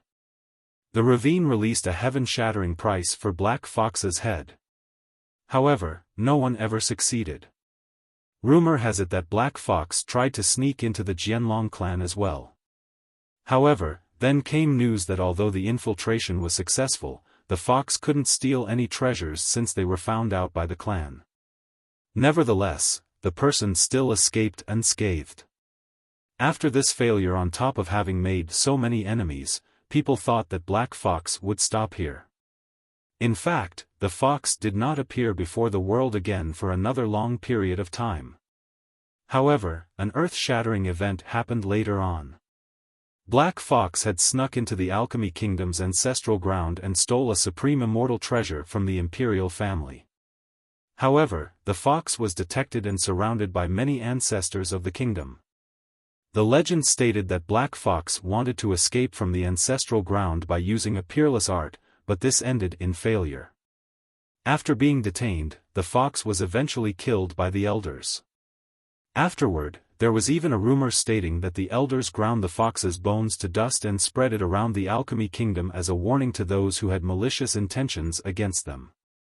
Regardless of whether this was true or not, one thing was certain: Black Fox never appeared again. The fox became a cautionary tale for many experts who coveted the kingdom's ancestral ground. If the person who could escape from the Jianlong clan and also stole a treasure from the ravine died in the Alchemy Kingdom, then those who wanted to try better reflect on their own abilities first.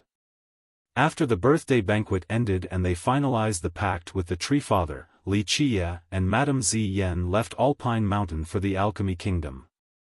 Old Demon Tai Yi also accompanied them. Of course, he was anxious the whole time on this journey. If it wasn't for Li Qia dragging him along, perhaps he would have fled long ago. After entering the kingdom's territory, Tai Yi became even more cowardly. He was willing to drill underground along the way instead of showing his face. Even the madam couldn't help but ask after seeing Tai Yi's demeanor, "Did you do something wrong? Why are you so scared? Don't tell me you stole the kingdom's defining treasures?" "No, absolutely not."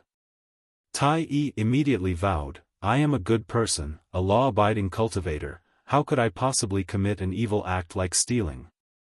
Li Qia leisurely glanced at him and said, "If you are a good person, then I am a saint."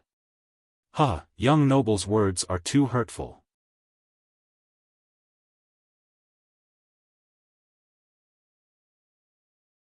Chapter 724, White Cloud Master. After they entered the kingdom, Li Qia released the alchemy fowl to find the herbs that Tai Yi required. The kingdom was the biggest natural garden in the stone medicine world, so it could be said that the whole process was quite easy with the chicken's help. However, the chicken did cause trouble for Li Qia. It was a supreme species and a priceless treasure, especially to alchemists. A chicken like this would cause countless alchemists to drool. And so, on a particular day, the alchemy fowl climbed up mysterious mountain to pluck a serpent spirit root. The moment it flew back to stand on Li Qia's shoulder, a team could be found chasing after it from the mountain. This team had around 100 people, all of them were experts with surging blood energies like rivers. All of them wore Taoist robes, and among them were golems and demons in all kinds of shapes and sizes. The leader was a demon with round eyes and a tiger's forehead. It was clear that he was a demon tiger. He was adorned with a golden Taoist robe and had a whisk in his hand. The tiger image behind his robes emitted a howl as if it could destroy all things. This demon monarch had reached the era sovereign realm. This was the apex of the heavenly sovereign realm, and he could step into the heavenly king realm at any moment. The tiger Taoist, with his 100 disciples, quickly descended the mountain. The moment he saw the alchemy fowl standing on Wuxia's shoulder, his eyes became fierce. Although they didn't surround Wuxia's group, a formation was already formed so they could entrap them at any time. Infinite blessings to you, this tiger Taoist cupped his hands and greeted Wuxia with a Taoist phrase. While approaching, he added, "Fellow Taoist, I am the master of the White Cloud Temple. This alchemy fowl was found by us first, so fellow Taoist, please return it to us. We will surely repay you." "Return it to you?"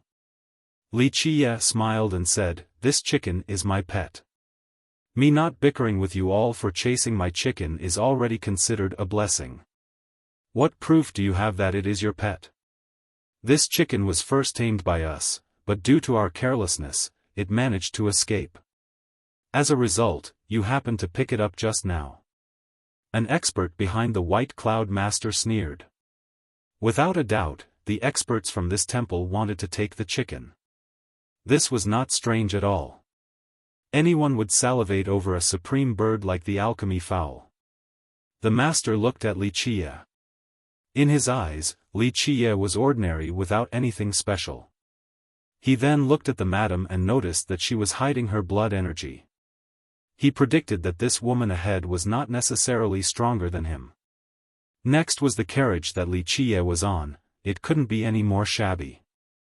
The master became confident and felt that Wuxia's group must have come from a little sect and wouldn't be powerful at all. Since the master was not as strong as the madam, it was not surprising that he couldn't see through her cultivation when she was hiding her energy.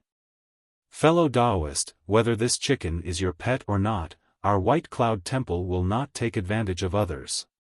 As long as you are willing to part with this chicken, the price is negotiable," the White Cloud Master said slowly. It wasn't easy to meet an alchemy fowl, so the White Cloud Temple would not give up. Because of this, the master wanted to force this transaction regardless of whether Wuxia wanted to or not. However, Wuxia didn't bat an eye and dismissively said, "Not for sale." The master's expression immediately darkened after hearing this response. At this time, the disciples of the temple quickly encircled the group. Their actions made it very clear that if Wuxia didn't sell, they would resort to violence. Such a threatening stance would cause a cultivator from a small sect to tremble and most likely hand over the alchemy fowl. The master's intimidation tactic was far from just this.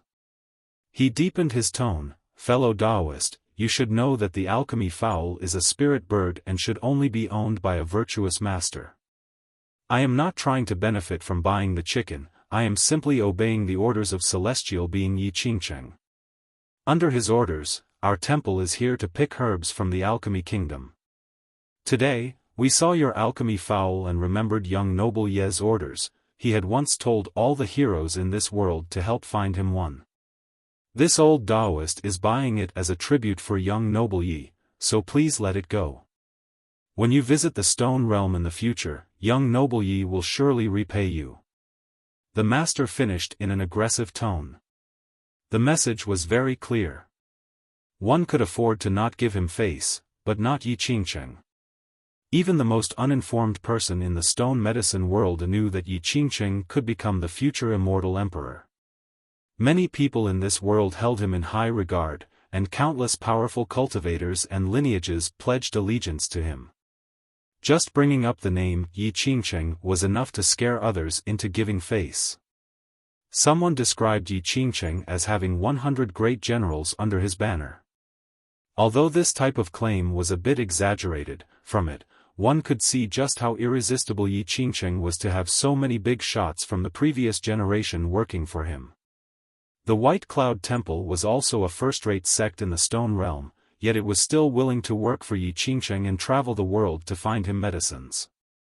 "None of my business." Li Qie met the master's threat unperturbed. This thing does not know life from death. An expert from the temple shouted and said, Young noble Yi is the supreme celestial being. Many people want to seek his favor but failed. Today, young noble Yi values your alchemy foul, this is your honor. Obediently hand it over or else there will be no place in the stone medicine world for you. At this point, the temple was ready to let go of the facade. If Li Qie didn't sell, they would just rob him. Li Qie was too lazy to look at them. He gently waved his sleeve and told the madam, Ziyan, get them to scram.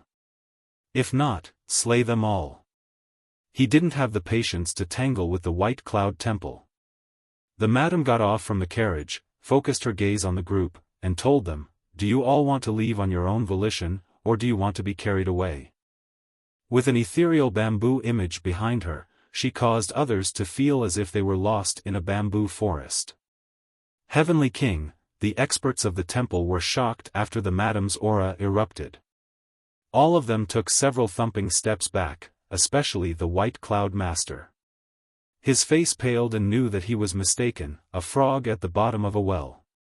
However, he was still the lord of a temple, so he quickly regained his composure and cupped his hands together towards the madam to say, So it turns out that this lady is the legendary giant bamboo country's demon king Ziyan. I have eyes but could not see and have offended you. Please forgive our transgression, let us make amends. With that, he bowed deeply. It is a small world, so may we meet another day. Goodbye, Your Majesty Ziyan. After the bow, he immediately turned around to leave with his disciples. The master was indeed a sly fox and was able to discern the situation very quickly. The moment he met someone stronger, he immediately gave up and accepted his defeat to withdraw. This was a person capable of bending if necessary. However, Li Qie coldly shouted, Stop. The group who wanted to escape had to halt their steps, not daring to run. After all, there was a heavenly king here, so they were very afraid. Young noble, we were frogs at the bottom of a well and couldn't see someone great, so we apologize.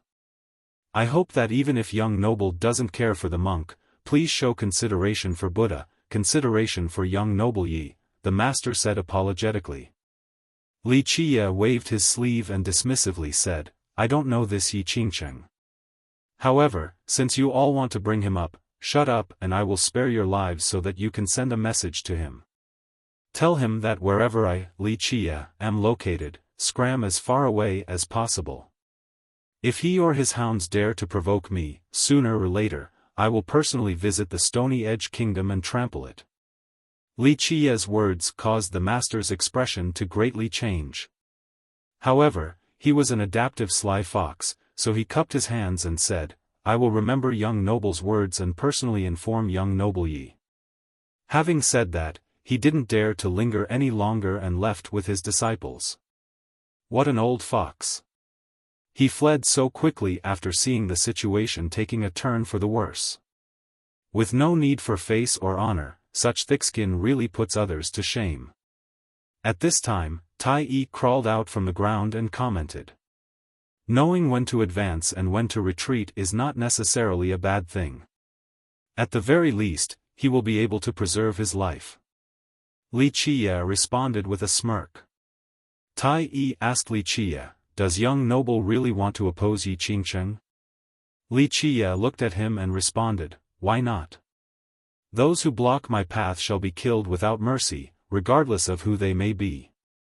I heard that Yi Qingcheng's Tao protector is an extremely unfathomable monster. Rumor has it that he is an invincible giant that's even more frightening than the Alpine Tree Father.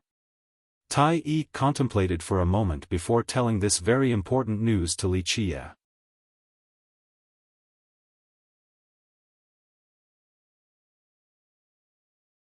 Chapter 725, Ambushed, an existence more powerful than the Alpine Tree Father? Who could it be in the stone medicine world? After hearing this, the madam couldn't help but be moved. In this world, everyone knew of the Tree Father's prestige. Although he didn't claim to be a god king, many people in this world respected him as one. For many generations, it was common knowledge that outside of immortal emperors, it would be hard to find someone stronger than him. The madam had heard that there were a few existences even stronger than the Tree Father, but she had never met them or even heard of them showing themselves. Tai Yi shook his head and said, "I don't know the details, I only heard that Supreme Celestial Being Yi Qingsheng is unbelievable and actually managed to convince a few old undyings to come out. An old undying that had slept for millions of years also emerged to be his Tao protector." Invincible giant? Li Qiye grinned and said, "So what? Those who block my path, no matter who they are, shall be killed without mercy." Having said that, he glanced at Tai Yi and said indifferently, "It seems that your news is quite up to date, you really know many things." Thank you for your praise. This little one has only heard rumors, that's all." Tai Yi rubbed his palms together and wryly smiled in a very humble manner. Li Qiye only smiled and didn't delve deeper. He said, "Let us go. Once we settle down and prepare the ingredients, I will start the cauldron for you." Tai Yi became excited and immediately responded, "Thank you, young noble. As long as young noble gives the order, I will obey it even at the risk of my life." Li Qiye didn't say anything else and got on his carriage to continue the journey. However, they didn't get far when suddenly, a buzzing sound rang in the distance. A Tao rune appeared above them and turned into an ancient formation at an unbelievable speed. Whoosh! The ancient formation suddenly rained down countless arrows that quickly sealed the surrounding 1,000-mile radius. "We're being ambushed!" the madam shouted with a shocked expression. The moment she wanted to protect Li Qiye, she found that the rain of arrows from the sky was not aiming at them. Clank! The sound of a series of chains clanking together appeared. In the blink of an eye while the madam was startled, the entire space here was sealed by the arrows that turned into a giant lock. This ancient lock could seal the heavens above and suppress hell below. It suddenly appeared with the intention of sealing the entire group. In this split second, both the madam and Tai Yi were astounded since they couldn't move, it was as if their bodies were chained by something. Even Li Qiye was no exception. A gigantic lock capable of sealing even time itself trapped him despite his incredible power. However, Li Qiye remained calm unlike the frightened madam and Tai Yi. Only his eyes narrowed as he gazed at the formation in the sky. During this perilous moment, the Imperial Draco Bull used an unbelievable might to escape the lock. It roared and pulled the carriage into the sky. It traversed thousands of miles in just the blink of an eye with astonishing speed. Right when it escaped the border, the formation in the sky emitted a bright light. Countless arrows, once again, shot over the earth to create a new lock to seal the bull once more. However, as the bull traversed the sky, it was like a dragon soaring in the 9 heavens and seemed to be able to escape the shackles of the world's laws. It seemed to have eluded the fabric of space and time. No matter what the lock tried to do, it was unable to stop the bull. With continuous detonations, the bull was able to pull the carriage away from the 1,000-mile radius that the formation encompassed and crossed the earth. In the blink of an eye, it traveled over 1 million miles. Such speed would stun just about anyone.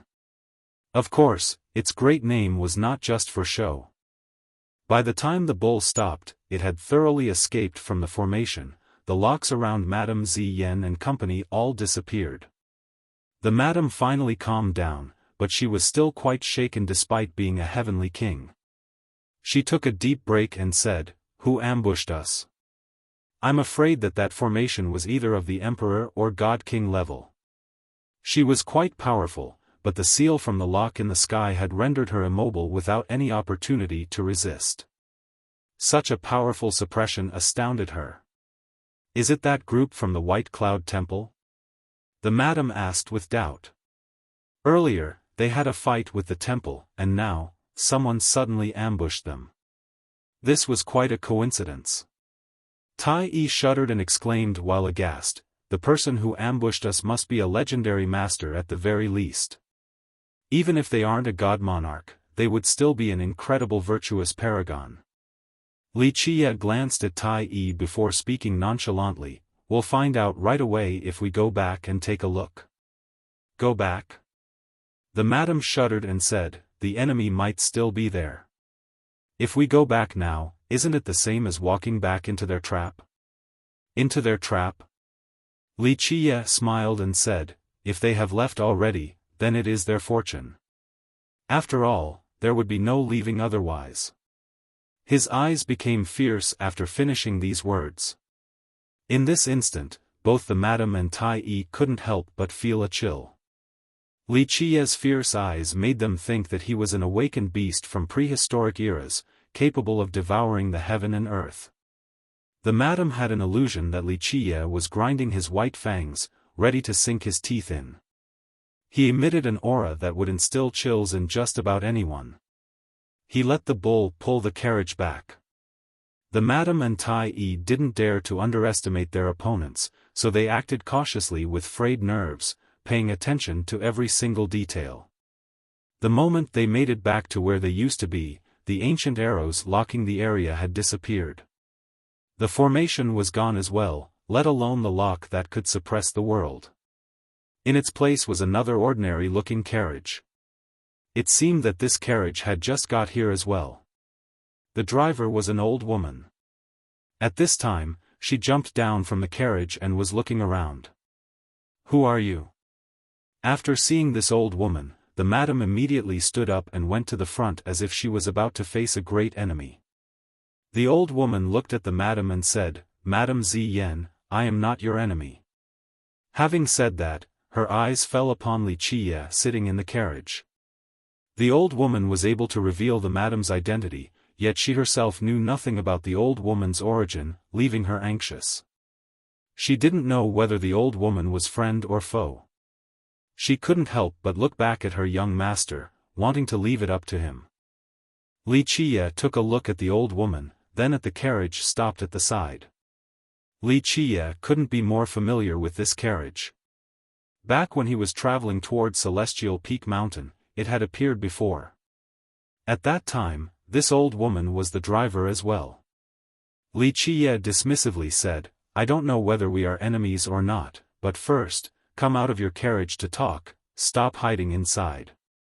These words made the old woman change her expression. In the blink of an eye, she seemed to have turned into a completely different person. Her old eyes sucked in and expelled starry glimmers as an entire galaxy emerged from within. "What do you want to do?" The madam also felt how terrifying this woman before her was. With an alarmed look, she continued to stand before Li Qie, ready to protect her young master. The old woman didn't take action and instead only spoke coldly towards Li Qie, "Young noble Li, please speak with a little respect. We mean you no harm. Is that so?" Li Qie said, "Whether you are malicious or not doesn't matter to me. Not long before this, you had followed me, and back at the Celestial Peak, you also spied on me. At that time, I didn't do anything because I was in a good mood. But right now, that is no longer the case. Since you happen to be here, you must comply to my whim. Young noble Li, you are being way too overbearing. This world is vast, who says that we cannot appear at the location that you are already at?" The old woman asked coldly. She was now angry. They had an earth-shattering origin. Those who knew them would tremble in fear, so who would dare to provoke them? But now, Li Qie was acting extremely aggressively. "I don't want to mince words." Li Qie didn't bat an eye and spoke with a cold demeanor, "Right now, get out of your carriage or I'll smash it apart." The old woman's expression greatly soured. At this time, her blood energy erupted to the sky like a true dragon soaring into the air. She coldly uttered, "Young noble Li, do you really think you are invincible in this world?" The eruption of her blood energy astonished both the madam and Tai Yi. They clearly knew that this old woman was a frightening and absolutely amazing virtuous paragon. An existence more powerful than the Alpine Tree Father? Who could it be in the stone medicine world? After hearing this, the madam couldn't help but become moved. In this world, everyone knew of the Tree Father's prestige. Although he didn't claim to be a god king, many people in this world respected him as one. For many generations, it was common knowledge that outside of immortal emperors, it would be hard to find someone stronger than him. The madam had heard that there were a few existences even stronger than the Tree Father, but she had never met them or heard of them.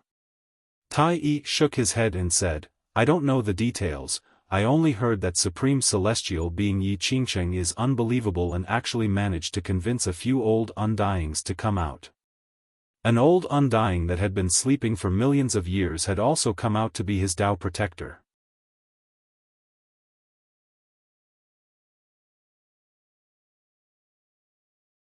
Chapter 726, Kingdom-toppling beauty. Li Qiye remained unperturbed despite the old woman's true dragon-like blood energy.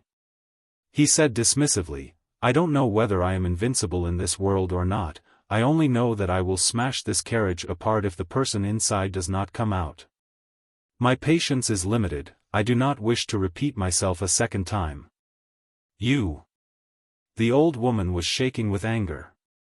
Even Supreme Celestial Being Yi Qingsheng, whom others called the #1 genius of the stone medicine world, wouldn't dare to talk to them like this. But now, Li Qiye dared to utter such arrogant words. "Grandma, it is fine. It is about time for me to meet young noble Li." Right when the old woman was about to unleash her fury, a girl's voice came from the carriage. This voice was completely charming and pleasant. Anyone who heard this voice would imagine that this girl had supreme beauty.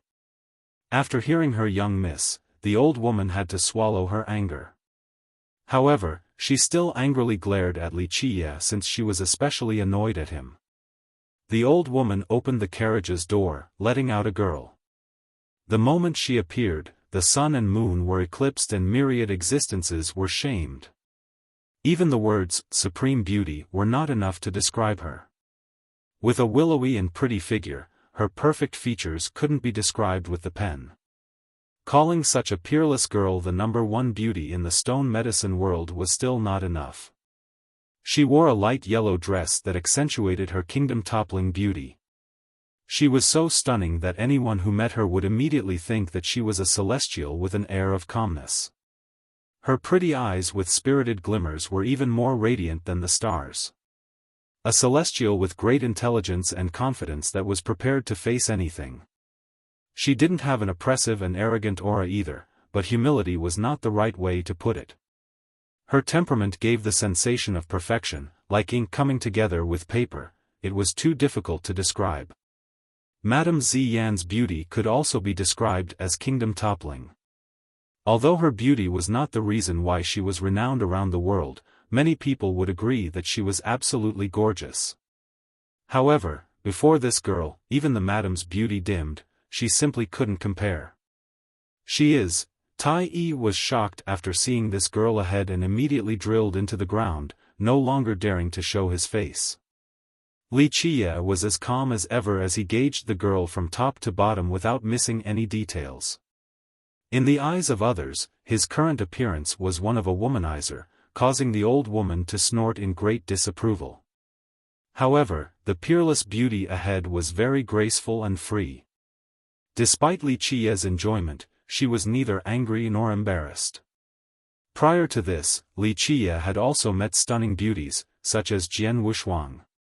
However, although Jian Wushuang had astonishing features, she didn't have the same aura as the girl in front of him. This girl held a noble air with formidable wisdom, as if she would be unperturbed by anything. Based on just temperaments alone, Jian Wushuang couldn't compare to her. The peerless beauty spoke slowly towards Li Qiye as if she was unstained by this mundane world. "I rarely meet people, but I can understand why young noble Li was unhappy." Li Qiye looked at her and said, "Today, my mood was quite sour, but it's much improved after seeing you." His words were obviously teasing her. Other women would not give Li Qiye a good reaction even if they didn't get angry. However, this girl didn't show her attitude and gently nodded to say, "It is a kind of honor to be able to improve young noble Li's mood." Not bad at all. Li Qiye smiled and said, "I appreciate girls like you. It is indeed difficult for others to not like such a smart girl. A supreme beauty needs more than just a good bag of skin, one needs a sense of self-awareness and wisdom." If she didn't know Li Qiye's abilities, she would definitely say that he was ignorant, but she knew the situation so she couldn't refute him. The peerless girl looked at Li Qiye, revealing a smile that would cause all the flowers to lose their colors and said, "It is our first meeting, yet young noble Li is already entrusting me with such a great task. Are you not afraid that I will decline due to the difficulty?" Anyone else would think that Li Qiye was insane, but this girl with an amazing background answered in such a manner. Li Qiye casually batted his eyes and said, "I am rarely wrong when it comes to judging people. Moreover, if you weren't capable, then the old geezer buried beneath the star cliff wouldn't pass his legacy on to you." This revelation greatly shocked the old woman. She immediately stepped forward with an aura as fierce as an unsheathed divine sword, completely different from before. It was clear that she intended to harm Li Qiye, even to the point of killing him in order to keep this secret. Meanwhile, the confident girl was still calm. Her expression shifted a little after hearing him, but she didn't overreact. She shook her head gently at the old woman and said, "Grandma, we can't." The old woman gazed at Li Qiye for a long time before snorting and went back behind the peerless girl. However, her old eyes remained fixated on Li Qiye as if she would attack at any moment. Li Qiye only smiled leisurely against such hostility and said, "It is wise not to attack me. A virtuous paragon is no big deal for me." The old woman felt extremely aggravated after being provoked by a junior like Li Qiye. If it wasn't for her young miss, she would have already tried to teach Li Qiye a lesson. The peerless girl gently sighed and said, "Young noble's conduct is impossible to predict. Very few people know this secret. Where did young noble learn of it?" She was secretly shaken after Li Qiye's revelation because very few people knew about this matter, including even the sect she came from. And yet, an outsider like Li Qiye actually knew this secret. "Don't be surprised," Li Qiye said, "others might not know why the old geezer below the star cliff passed his legacy down to you, but I can tell you an old tale. A very long time ago, a rock fell down from the Bayan beast world. However, the truth that the world didn't know was that it wasn't just one rock that fell down that year, but 3. I cannot permit you to live any longer." The old woman suddenly became horrified and no longer hid her murderous intent. She instantly wanted to take action. However, before she could get close to Li Qiye, the imperial Draco bull raised its front hooves and kicked heavily. With a loud bang, the old woman was forced to take several steps back from the blow. It didn't matter that she was an amazing virtuous paragon. Li Qiye remained unperturbed despite the old woman's true dragon-like blood energy. He said dismissively, "I don't know whether I am invincible in this world or not, I only know that I will smash this carriage apart if the person inside does not come out. My patience is limited, I do not wish to repeat myself a second time." "You." The old woman was shaking with anger. Even Supreme Celestial being Yi Qingsheng, whom others called the #1 genius of the stone medicine world, wouldn't dare to talk to them like this. But now, Li Qiye dared to utter such arrogant words. "Grandma, it is fine. It is about time for me to meet young noble Li."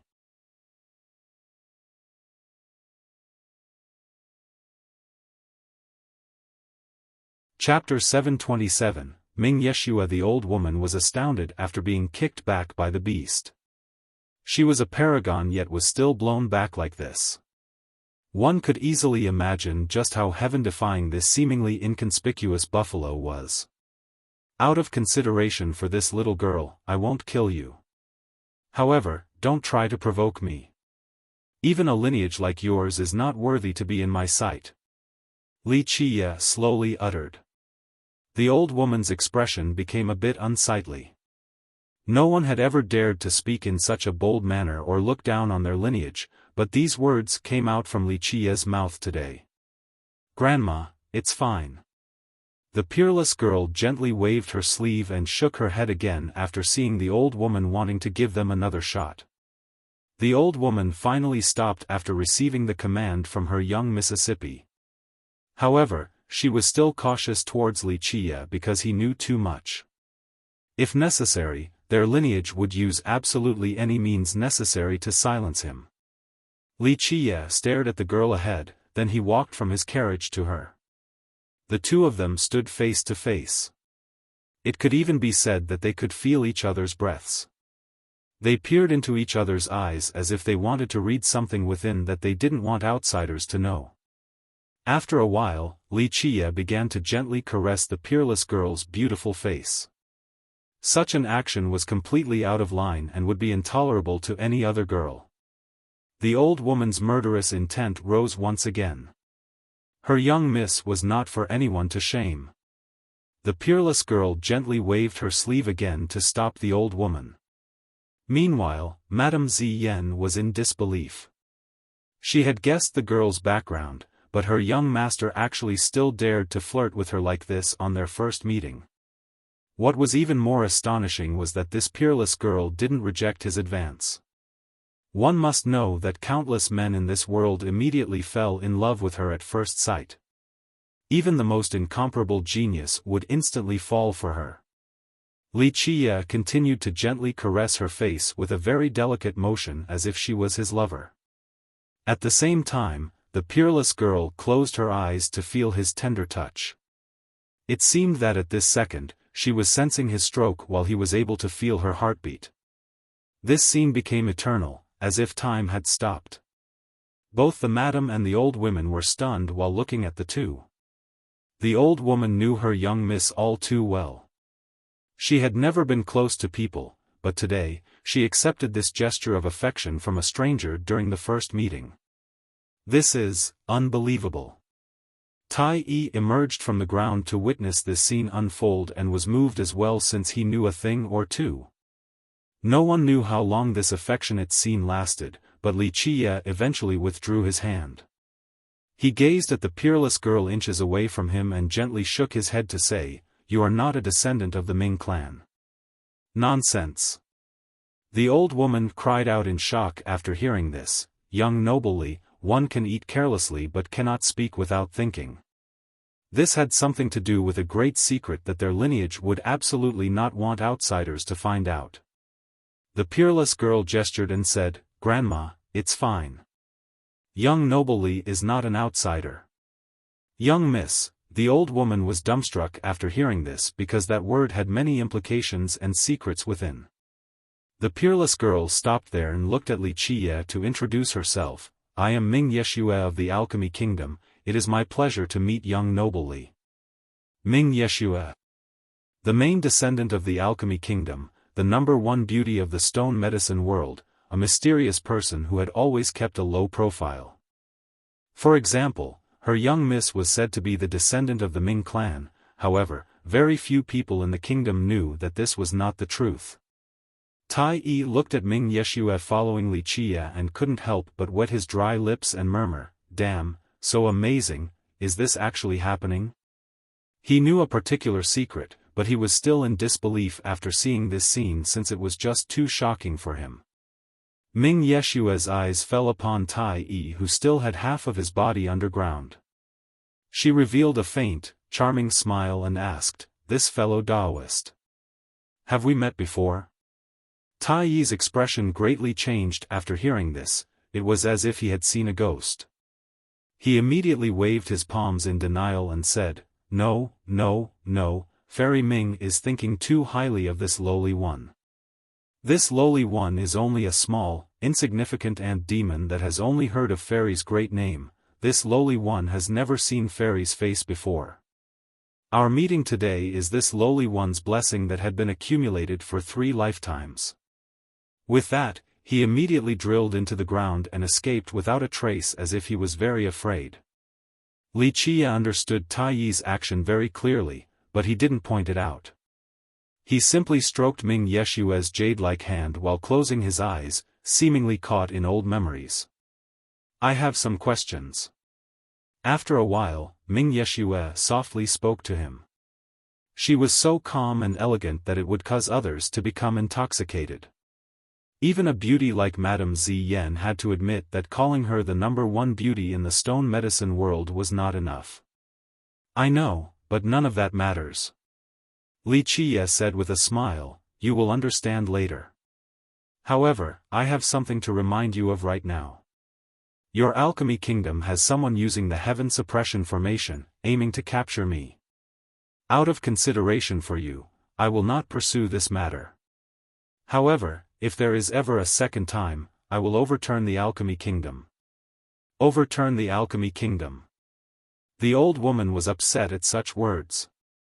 She was from the kingdom and its direct branch at that. How could she be happy when Li Qie said such things in front of her? I know you are annoyed with me. Li Qie chuckled and said, if you can meet 100 life, let him know that your alchemy kingdom shouldn't forget your past mistakes. Don't forget the aftermath of the divine beast realm. Such words rendered her breathless because she had heard a few legends that were known by fewer than few people. Even the kingdom's big shots didn't know about them. Young noble Li shouldn't blame grandma, she is just very protective towards me. Ming Yeshua slowly said. Li Qie looked at the old woman and said, I'm not mad at her. If I was, then the imperial Draco Bull wouldn't have simply kicked her away earlier.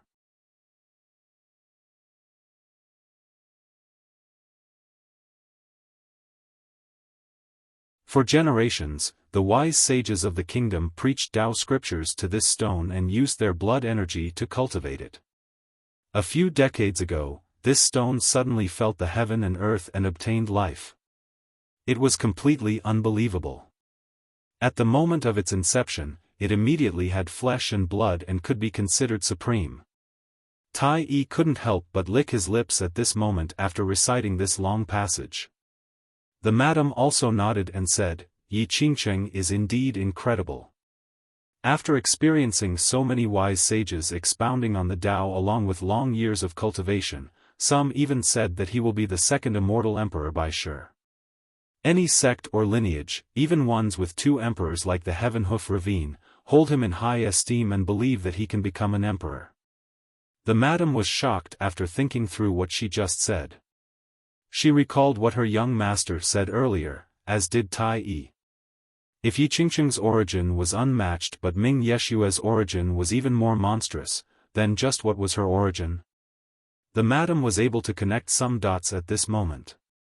Until now, outsiders had always thought that Ming Yeshua was the descendant of the Ming clan, the imperial family. However, after today's events, it appeared that she had a different origin. Let's go, it is pointless to speculate these things. Li Qie said with a faint smile, the alchemy conference will begin soon, so we should enter Alchemy City. Well. Tai Yi's neck involuntarily shrank into his body after hearing this. While trying to hide, he apprehensively said, going to Alchemy City, might be very dangerous. Li Qie glanced at him and said, you did some immoral things that are unforgivable, so you don't dare to enter Alchemy City, right? Tai Yi awkwardly smiled and said, young noble is misunderstanding me. This lowly one is only worried for you. As young noble can see from earlier, the alchemy kingdom has people with malicious intentions towards us. Young noble's alchemy is peerless, so maybe someone is coveting it, maybe even an ancestor wants to capture you alive. After hearing this, Li Qie lifted his head and gazed towards the direction of Alchemy City while revealing a gentle smile. I'm more afraid that the Alchemy Kingdom will not take action. If they maneuver against me, then everything will be easy. However, if they are friendly and treat me as a guest, then I would truly feel bad about taking Ming Yeshua away. If they want to kill me, then it would be even better. The madam revealed a smile and asked, young master likes Fairy Ming? Li Qie chuckled and responded, how can this be called liking? I only want that girl to stay by my side in the future. If the Alchemy Kingdom wants to do this peacefully, then I can satisfy all of their demands. If they want it the hard way, then it will be even easier. Is Fairy Ming that important to young master? Madame Ziyan was moved. At this moment, she realized that her young master was not in love with Ming Yeshue, and that he had a different reason for wanting her to stay with him. Li Qiye didn't answer her question. Instead, he only looked towards the far distance while reminiscing. After a while, Li Qiye's mind returned. He looked at Tai Yi and said, "Whether we go to Alchemy City or not is not up to you to decide. At that time, I will need to be there to refine some medicine, so if you escape and lose this good opportunity, don't blame me for not reminding you." Tai Yi shuddered after this reminder. He immediately patted this chest like a drum and put on a courageous act as if he was willing to walk through fire. "Young master, don't worry. Wherever you go, I shall be there as well. I will definitely not embarrass you." Li Qiye smiled and said, "Okay, don't speak such nauseating words. Do you think I don't know what's on your mind?" Tai Yi dryly coughed with an awkward look. Even the madam looked at Tai Yi one more time. She knew that he was a coward, at least in appearance. He clearly didn't want to go to Alchemy City, but after listening to her young master, he lost all reservations. This really raised the madam's curiosity about his injury. The group traveled towards the city with the bull pulling the carriage at great speeds. It was not long before they arrived. Alchemy City was located in an extremely strategic location. It was the first outpost before the entrance to the alchemy vein and only one step away from the ancestral ground of the imperial family. Alchemy City in the stone medicine world was also known as Imperial City or Alchemy Capital. Although it was called a city, it wasn't actually a city. In the 9 worlds, when big sects form their own countries, the majority of their capitals would be very huge, ancient cities. Alchemy City, on the other hand, had no semblance to a city. There were neither towering walls nor patrolling experts at this place despite being called Imperial City. The old woman became very dejected, but she couldn't truly become angry. The bull's strength far exceeded her imagination. She couldn't help but feel powerless. She didn't even have the means to resist. Li Qiye's arrogance was particularly upsetting. As a great character from the kingdom, she wanted to teach him a lesson about his disrespectful attitude, but she couldn't do anything when such a powerful existence like the bull was present. Ming Yeshue slightly frowned and said, "I also came because of this. We have many experts at the kingdom, but one that can utilize such a great formation must be at the ancestor level. At this moment, whether if it's the direct branch or the side branches, no ancestors have come into being. At least, not on record." Li Qiye chuckled and said, "Then go look into it. This time, I will not take action because of you, but this won't necessarily be the case next time."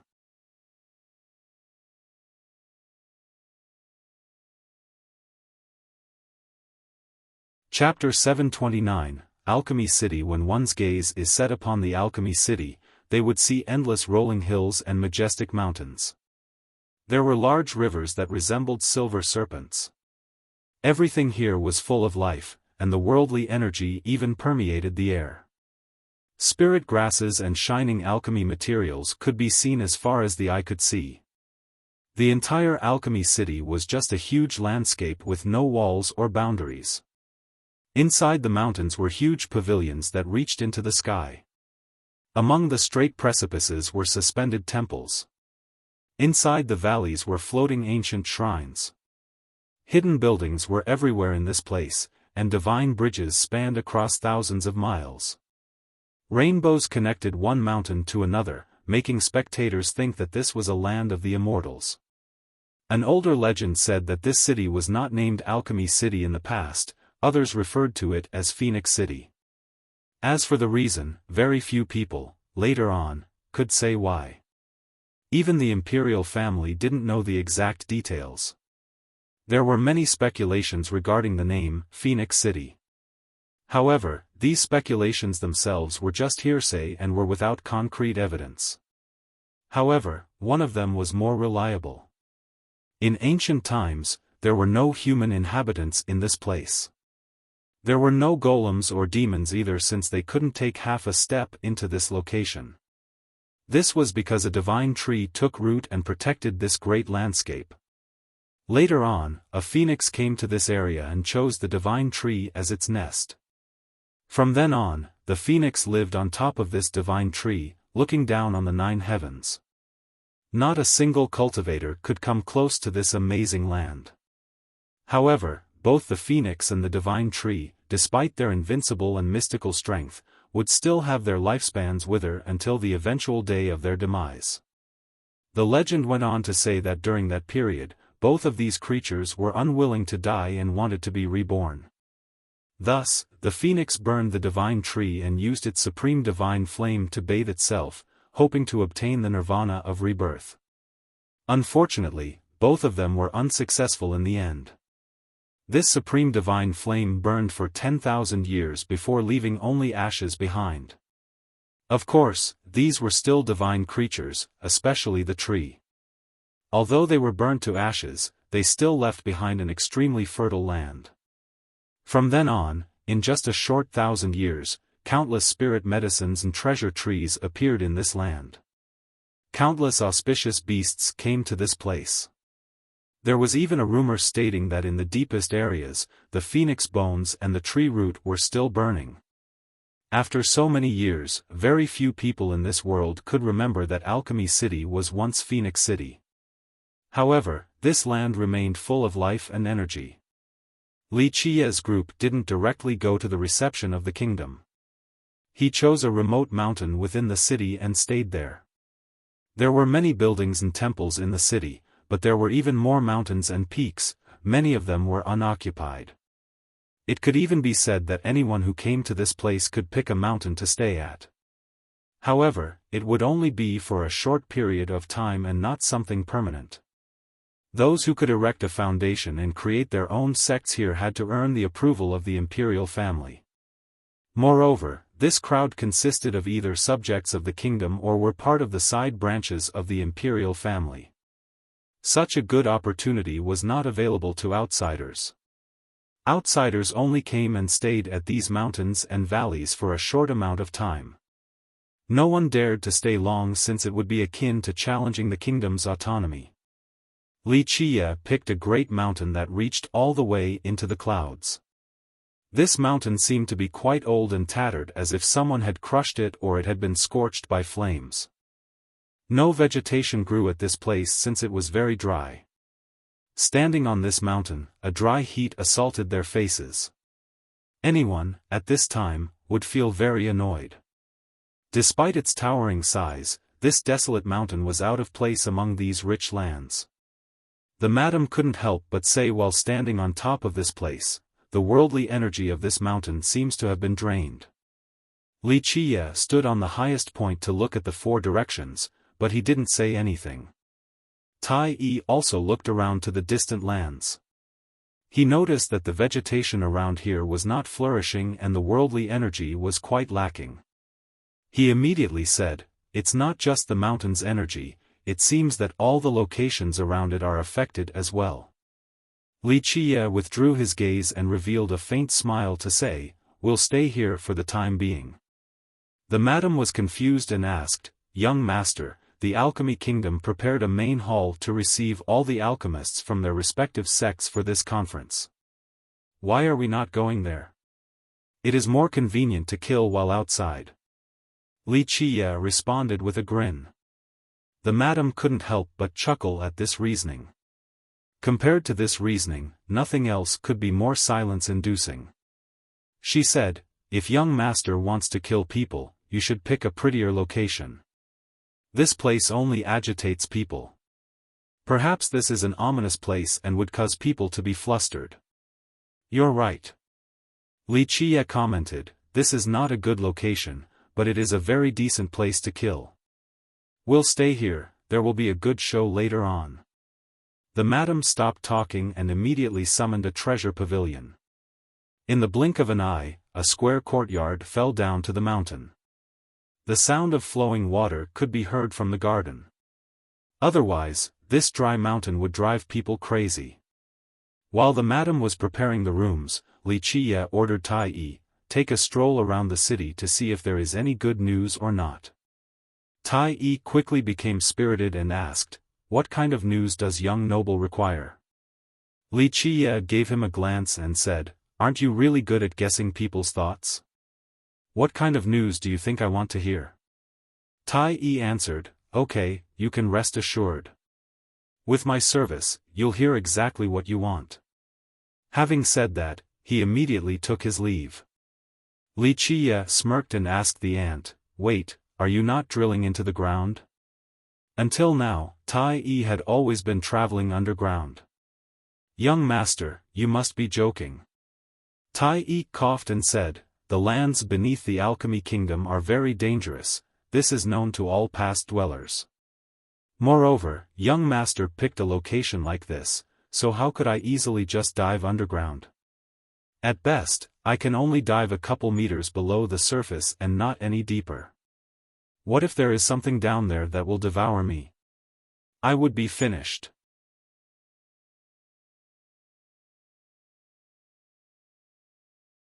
Chapter 730, The Prelude to the Conference. The Alchemy Conference was one of the biggest events in the stone medicine world. It took place once every few decades. Moreover, it was jointly held by many imperial lineages, and the venue would change each time. This time, the conference was being held in the Alchemy Kingdom. This place was even more grand compared to other lineages. All the alchemists here were especially enthusiastic. This was understandable because the Alchemy Kingdom was praised as the lineage with the best and richest alchemy arts in this world. To be able to participate in this conference was a great honor. Only youths could participate, since if the previous generation could join in as well, the youths wouldn't be able to shine. There were not too many restrictions and rules. Even a capable vagabond on the Tao of alchemy would be invited for the event. Of course, there were many lineages that would invite young alchemists if they didn't have anyone to represent them for this conference. For these young participants, if they were capable enough, then they wouldn't only win the prizes of the conference, they would also be able to win great fame. Those with high potential that came from small sects, if they were from one in the first place, could win the love of even imperial lineage with a great showing at the conference. Perhaps in just one day, they would be able to jump the Dragon Gate and join an imperial lineage. Because of this reason, young alchemists would come running for each conference. They would do their best, hoping to earn the spotlight in this event. This particular conference was much more exciting than the previous ones because the competition was much fiercer. In these last several days, Alchemy City became very lively since alchemists from all over the world entered the perimeter and received the kingdom's reception. Most of them were very young, some were extremely famous as well. There were a few of them who were dubbed as genius alchemists. It created a very majestic spectacle, causing the normally serene city to become very lively. Usually, even the small amounts of cultivators traveling to the city would not dare to break the serene atmosphere or disturb the imperial family. But now, people came and went with all kinds of forms of travel. Some rode their horses, others their big flying tree branches. One even sat on a huge flying leaf. All types of people came, including humans. However, humans were very rare in the stone medicine world. The majority of the arrivals were demons and golems. Within these last couple of days, both the residents and new alchemists talked about the alchemy conference. Some talked about the young participants, especially those with great fame. The 4 alchemy prodigies garnered the most attention. They were the role models of the younger generation. Some even called them candidates for the next alchemy emperor. The 4 prodigies were the Serene Garden's Yuan Caihe, the Balian clan's white-hair alchemy god, the state of Chao's Chao Guiyao, and the alchemy kingdom's Mu Qiao. They were the hottest topics in town as many people talked about the 4 of them. The first among them to come was Yuan Caihe. Although she kept a very low profile during her stay, the more informed people still found out right away, causing quite a stir. Fairy Yuan is also here to participate in the conference? People loudly discussed after the news of her presence was spread. I heard that Fairy Yuan didn't come to participate this time. She was invited by the observant monarch to cure one of his divine roots. A well-informed person immediately revealed why Yuan Saihe came to the city. Ah, the fairy not participating in the conference is truly a big loss. It will be less colorful now. Many sighed with regret.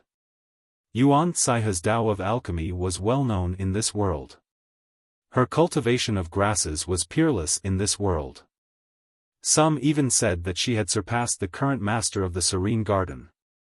Her gentle and kind nature was famous as well. As one of the 4 prodigies, she was the humblest and most respected of the bunch. Numerous lineages in this world invited her to cure their divine trees and great medicines. Moreover, she assisted quite a few sections. Because of this, her absence at the conference was duly missed by many alchemists, especially the younger crowd. I heard the Alchemy Kingdom's Wuxia will not be participating in this conference either. Among the 4, only White-Hair Alchemy God and Chao Guiyao are participating. A cultivator found out some news and told his friends. Mu Qiao was the alchemy prodigy of the kingdom, but since the kingdom was the host of this conference, he was not participating to avoid arousing suspicions.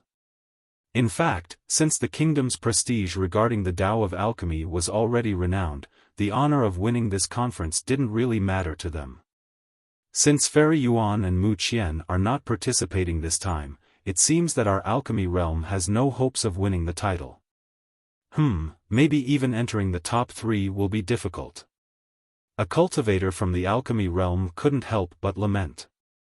The younger crowd from the alchemy realm was quite sad since Yuan Saihe and Mu Qiao were not participating. Until now, the Tao of alchemy of the alchemy realm far exceeded the beast realm and the stone realm. It could even be said that the alchemy realm produced many more alchemists, including alchemy emperors, compared to the other 2 realms. But now, their 2 strongest young alchemists were not participating. This meant that the alchemy realm had no chance of claiming number 1 this time. There was a chance that they wouldn't even place in the top 3. Maybe the crystallized C-Sex Cauldron Marquis has a chance of getting into the top 3. The alchemists from this realm couldn't help but bring up another genius. Indeed, I heard the Cauldron Marquis is already very formidable with his alchemy Tao and is only a bit weaker than the 4 prodigies. More importantly, his cauldron control skill is superb. His physique paste, ointment, longevity medicine, and fate pill creation skills are very balanced, unlike the 4 prodigies who are more versed in one particular area. Another alchemist agreed. Despite the alchemy realm having many powerful young alchemists, they were still the underdogs compared to the White-Hair Alchemist and Chao Guiyao. Day after day passed, but Alchemy City only became even more lively. It didn't matter if some sects were very far away from the alchemy realm, they still came running with their disciples to participate in the conference. The White-Hair Alchemy God is about to arrive. The Balian clan's Devil Hand Sacred Doctor is opening the path for him. Someone sent out this news on this day. The Devil Hand Sacred Doctor is here as well.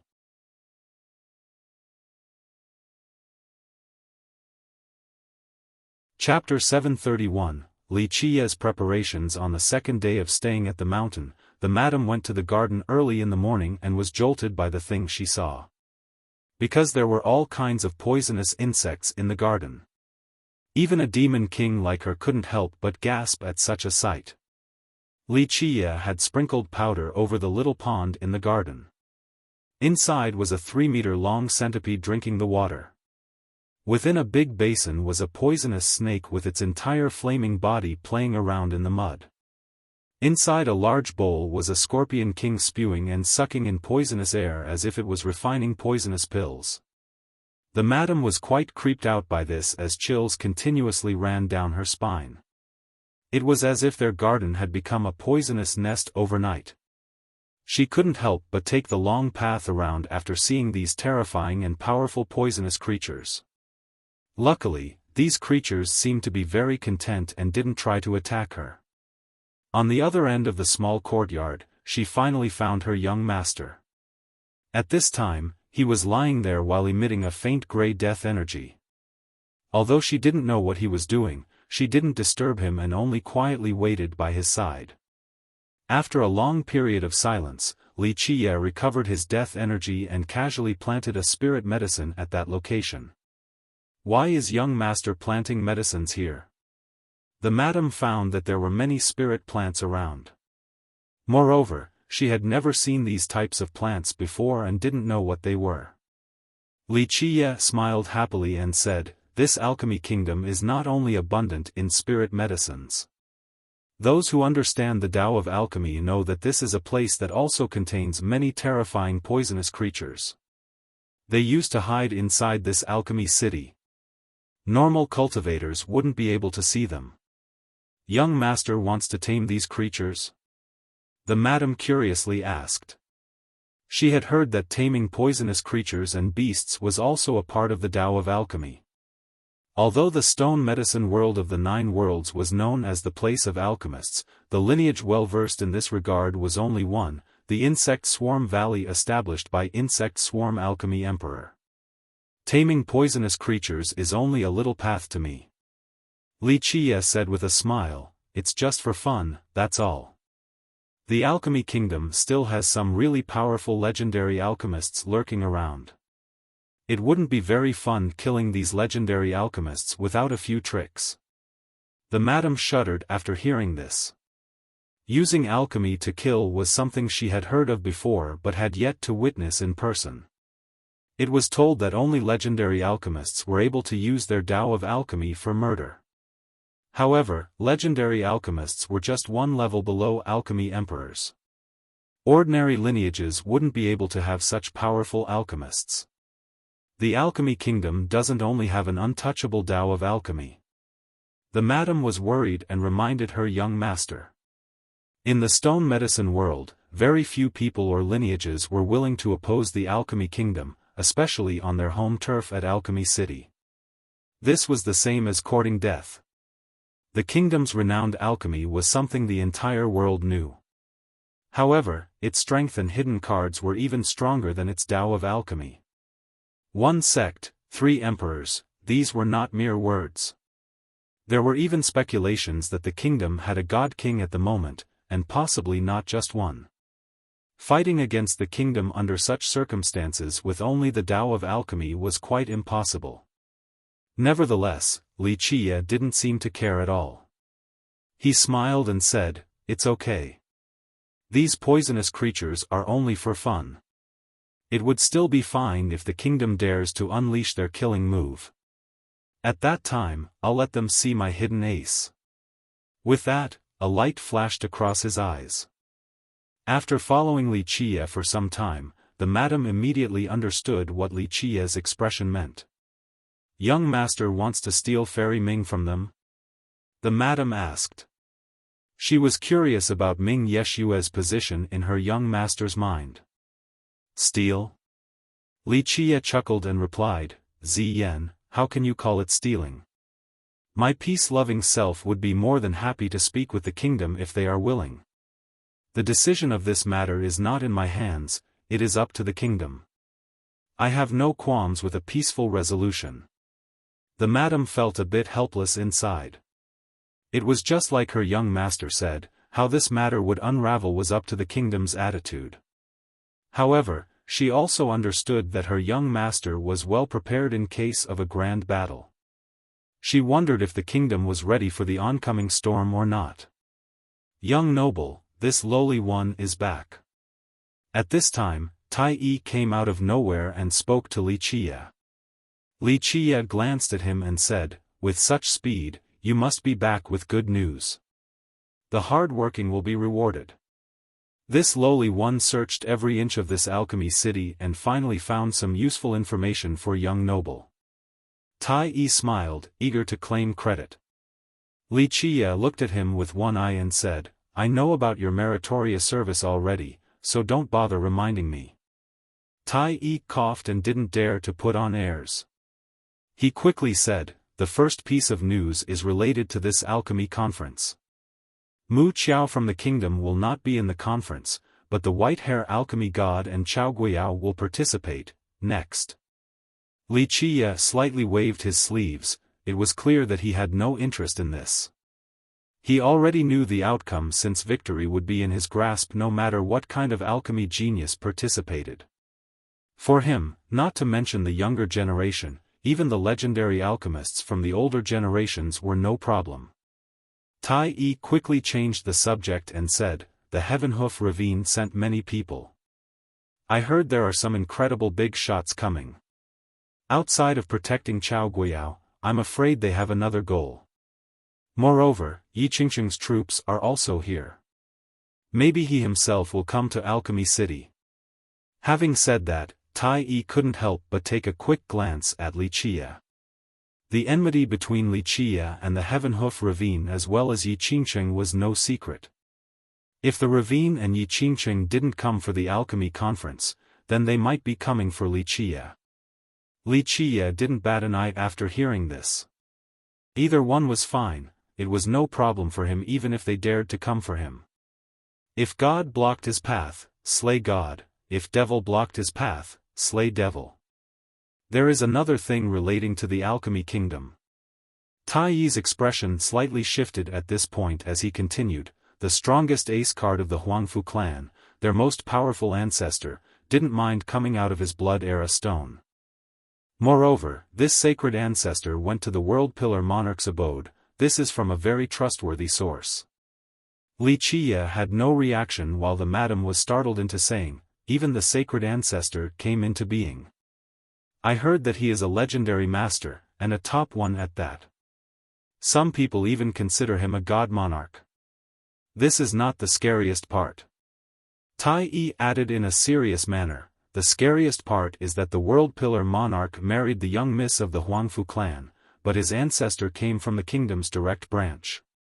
Moreover, they still have a living ancestor that is buried in the ancestral ground. I even heard that his position is not small at all in the kingdom. The madam couldn't help but glance at her young master. One god monarch from the Huangfu clan was already frightening enough, but if the kingdom's ancestor came out as well, then it meant that the entire kingdom could become his enemy. At this point, she realized that the situation was much more serious than what she had expected. Xian clan ancestor, oh. Li Qiya rubbed his chin and chuckled before speaking, 1 or 2 ancestors, too few, this won't be fun at all. The madam couldn't help but wryly smile. Only her young master would utter these words. She couldn't help but to softly reply, young master, I don't know the Xian ancestor very well, but the sacred ancestor from the Huangfu clan, this is a god monarch, very frightening. Only a false god that can't reach the apex. Li Qiya smiled and said, a true god might be interesting, but a false god is not worth mentioning. What could the madam say? This was a god monarch. Even if he wasn't a real god monarch with a bestowed title, he was still a legendary master. Even a virtuous paragon from the previous generation would feel their legs trembling after hearing about such a character, let alone those from the younger generation. Young noble, if the Xian ancestor gets involved and young noble kills them with your might, then wouldn't it be stirring the beehive? Tai Yi advised, take a step back and everything will be fine. Young noble does not necessarily have to fight the kingdom. By treading carefully, this behemoth of a kingdom might not be willing to come out just for the Huangfu clan. Fighting against the entire kingdom is not wise. Tai Yi rarely advocated this type of speech, but even he was a bit wary of a monster like the alchemy kingdom. Many people in the stone medicine world knew that being enemies with the entire kingdom was completely unwise. It doesn't matter. Li Qiya chuckled and said, it has been a while since my last massacre, so I have been feeling quite bored lately. I will be very happy if some people come to the door knocking. With that, he shifted his gaze towards the distant mountain range. The source of the alchemy vein, the place coveted by so many. At that place were many hidden secrets. Having thought to this point, Li Qiya couldn't help but smile. The kingdom was very fortunate that he didn't touch them. However, if their descendants didn't know life from death, then he would be glad to repeat history. On the second day of staying at the mountain, the madam went to the garden early in the morning and was jolted by the thing she saw. Because there were all kinds of poisonous insects in the garden. Even a demon king like her couldn't help but gasp before such a sight. Wuxia had sprinkled powder over the little pond in the garden. Inside was a 3-meter-long centipede drinking the water. Within a big basin was a poisonous snake with its entire flaming body playing around in the mud. Inside a large bowl was a scorpion king spewing and sucking in poisonous air as if it was refining poisonous pills. The madam was quite creeped out by this as chills continuously ran down her spine. It was as if their garden had become a poisonous nest overnight.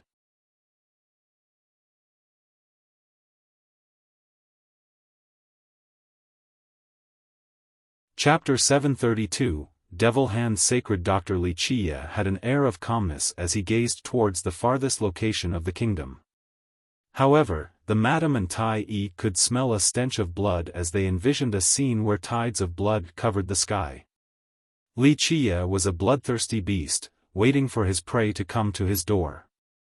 After a while, Wuxia looked back at Tai Yi and asked, "Any other news?" Tai Yi was excited and quickly replied, "Young noble will like this last piece of news and be spirited again." Wuxia slightly waved his hand and said, "Okay, don't push it. Speak. Fairy Yuan is here too." Tai Yi immediately said, "Even earlier than us, in fact. She is already inside Alchemy City." "Saiha is here?" Wuxia was surprised after hearing this. When they parted back at the Celestial Peak, Yuan Saiha had said that she might not be able to participate in the conference this time. Tai Yi quickly responded, "Yes, I heard Observant Monarch's divine root is ill. This is quite a big problem, so he personally invited Fairy Yuan. I heard that he and the previous generation sect master of the Serene Garden have a deep friendship, so it is not too surprising that he can get her to come." Tai Yi was also there back at the Celestial Peak with these two. He understood that Wuxia had a good impression and greatly valued Yuan Saiha, so he listened carefully to her news without missing any details. "Does young noble want to see Fairy Yuan right now?" "She is currently at the Observant Monarch's mansion. I heard that in the last 2 days, the monarch had invited many young alchemists to his mansion." Wuxia happily said, "Since Saiha is here, we might as well go have a look and see her. I don't have anything to do right now anyway." The madam was surprised. She was caught off guard with her young master valuing Ming Yeshua, but now he thought highly of Yuan Saiha as well. Maybe only Fairy Yuan will be able to charm young master. The madam jokingly mused. No matter the occasion, her young master would always be confident and nonchalant as if he was prepared for anything and never in a hurry. It could even be said that this was her first time seeing her young master taking the initiative to go see a girl. Wuxia only slightly shook his head and smilingly responded, "Ziyan, you are only half right. Saiha is indeed a good girl that is loved by everyone. However, very few girls in this world can move my heart." He grew melancholic and was submerged in his memories after saying this. After tens of millions of years, the girls that stayed by his side were plentiful, including goddesses, fairies, and princesses. Some were stunning and brilliant, others were charming and gentle, and there were the pleasant and lovely ones. He even trained a few empresses himself. Nevertheless, after such a long period of time, very few girls were able to cause his heart to thump. He gently shook his head again after recomposing his thoughts. The Observant Monarch's mansion in the city was large. Multiple peaks were connected to each other as dozens of mountains surrounded the entire area as if it was its own world. Very few residences in the city could reach this size. However, the Observant Monarch was indeed qualified to have such a residence. As a royal subject of the kingdom, he was one of its oldest monarchs. He was also a direct disciple of the main branch, this background alone was enough to show his noble status. He also had meritorious contributions for the kingdom throughout his entire life. His loyalty to the imperial family was proven with hard work, so he was highly favored by the family. Within the last few days, the monarch hosted a banquet at his mansion with many young alchemists. Even those who were not invited could still come as guests. The monarch's doors were open and welcomed all alchemists. The alchemy kingdom already had a grand hall to receive new alchemists for this conference, so the monarch's move was clearly a strategy from the imperial family. His goal was to observe the young alchemists, and if he saw ones with potential, he would try to recruit them for the kingdom. Among the many guest alchemists, those who were personally invited by the monarch to the mansion were all famous young alchemists. The uninvited ones still came in order to build connections with other alchemists for the future.